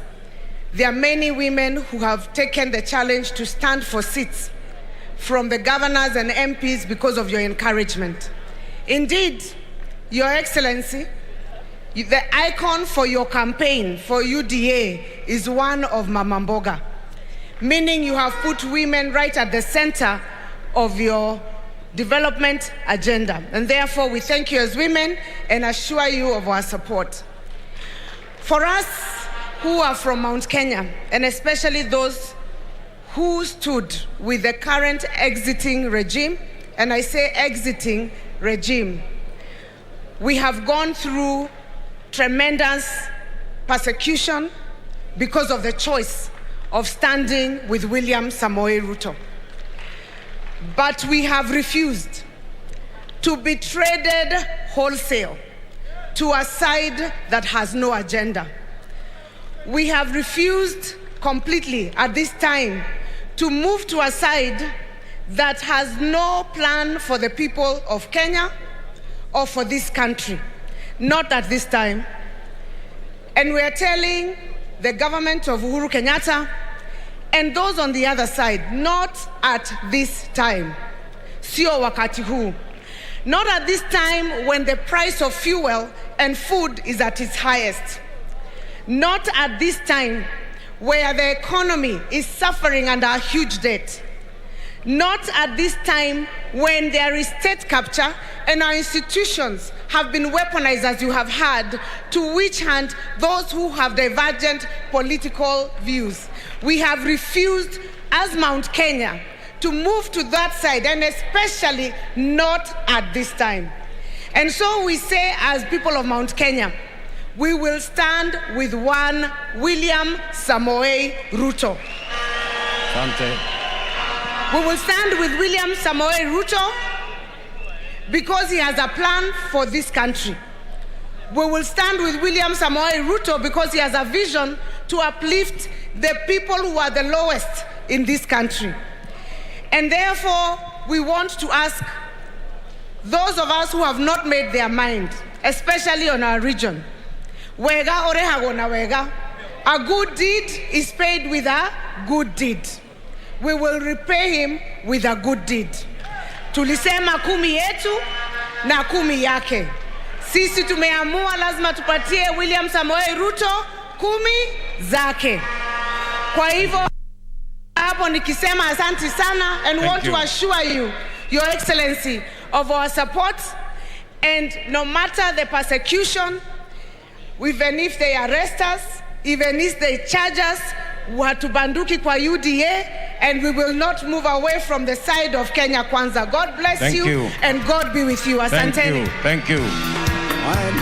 Wacha sasa nimkaribishe ndugu yetu kutoka Safina, Jimmy Wanjigi. Karibu sana ndugu. Karibu. Kila mtu from bottom twende up. Bottom twende up. From bottom twende up. Bottom twende up. From bottom twende up. Bottom twende up. From bottom twende up. Aya. Kuna wimbo ambao mlikuwa naimba. Yote ya rudia, yote yawezekana. Yote yawezekana. Yote yawezekana. Yote yawezekana.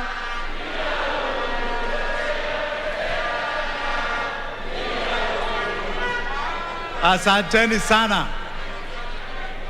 Your Excellency, the Deputy President, and Mama Rachel, it's good to see you again. Wana UDA, nafikiri niseme mseme wenu, UDA, UDA, UDA. Na Bwana Deputy President, I think you should allow me to say yangu ya Safina. Okay. Aya. Nikisema Safina, munasema fagia wote. Na nikisema fagia wote, munasema tuomoke pamoja. Na nikisema tuomoke pamoja, munasema kwa njia safi, safi sana. Aya, tuanze. Safina! Safina! Fagia wote! Tuomoke pamoja! Asanteni sana, asanteni sana.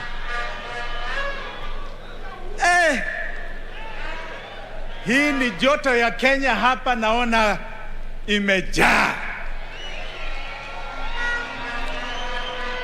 Your Excellency, my good friend, the Deputy President, yangu yatakuwa machache leo kwa sababu hii ni siku yako. We came to listen to you kwa sababu we are men of ideas. Na leo umezungumza vizuri sana. Umetaja the problems we are facing in this country going forward. Hizo challenges tulishikana na wewe in the year 2013. Unajua historia saa ingine ni nzuri kidogo, si ndio? Nizungumze ama sizungumze? Nizungumze. Bwana Deputy President, in 2006 we met And we were introduced together by a man called Charles Keter. Sijui kama yuko hapa. Waziri Charles Keter.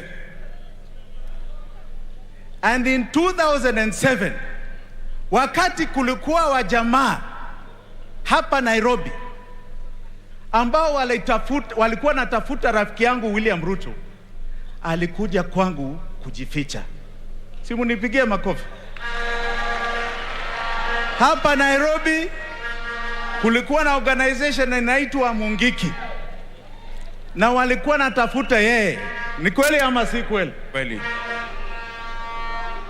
Alikuja kwangu nimfiche, atoke kwangu na askari. Mimi ndio nilieleza yeye in 2006, 2007, saidia huyu mjamaa anaitwa Raila Odinga. Saidia Raila Odinga. Kwa sababu alikuwa ametemwa kisiasa ya MOU of 2002. Si alisaidia yeye? Si alisaidia yeye? Haya. Tusonge. Tusonge. Haya. 2010, rafiki yangu William Samoei Ruto, 2009-2010, alikuja kwangu kunieleza huyu rafiki ambao ulisema tushikane na yeye kutema mimi sasa. Anapeleka mimi huku nje pahali inaitwa Hague. Amesema sasa mimi si rafiki, mimi ni nani? Ni adui. Ni adui. Tulipigania mambo yake, na sasa mimi ni adui. Akaniomba, ndugu yangu Jimmy, nishike tafadhali. Sijui kwa nini, unajua saa ingine mtu anaangalia roho ya rafiki yake, si ndio? Aliangalia roho yangu. Hata walikuja na huyu Isaac Ruto hapa.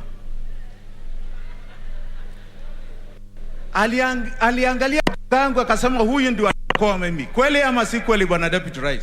Kweli. Simu nasikia? Yeye, namushike hivi vizuri, yeye ndio alileta Uhuru Kenyatta kwangu.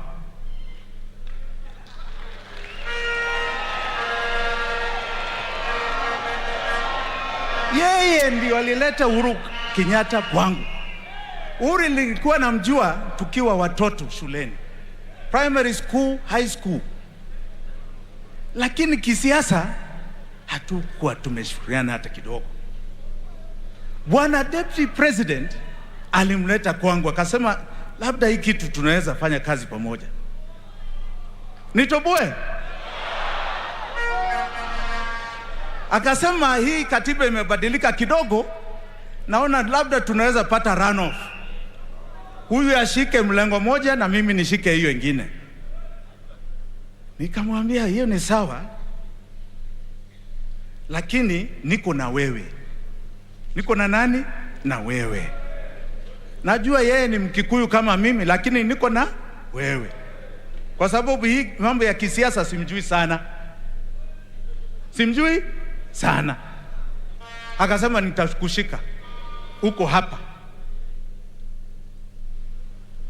Let me tell you, ndugu zanguni na mama dada, ile msafara ambao tuliona from 2010 to 2013 March, hatujaona kitu kama hiyo, na ilikuwa ya wananchi ili tupate peace kwa nchi hii. Wazungu walikuwa natupiga, kulikuwa na prime minister alikuwa natupiga, na nakuambia huyu ndugu yangu alisema wakati huu, wewe ukinionyesha namna hii ndio nitatembea, ukikataa hata mimi siwezi kwenda. Kweli ama si kweli, bwana Deputy? Kweli ama si kweli? Kweli. Aha. Niendelee?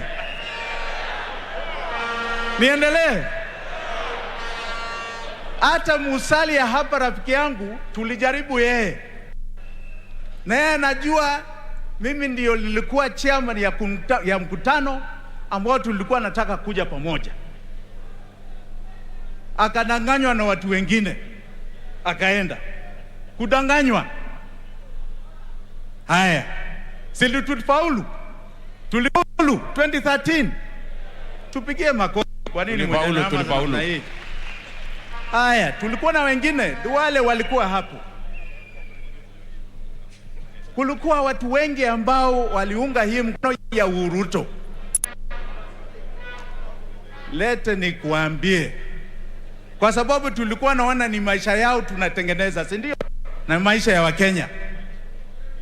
Ilikuwa mwaka moja tu, by the end of 2014, rafiki yake ambao alileta kwangu alianza kunitema. Mimi sasa nikawa mimi naitwa cartel. Mimi naitwa sijui nini. Naitwa sijui nini. Nikaenda kwa rafiki yangu, nikamuuliza sasa hii ni nini? Hii ni nini? Akasema, wajua hapa unajua mimi ni deputy rais. Na nikiwa deputy president lazima nifuate vile rais anasema.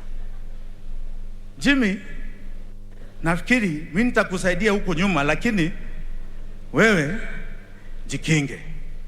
Jikinge.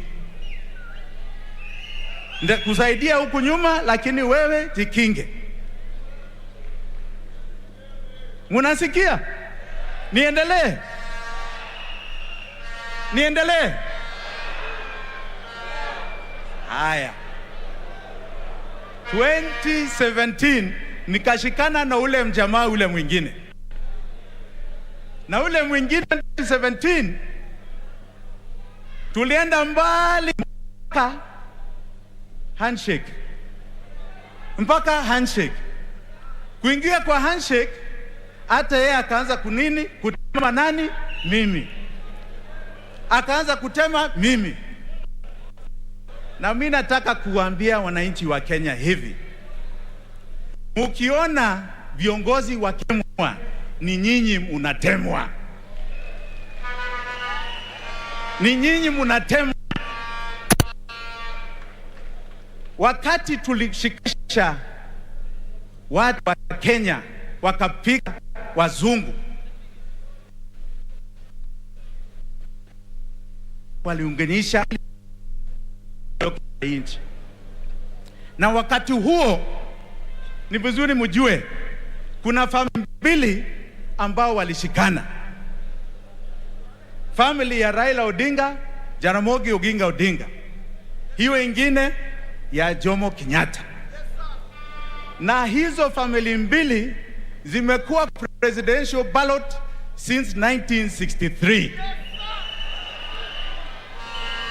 1963 muliona Jomo Kenyatta, kweli ama si kweli? 1997, the second presidential election, muliona Jaramogi Oginga Odinga, kweli ama si kweli? 1997, muliona Raila Amolo Odinga, kweli ama si kweli? Haya. 2002, Uhuru Muigai Kenyatta, kweli ama si kweli? 2007, mwanawe Jaramogi, Raila Amolo Odinga, kwa debe 1997, kweli ama si kweli? 2013, Raila Amolo Odinga, Uhuru Muigai Kenyatta, kweli ama si kweli? 2017, Raila Amolo Odinga, Uhuru Muigai Kenyatta, kweli ama si kweli? Sasa mwaka huu umeona kwa debe moja. Umeona kwa debe moja inaitwa Azimio. Wananchi wako wapi? Wananchi wako wapi? Wananchi wako wapi?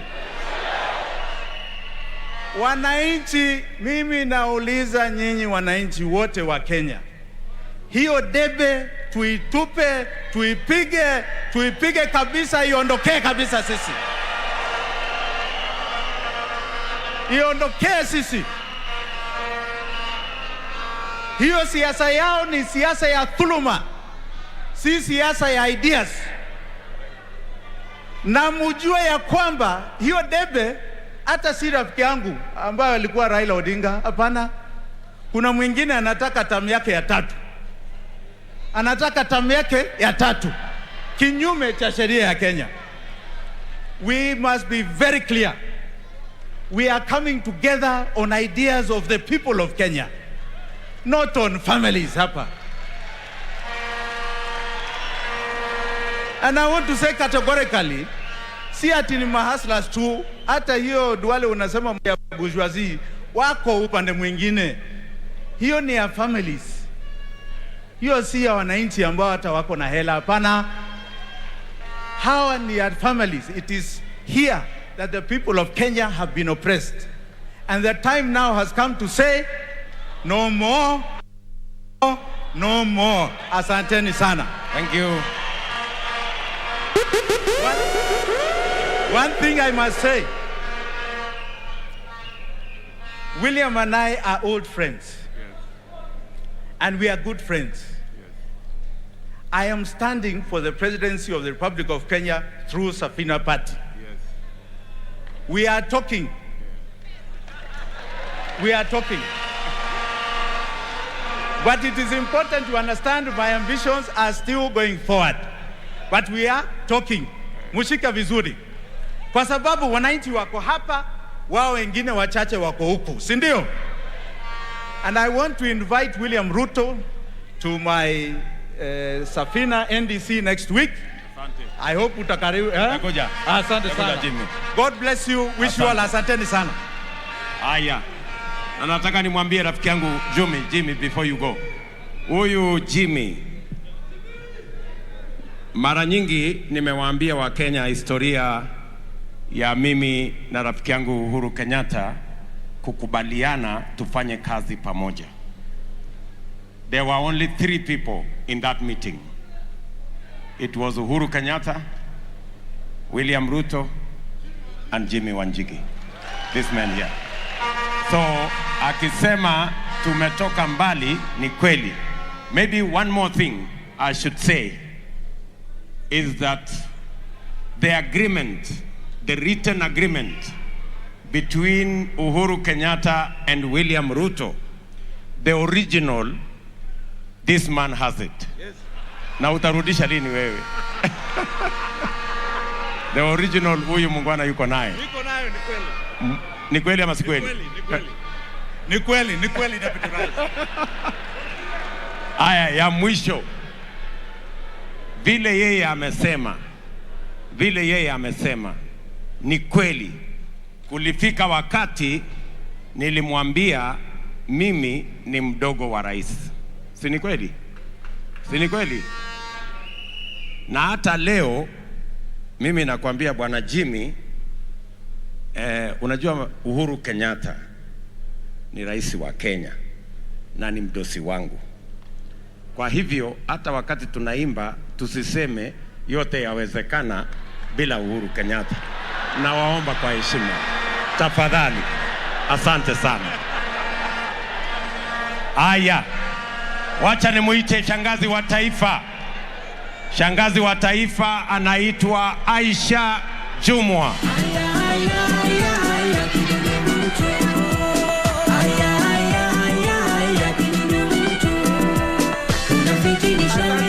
Asante sana.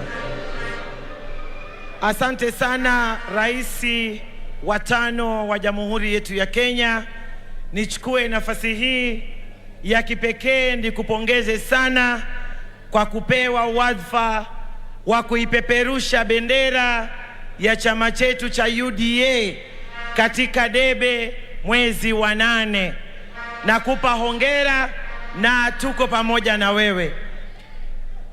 Mama Rachel Ruto, nikupongeze sana. Umetulelea, umetulindia, na leo umetupea Raisi wa 5 wa Jamhuri ya Kenya, na tunakupa kongole na tunazidi kukuomba sisi kama jamii ya akina mama katika taifa letu la Kenya, uendelee kumpa support rais wetu wa 5 wa jamhuri yetu ya Kenya, na sisi tutazidi kumshikilia. Mimi nataka niseme hivi, naibu wa rais wa jamhuri hii ya Kenya kwa sasa, William Yimila, aliimba akasema, hapa nilipo sio ndoto yangu, naenda viwango vingine. Naibu wa rais, hapa ulipo haikuwa ndoto yako, unaenda viwango vingine. Na mimi nataka nikuambie na nikuahidi, kama viongozi katika taifa letu la Kenya, ulichokizungumza leo kimetutia imani. Tumeona kiongozi ambaye ako tayari kuibadilisha nchi hii yetu ya Kenya, kwa sababu umezungumzia uhuru wa taasisi ambazo ziko katika nchi yetu ya Kenya. Taasisi huru ambazo zimeshikiliwa mateka kuumiza watu wasiokuwa na hatia kwa sababu wako na maoni tofauti. Tumepitia moto sisi, lakini tumesema liwe liwalo, hatutarudi nyuma. Na tunataka kukwambia, tunakutia moyo, tutatembea na wewe, tumekukubali, tutakufanyia campaign, tutakupigia kura, tutalinda kura na watakutangaza kwa sababu utashinda. Naibu wa rais, hatutakuacha. Hilo tunakuahidi. Kama ni wakati mbaya umepita, mahali ilipofika lazima watatii, kwa sababu sisi tumeamua kutembea na wewe bega kwa bega. Sisi wa Pwani, uchumi wetu ulitolewa Pwani ukaletwa Naivasha kwa shamba la mtu binafsi. Watu wetu kule Pwani wanahangaika, mashamba yetu tumedai miaka nenda miaka rudi, hayawezi kupatikana. Kama alivyosema Duale, mtu ako na guts ya kusema ati fulani ni mwizi, wakati wewe mwenyewe umezaliwa wizini. Wakati wewe mwenyewe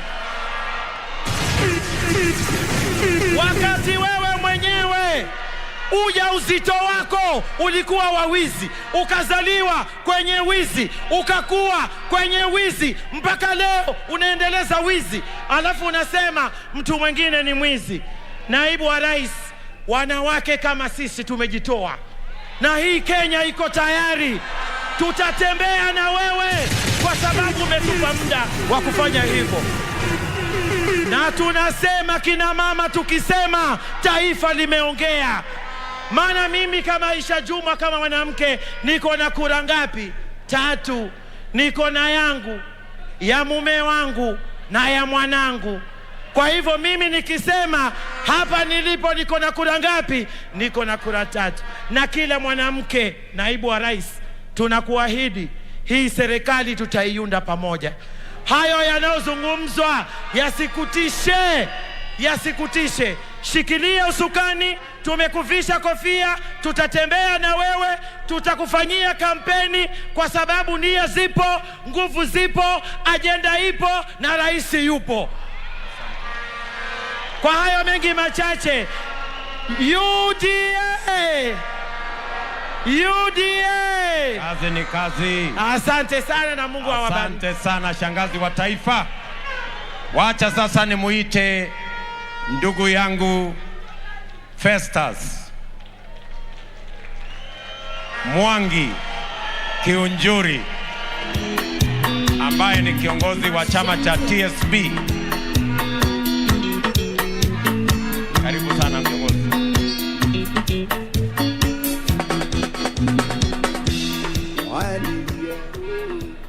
Asante sana makamu wa rais. Nimesikia umesema tusiibe hiyo wimbo ingine, lakini pia kuna ingine tunaweza iba, kwa sababu leo ni leo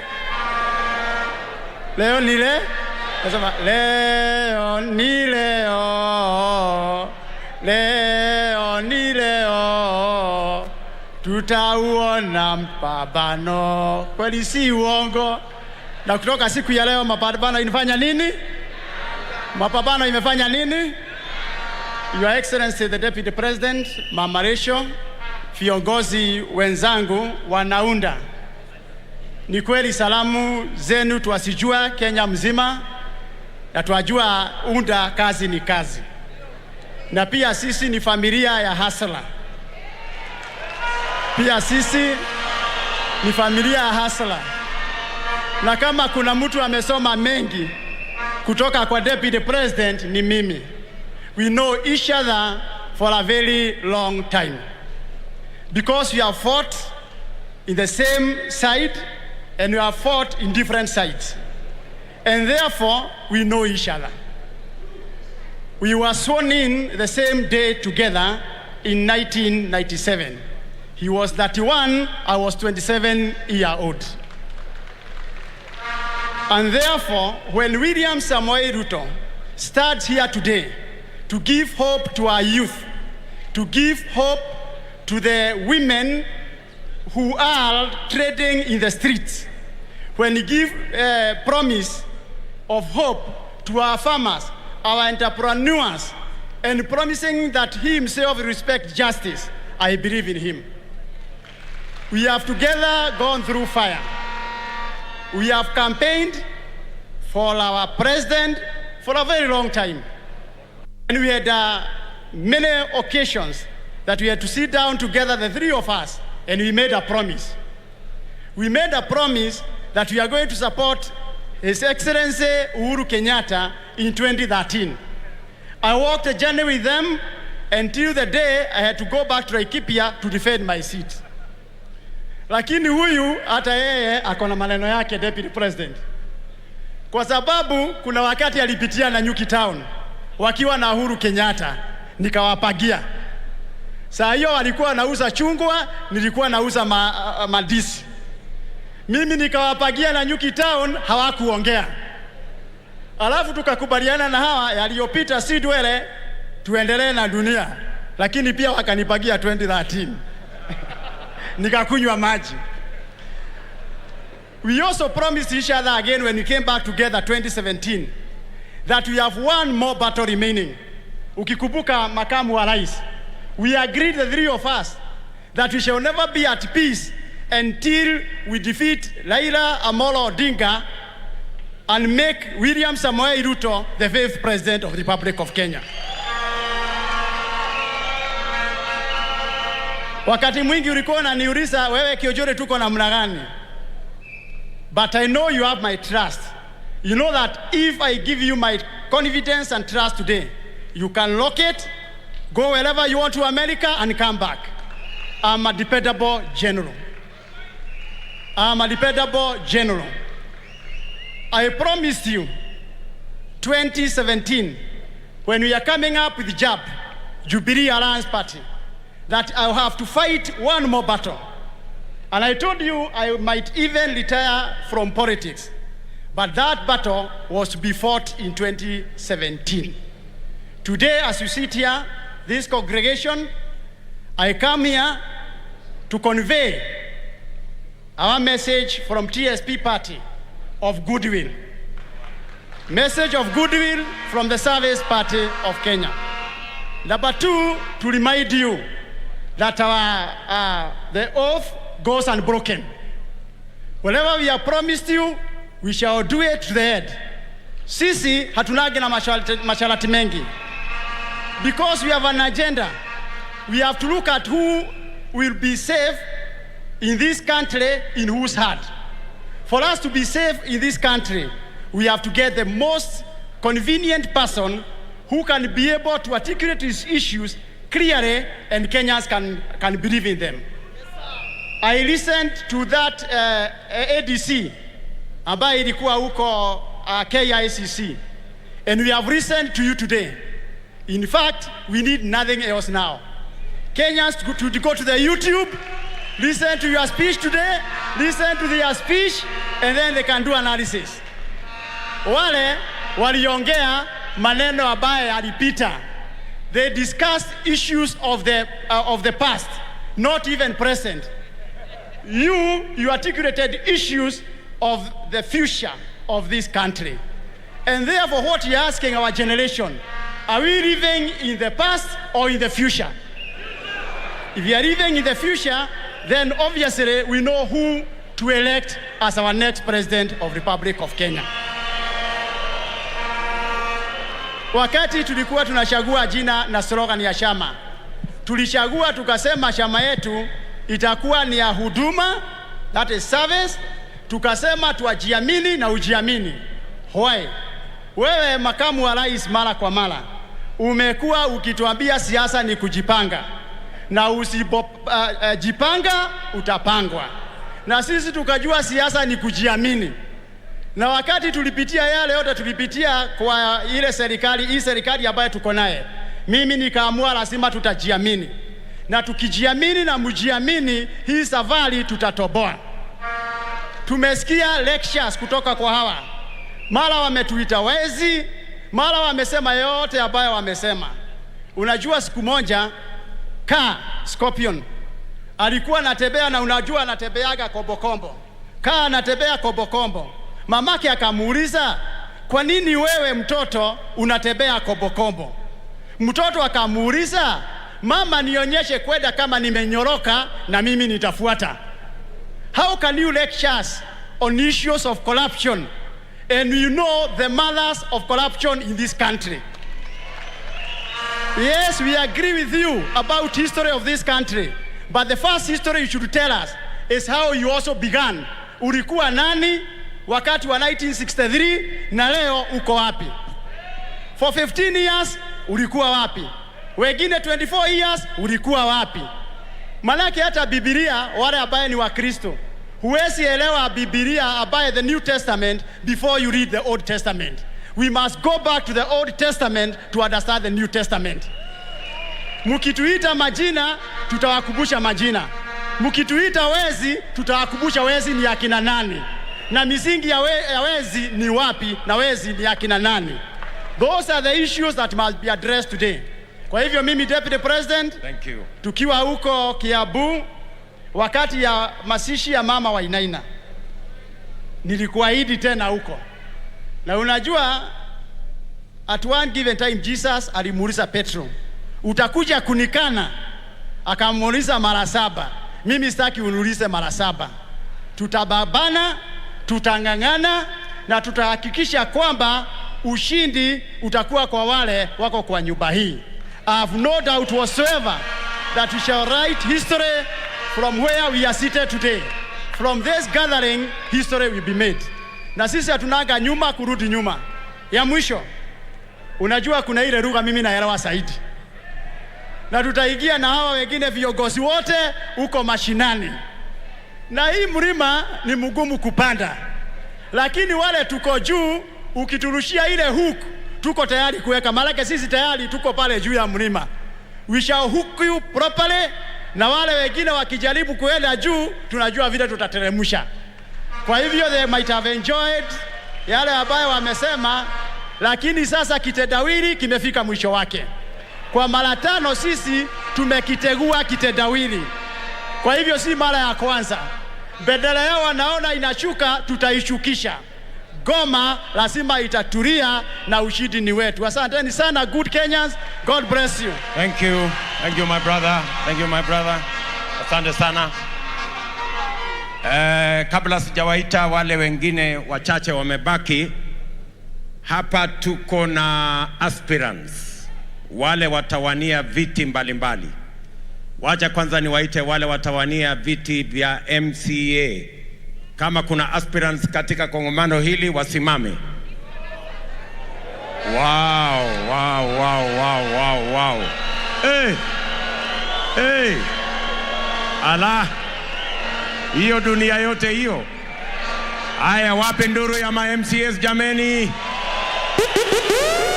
Asanteni sana.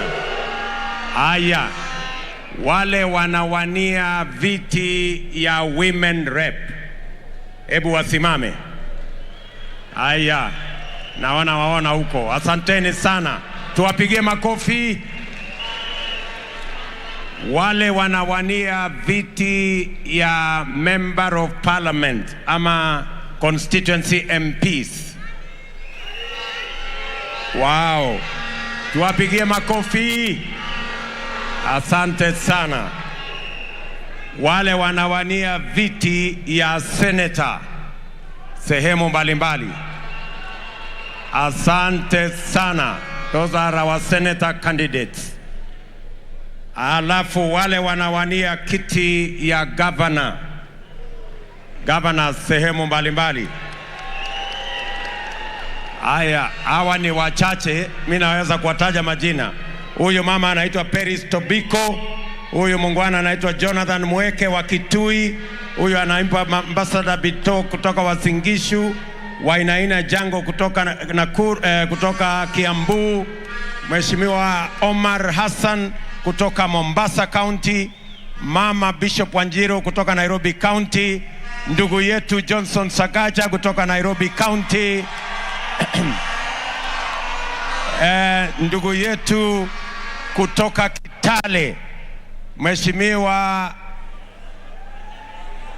Chris Wamalwa, Mheshimiwa Irungu Kangata wa kutoka Murang'a County, Mama Aisha Jumwa wa kutoka Kilifi County, mama wa kutoka Nakuru County, Mama Susan Kihika, Mama Ses Mbarire kutoka Embu County. Haya, nimekwama kidogo hapo. Haya, ndugu yetu Patrick Ndutu kutoka Narok County, ndugu yetu Mheshimiwa Irungu kutoka Laikipia County, Mheshimiwa Badilisha kutoka Nyandarua County, ndugu yetu kidogo nimechanganyikiwa hapo. Haya, niko na ndugu yangu hapo anaitwa Mheshimiwa Mokonji kutoka Embu, anawania kiti ya ubunge. Hawa wengine poleni, majina yenu kidogo ndugu yetu pale Mheshimiwa Governor kutoka Taita Taveta County, John Murutu, mpigieni makofi. Mheshimiwa Lagat kutoka Nandi, Mheshimiwa kutoka kule Isiolo, Mheshimiwa Tene anaomba kiti ya gavana kule Isiolo. Mheshimiwa Bunyasi anaomba Bunyasi yuko wapi? Ameondoka nafikiri. Huyo sio Bunyasi, huyo mungwana anaitwa nani? Moshiri. Mheshimiwa Moshiri kutoka Nyandarua nimemkumbuka. Na huyo na Mheshimiwa Medho anatafuta kiti ya seneta kule Nyandarua. Na gavana wa baiskeli huko pia kwa hapo area kutoka Wasingishu. Na tuko hapa na Lati Lelegwe anaomba gavana ya kule Samburu. Haya, nimekwama kidogo hapo, sijui hawa wangwana wengine. Mheshimiwa Barasa kutoka kule Bungoma County. Tangus, Mheshimiwa Tangus kutoka Elgeyo Marakwet, na Mheshimiwa kutoka Kericho, bwana fulani anaitwa nani huyo mjamaa? Nimesahau jina yake. Haya, Fred Kirui, sorry bwana Fred, nimesahau jina yako kidogo. Tuko na mama Anne Waiguru ambaye anatafuta kiti ya governor kule Kirinyaga, she is the sitting governor. Na Mheshimiwa chairman wetu Mheshimiwa Mudhama anatafuta kiti ya governor kule Machakos County. Na Mheshimiwa Onesmus Mudhomi Njuki, sitting governor wa kule Tharaka Nithi, na pia anaomba hiyo kiti. Tuko pia na ndugu yetu Kadhuri Murungi ambaye anaomba kiti ya senator wa kule Meru. Tuko na Lesonet anaomba kiti ya Baringo. Tuko na Kiptis ndio sitting governor na anatetea kiti yake vile vile. Tuko na ndugu yetu Professor Sigor anaomba kiti ya Baringo ya governor. Tuko na Mheshimiwa Matangi anaomba kiti ya governor ya Kiambu. Tuko na Mheshimiwa Ezekiel Machogu anaomba kiti ya Kisii ya gavana. Tuko na Mheshimiwa Kachapin kutoka West Pokot. Tuko na nani hapo? Tuko na Mheshimiwa Lodepe Missionary, anaomba kiti ya gavana ya kule Turkana. Na tuko na baba yao ako area pia.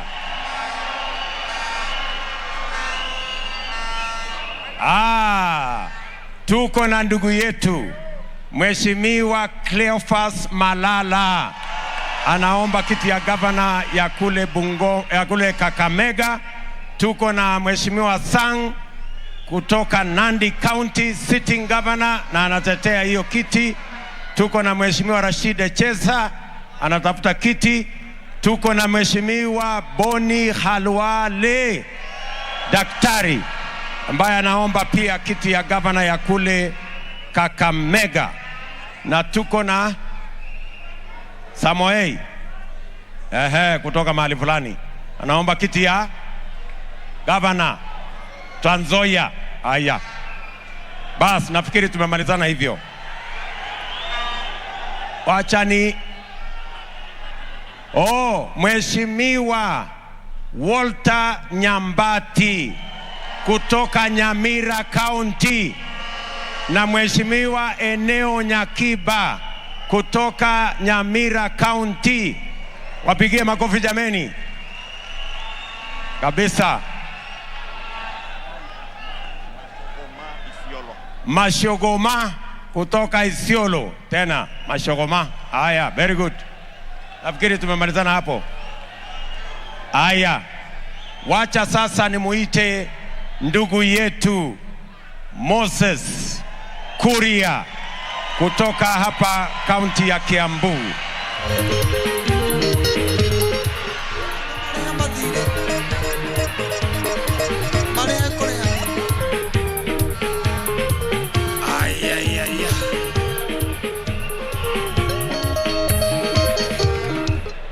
Asante sana Mheshimiwa Makamu wa Rais wa Jamhuri ya Kenya, rafiki yangu William Ruto. Na pia niseme sina shaka kwamba wewe ndio utakuwa rais wa 5 wa Jamhuri ya Kenya.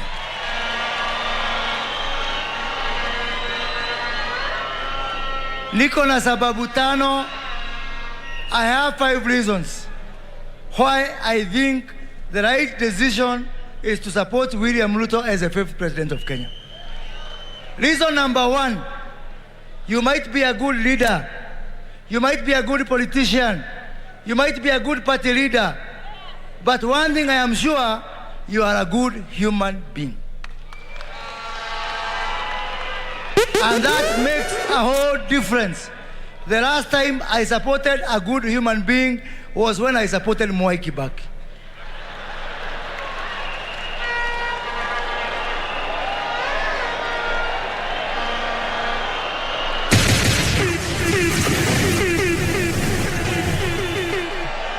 And for me, supporting a good human being is more important than supporting a good leader. Because we can take your word. William Ruto akiniambia tuende Mombasa, nitamgojea Sultan Hamud. Watu wengine wakiniambia tuende Mombasa, pengine uende Naivasha. Because you cannot take their word. Thank you for being a dignified man. Thank you for being a man who we can take their word. I will support you because you are good for this country.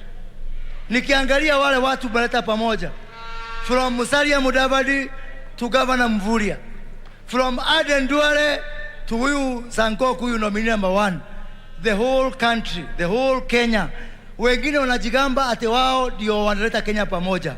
Nobody brings Kenya together than William Samoei Ruto.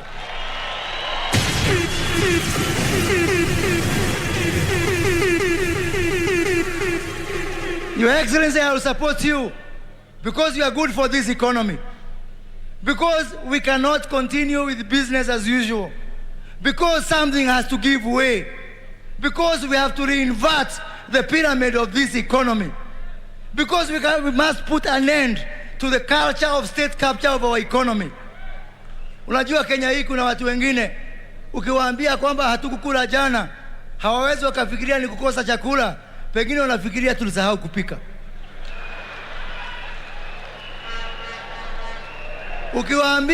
Ukiwauliza maziwa inatoka wapi, hawawezi kujua ilitoka kwa ng'ombe, wanasema ilitoka kwa fridge. That must come to an end, and it is time to give this country to the real stakeholders of this economy, who is the man at the bottom of the pyramid. Only you can do it. Your Excellency, I will support you because you are good for devolution. Only you can actually implement the 35% without us changing any constitution or signing any document. We can take your word for that. Only you is confident enough, and you are not paranoid like others who fight governors because they are paranoid of strong people. You will be good, and I am the incoming chair of the Council of Governors. So kwa niaba ya magavana wengine ambao wako hapa,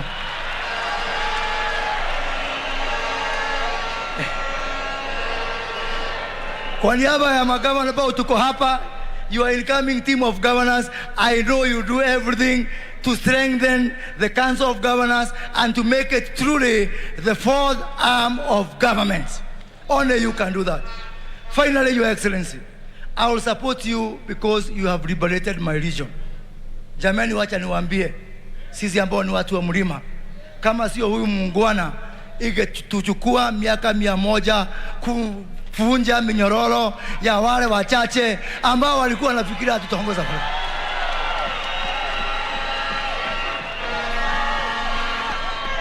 You have made it possible. You have made it possible for me, being the member of parliament for the president, to take a different path from a sitting president without fear. And for me, that is very important. You have liberated us, and we owe you the debt of gratitude for liberating us. Wengine wanasema ati makamu wa rais hawezi kumwamini. Jamani, mnakumbuka wakati 2014, 2015 hapo, wakati rais wetu alienda huko Hague, akamwacha naibu wa rais as an acting president, akarudishiwa all the powers. Niwaulize jamani, kama ni Raila Odinga,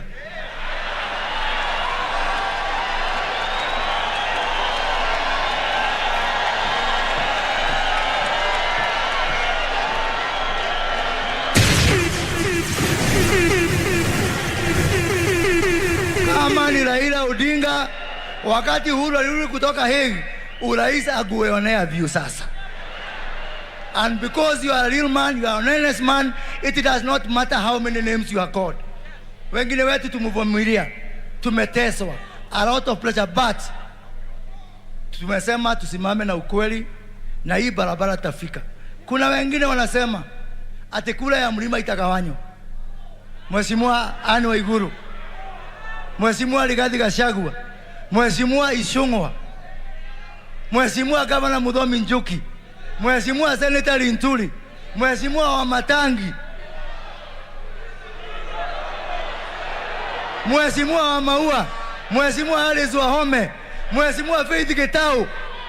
Sisi ndio tulikuwa tunashidia Uhuru kura, na sisi ndio tulikuwa tunamwibia kura.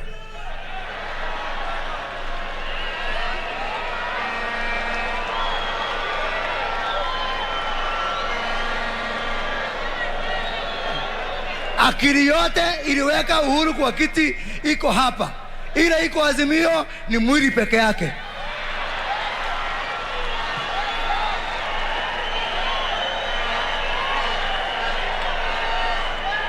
And I want to assure you all, kama kuna mtu ataangusha William Ruto sio mlima. Because we work as one team. And it is not something new. We have done it before. Tumempigia Uhuru kura sio mara moja, sio mara mbili, sio mara tatu. Finally, I want to announce to Kenyans that I have constituted a small committee to welcome Uhuru Nishaweli ambao wataishi milele na milele. Asanteni sana, Mungu awabariki. Asante. Asante sana Moses. Wacha niwaite vijana wawili. Niko na kijana anaitwa Silvanus Osoro. Ako wapi huyo kijana? Na niko na kijana mwingine anaitwa Ndindi Nyoro. Hawa vijana wakuja hapa wakimbie, kimbia vijana haraka. Wewe kimbia haraka, nyinyi ni vijana. Kimbia mbio. Very good.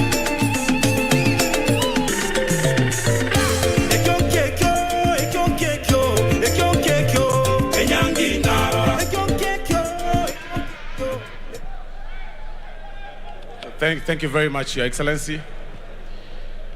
Your Excellency, the Deputy President and the future President, kuanzia tarehe 9 mwezi wa 8, by the grace of God. My name is Silvanus Osoro, Member of Parliament for South Mugrango constituency in Kisii County. Your Excellency, mine is perhaps to dispel some fears that could be in the other team.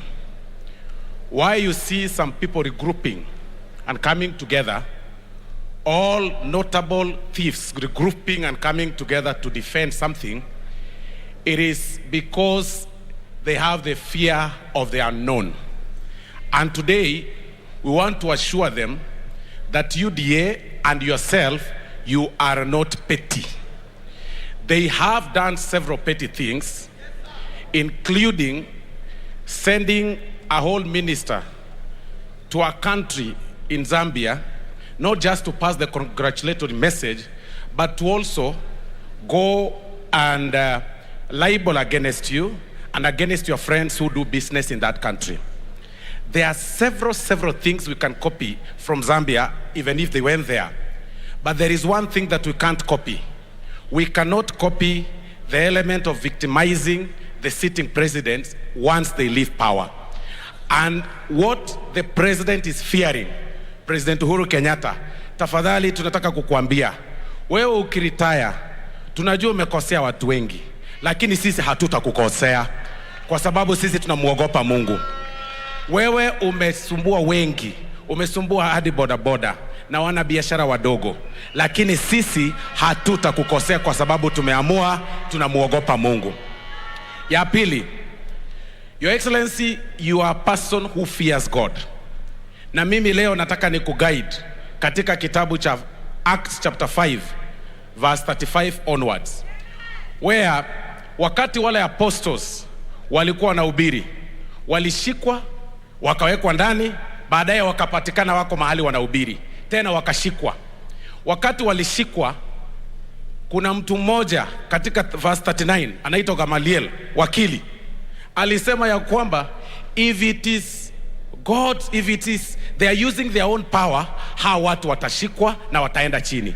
But if it is God's will, hata ukiipiga namna gani, if God has said this is the direction, there is nothing you're going to do to stop that. And today, as we stand here, we believe you have a higher call than we see. You actually have a higher call kututolea zile minyororo ambazo tumeshikwa na hao watu watapeli ambao wanashikana pamoja. And that is why we are saying, because it is God's will, sisi tumeamua kukushika kabisa. Na tunaomba tafadhali wewe pia usituangushe kwa sababu wao wametuangusha. And the message to the media going forward, tafadhali wacha kukua biased. You have a higher calling ya kushikanisha Wakenya pamoja. The media this time round is more biased than anything else. Nyinyi media tafadhali, especially the Royal Media Services, na leo tunawaambia ukweli, especially the Royal Media Services, wacha kukua biased. We know that chairman ana support the other side, and that is his democratic right. Lakini kwa sababu ya maneno ya uchaguzi ambayo uko mbele, tafadhali peana fair coverage. Wacha kutupatia 3 minutes na kupatia wale wengine 25 minutes mpaka vitu ambazo hazina maana mnatuwekea kwa TV. I'll remind you again, in the country of Zambia, where the sitting president last year, Edgar Lungu, used every means possible, akisema yeye ndi deep state. He used the media. He arrested and detained the opposition leaders. But at the end of the day, baadaye Wakenya walikataa na wakapigia mtu ambaye wanataka. So there is nothing that is called deep state ambayo inadanganya nyinyi watu wa TV. You've got to change, muamue ya kwamba going forward we need a balanced coverage. Wakati mnaweka Raila 5 minutes, patia William 5 minutes. Mukipatia Raila 10 minutes, patia William 10 minutes. Kwa sababu tunajua hiyo ndio game yenu mnacheza. Kwa hayo machache, sisi kutoka Kisii, we endorse you, Your Excellency, na sisi tutasupport wewe, na wewe ndio president wetu kuanzia tarehe 9. God bless you. Thank you. Wacha nimuite mungwana, anaitwa Ndindi Nyoro. Asante sana kiongozi wetu, Rais wa 5 wa Kenya na viongozi wote. Harambee! Harambee! Harambee! UDA, kazi ni kazi. Asante sana Mheshimiwa Deputy President, na pia mama wetu wa taifa, tukifika mwezi wa 8 kwenda juu, Mama Ruto na wana UDA wote.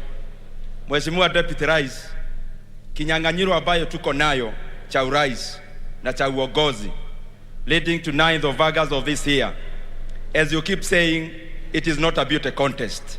It is a contest of ideas and abilities. And Mheshimiwa Deputy Rais, there is no other person contending for the presidency of Kenya who can compete with you on that arena. You have been our agriculture minister, you have been the higher education minister. Your deeds we remember, your character we know it. You are the best person placed to lead this country. Mheshimiwa Deputy Rais, tena tukienda mbele, ile changamoto iko sana nchi ya Kenya. It is an economic problem, unemployment na kijumla mashida ya economy. Mheshimiwa Deputy Rais, I have sat with you and I know your agenda, and I know for sure you are crafting a policy of bottom up to marshal the entire population of Kenya into prosperity. I want to quote Mheshimiwa Deputy Rais, one of the example that I have seen you are referring to. One is that of South Korea. And in you, I see General Park, who delivered South Korea into a country it is today. In you, I see Deng Xiaoping, a person who led China from 1978 to the China we know today. And I know for sure unemployment rate will come down like it has gone down in Vietnam in the recent years because of your leadership. But as I wind up, Mheshimiwa Deputy Rais, mimi kama rafiki yako, I know the tribulations you have gone through your boss. Nikiyasema hapa mbele ya watu, wengine watatoa machozi. Ile tunaona ni kidogo, lakini tunajua umeumizwa sana. Lakini Mheshimiwa Deputy Rais, always remember that suffering breeds character, and character breeds faith. And in the end, faith never disappoints us. Mheshimiwa Deputy Rais, you have been refined. You are a better person, I know for sure. But more importantly, once you become President of Kenya in 9th of August, the glory will not be to the big men. The glory will be to God and the people of Kenya. Na ya mwisho, Mheshimiwa Deputy Rais, you are not to the ballot as William Samoei Ruto. It is not William Samoei Ruto on the ballot. It is us, the long-suffering Kenyans, the children of the nobodies, of the low class, of the subclass, the carpenters of Kenya, the bodabodas of Kenya, the watu ya mijego of Kenya, the farmers of Kenya. It is us on the ballot. We support you and you are our next president. Thank you very much. May God bless you. Thank you very much. Wacha nimuite Mheshimiwa Boni Halwale dakika moja. Asante sana, Your Excellency. Your Excellency, I have listened to you and I'm confident the time you are speaking, the country was on a standstill. I have received short messages from Kakamega. They are telling me, Uremsata, which translates to, you are a man and a half. I want to say congratulations and take over from where Wetangula and Mheshimiwa Musalia left. by confirming to you that the people of Kitale, Bungoma, Vihiga, Busia, and Kakamega will vote for you as the 5th President of the Republic of Kenya. Kuna wakora ambao wako katika Azimio wenye wanarusha maneno makali kwako, Your Excellency. Stanley Libondo, Francis Atuoli, they do not speak for our community, they do not speak for anybody because they lack the basic intellectual capacity to represent even ordinary animals that you can get in a zoo.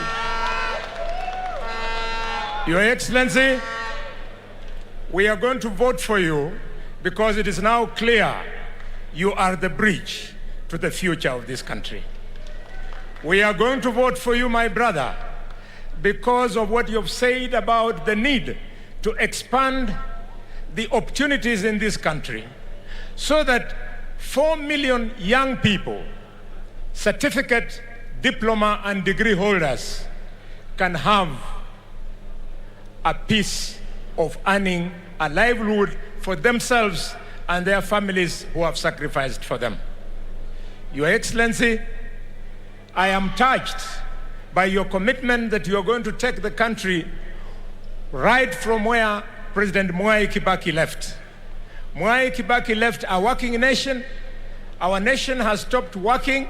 You are telling us, kazi ni kazi, and I am confident we will advise you if you allow us, and in good faith, the 7 billion shillings, Your Excellency, that you have said was borrowed. The time has now come for former Prime Minister, 7 trillion. The time has now come for the former Prime Minister, Raila Odinga, and his own brother of handshake, Uhuru Kenyatta, to tell Kenyans where the 7 trillion borrowed has gone to. They should show us the projects. Thank you. They should show us the railways. They should show us the roads. In the absence of that, Your Excellency, we must open the private accounts that were spoken to as being in the Pandora Papers so that we know whether they belong to Raila or they belong to Uhuru. The money there is the money they have borrowed. It is not their money. It is our money. It must come back and flow in our economy. Thank you very much. I thank you so much. Mheshimiwa Mudavadi, I'm so proud of you. I'm so proud of Wetangula and Your Excellency, Chairman Mudama, Senator Omar Hassan, and myself. We started and we were giving each other assignments. They assigned me. I went to the house of Jimmy when Jimmy announced that he wanted to be president. Jimmy told me at the end of the day, he'll be with us. He's here, Your Excellency. Thank you, thank you, thank you, thank you, thank you. Your Excellency, I went, Mheshimiwa Kuria. We had a big cup of tea at Jacaranda Hotel. And Kuria told me, hii ni mchezo tu wa mpira, lakini nitarudi nyumbani. Asante. I'm so proud, Your Excellency, and I want to thank the people of Mount Kenya. You are a leading example. You have ended tribalism and tribal voting because of your stand. Thank you very much.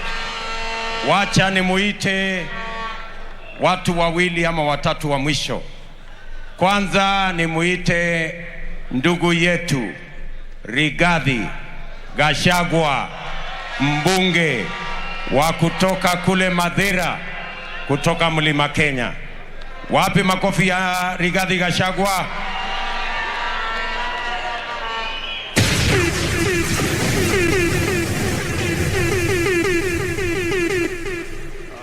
Your Excellency, the 5th President of the Republic of Kenya, God willing, Your Excellency Manaricho, and all of us, watu wa UDA hamjambo.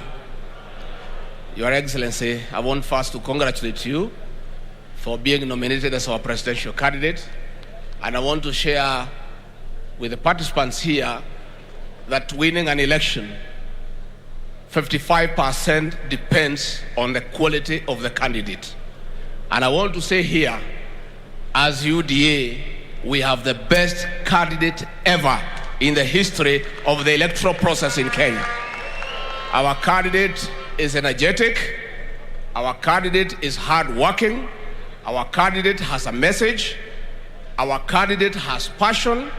And our candidate is able to mingle with the ordinary Kenyans on a daily basis. And therefore, it is upon us to do what we need to do to support our candidate and emulate him in working hard and making sure we reach each and every part of the country. Secondly, Your Excellency, it is important for us to share with the aspirants here that the people who have aspired to be elected on UDA are under a lot of intimidation and threats from the government. We want to tell you, don't worry. Borrow a leaf from us. We have been intimidated and harassed for the last 4 years, and we are still strong. Ignore those guys from Harambee House. Ignore the people from KRA, they will take you nowhere. We have a special problem in Kirinyaga, where the PS for Interior has set up a camp at Avai Hotel with money in cartons, calling aspirants, intimidating them, bribing them, and making life impossible for them. We ask the aspirants from Kirinyaga, do not buy fear. Karaja Kebicho has only 4.5 months to go. He will be an ordinary citizen. Kwa hivyo msinunue woga. Finally, we from the mountain, Your Excellency, we have suffered a lot of prejudice that we don't support other people.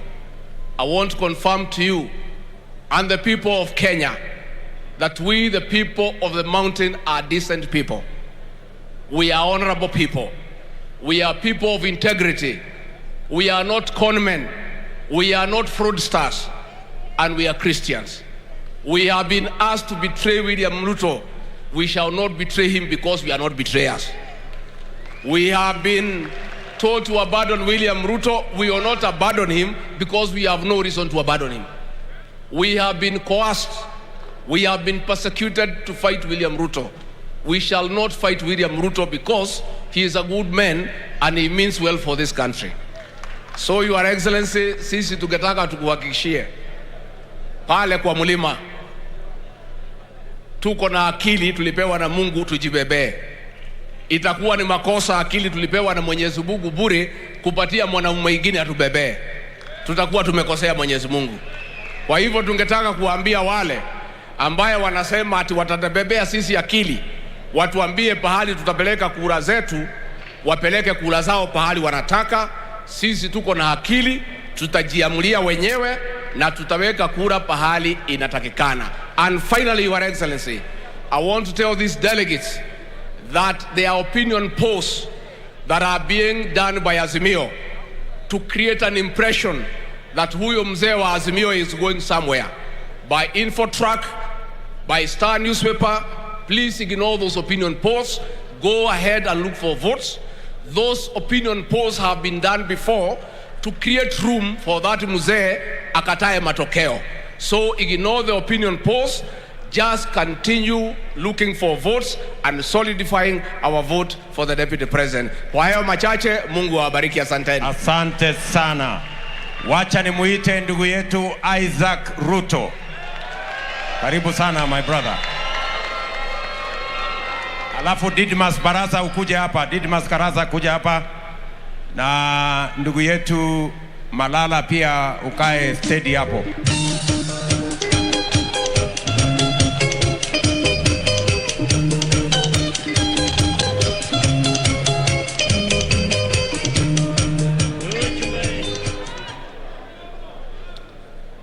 Aya.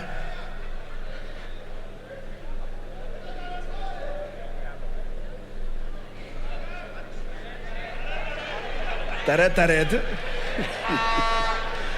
Haya basi, wana delegates wa UDA, Mheshimiwa the 5th President na wabunge wote pamoja na party leaders, colleagues, mimi niko hapa leo kwa niaba yangu mimi binafsi na chama cha mashinani, na nimekuja hapa kuhakikishia nyinyi ya kwamba we will walk this journey together. We will vote for Deputy President as our next president because the policies he has enunciated today are unparalleled. We also believe that we have got to pay attention to the man living huko mashinani. I have had one of the best speeches in the recent past, which actually go towards solving the problems that we face. The ordinary Kenyans have always been neglected, and I'm happy that they now have a new beginning. Because I can see time is of essence at this point of time, I only want to associate myself to all the sentiments that have been expressed and say that we have to make a departure from making our budget in the interest of only 20% of Kenyans, and we forget the rest, 70%. Huko nyumbani wanaumia, and I thank you, Deputy President, for committing yourself to solve the problems of ordinary Kenyans. Thank you very much. Thank you. And God bless you. Thank you, Isaac. Didimas Baraza, from all the way from Bungoma. Asante sana, my brother. Thank you, Mr. President. I also want to congratulate you for being nominated to fly the flag of UDA for the presidency. And the choice on who should be President of the Republic of Kenya has been simplified today. That Kenyans will have a very simple choice of two to make from: an assembly of the ordinary citizens with an agenda of reviving our economy, who also enjoy the support of the ordinary citizens and ordinary power from the people of Kenya, and another group of people that forms an assembly of children of retired presidents with full of ego who think that everybody should hero worship them. And I am sure, Mr. President, that even as they enjoy the state resources, they have the money to buy a few people, but they will never buy the concerns of the people from electing you as their president. So we will pray for you so that we can form the next government and revive our economy and defeat these people who always ride on the popularity of their families, the name of their fathers, to intimidate everybody in this country. With those very few remarks, God bless you. Thank you very much. Chris Wamalwa, the Secretary General of Ford Kenya. Arambe! Arambe! UDA! Your Excellency, the 5th President of the Republic of Kenya, William Samoei Ruto, Your Excellency, the First Lady, Mama Rachel Ruto, we want to congratulate you today for your nomination as the presidential candidate of UDA. On behalf of Ford Kenya fraternity, Your Excellency, we want to assure you that under Kenya Kwanza, we are going to work with you. And I want to recognize the members of Ford Kenya who are here today. We have the chairman, Honorable Joel Ruhu, who is seated here. We have Senator Olendiema, who is seated here. We have Honorable Majimbo Kalasinga, and many others who are here, but they have left. Your Excellency, you've been my close friend, and when you read the Bible, the book of Matthew 7, verse 7, Biblia inasema ya kwamba aombaye hufanya nini? We want to assure you of our prayers. All those weapons that have been formed against you, I can assure you they'll not prosper. We are looking forward to see your leadership as the 5th end of this country. We bless you and we pray to Almighty God to give you strength till you reach State House. Thank you and God bless you. Kutoka Kakamega, Super Senator. Asante sana kwa sababu tumechoka. Mimi ningependa kusema kwamba Mheshimiwa Musalia Mudavadi na Mheshimiwa Wetangula wameongea kama viongozi wa kitaifa. Mimi naibu wa rais niruhusu niongee kama kiongozi kutoka mkoa wa Magharibi. Sisi kama jamii ya mkoa wa Magharibi tumeamua kwa kauli moja tunaenda kusimama na William Samoei Ruto kwa sababu ya heshima ambaye amepatia viongozi wetu. Ukiona vile Musalia na Wetangula wamepewa heshima katika muungano wa Kenya Kwanza, we are assuring you, William Samoei Ruto, we are going to stand with you. Wale Waluya ambao wako kwa Azimio, juzi muliona Oparanya kiti yake wameka kwa mlango ya kutoka nje. Eugene Wamalwa kiti yake wameka kwa mlango ya kwenda kwa choo. Atuoli yeye ndo anapima watu temperature wakiingia kwa hall. Sisi tumesema, sisi kama jamii ya Waluya, we must be respected, and the type of respect you've given to our leaders, we shall stand with William Samoei Ruto. Thank you. May God bless you. Wacha nimuite Mheshimiwa Kimani Ichung'wah. Asante, Your Excellency. Sababu ya masaa, I'll be very brief. Just on behalf of the people of Kikuyu, Kiambu County na Mlima Kenya yote, to congratulate you on your nomination as the 5th President of the Republic of Kenya. Two, to tell you that the burden that we give you today, we are giving the burden to carry the pain of the hustler nation. We give you the burden today to carry the aspirations of all the Kenyan people, Your Excellency. Na kwa hayo machache ni kuambie aliyesema jogoo wa kijiji hawiki mjini, leo amesikia jogoo wa kijiji amewika kwa mji mkuu wa Nairobi, na ajue itafika siku tarehe 9 mwezi wa 8 wataheshimu jogoo wa kijiji na jogoo wa mjini wapate heshima kwa nchi ya Kenya. Asante, Mungu awabariki. Haya, wa mwisho ni Mama Naomi kutoka Marsabit, na pia atatufungia kwa maombi. Mama Naomi. Thank you very much, Your Excellency. I want to congratulate you for the nomination and pray that you will win and you will be our 5th president. I also want to thank Mama Rachel, our incoming First Lady. Your Excellency, as you have seen, Kenyans have decided, and I believe you will be our 5th president. Number 2, as I finish, as you are giving your speech, Your Excellency, I found 2 things clearly. Number 1, the passion you have to transform this country. Number 2, the heart you have of forgiveness. You have gone through many things. You have suffered. Those of us who are following you, who are your friends, have also suffered. But I know you will forgive everyone who has wronged us, and you will hold the country together come August 2022.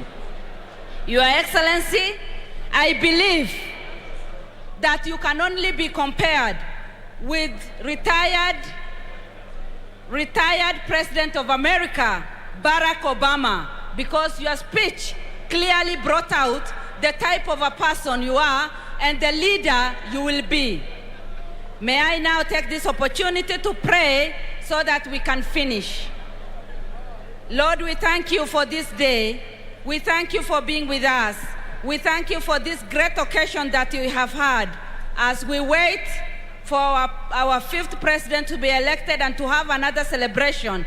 Lord, we pray that you give us that victory that comes from you. As we disperse, Lord, we pray that you will go before us, clear the way for us, and give us journey masses.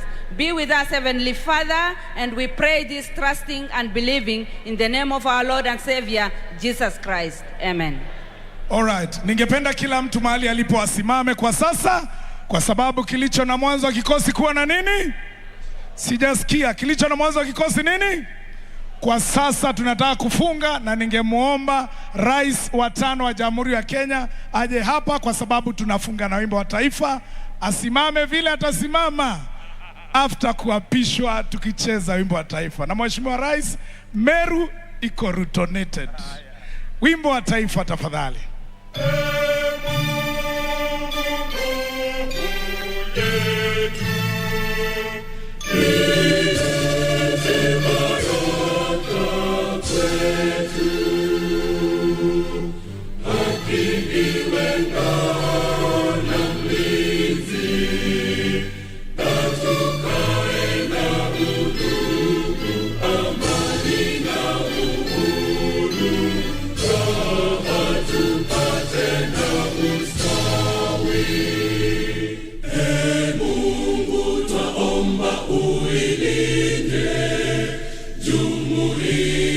Afrika Mashariki, tuwezeshe kuishi kwa amani, tutimize na malengo yetu.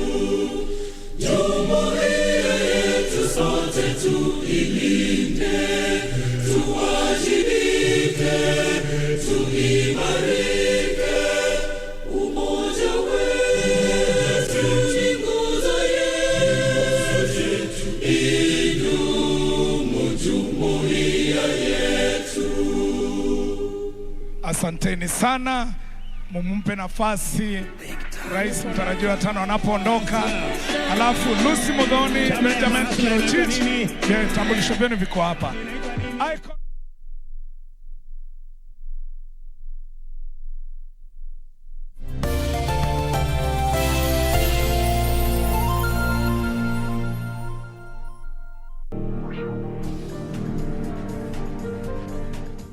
Experience a new history and setting of new records in Stark Arena from the 18th to 20th of March 2022 at the World Athletics Indo Championships. Pretty tight out of the blocks, and Coleman now moving away. Christian Coleman challenged late there by Promotional. More than 1,000 of the world's best athletes will compete for 96 medals across 24 finals during the 3 days of competition in Belgrade, Serbia.